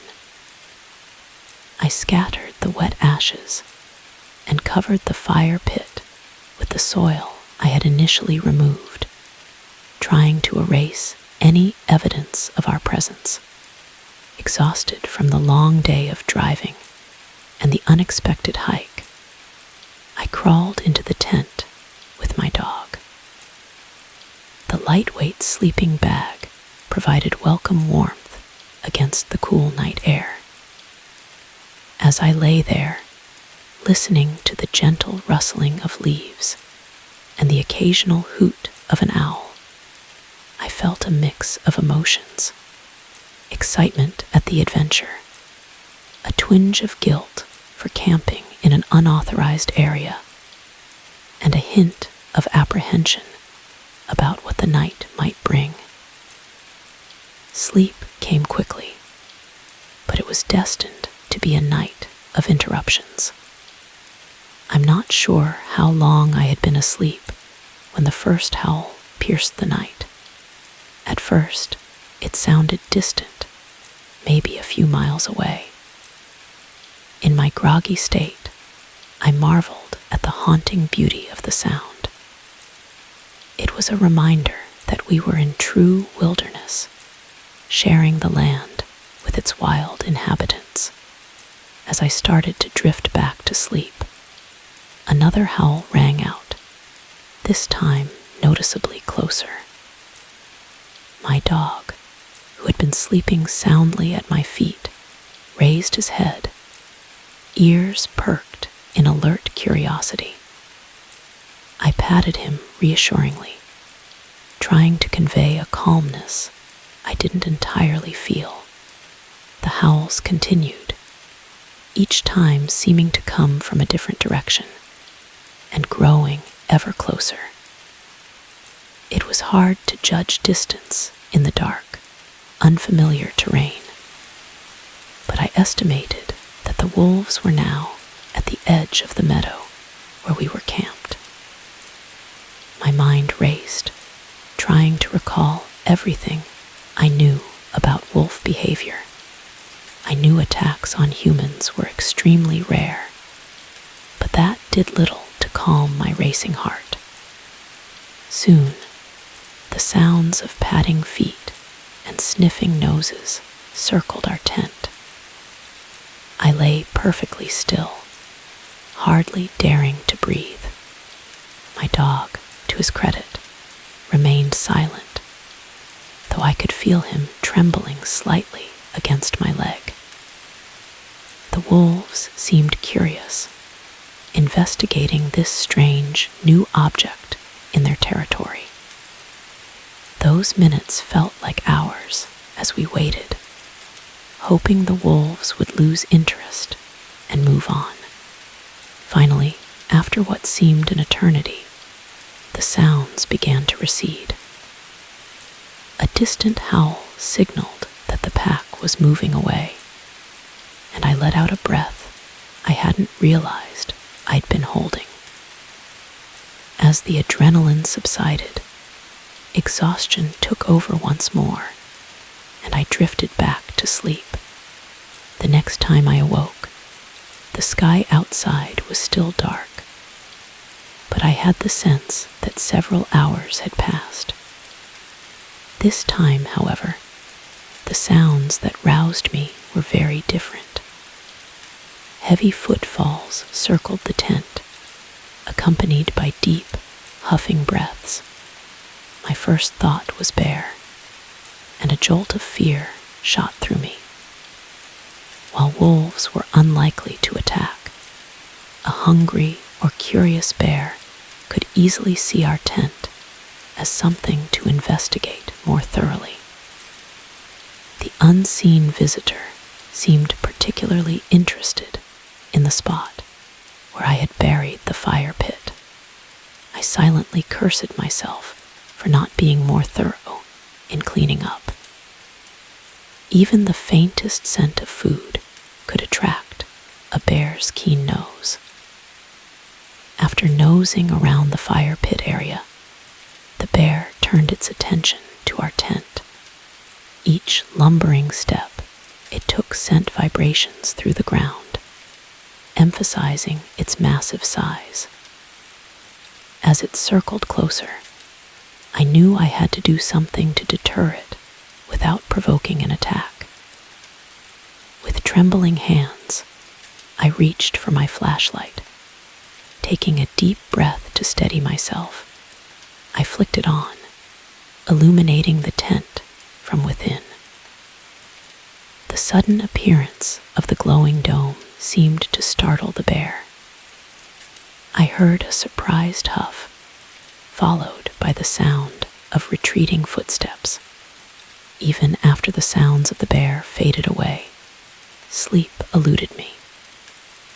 Every rustle of leaves or snap of a twig brought me to full alert. As the sky began to lighten with the approaching dawn, I finally felt it was safe enough to peer outside. Unzipping the tent cautiously, I stuck my head out and surveyed our surroundings. The meadow was peaceful in the early morning light, with no sign of our nighttime visitors. A light rain had begun to fall, adding a misty quality to the scene that would have been beautiful under different circumstances. Knowing we needed to leave quickly, I began packing up our campsite. The rain made everything damp, adding to the challenge of breaking camp. My dog seemed eager to be on the move, perhaps still unsettled by the night's events. We hiked back to the trailhead in record time, my pace quickened by the desire to return to the relative safety of populated areas. As we drove away from the parking lot, I felt a mixture of relief and lingering excitement from our wilderness encounter.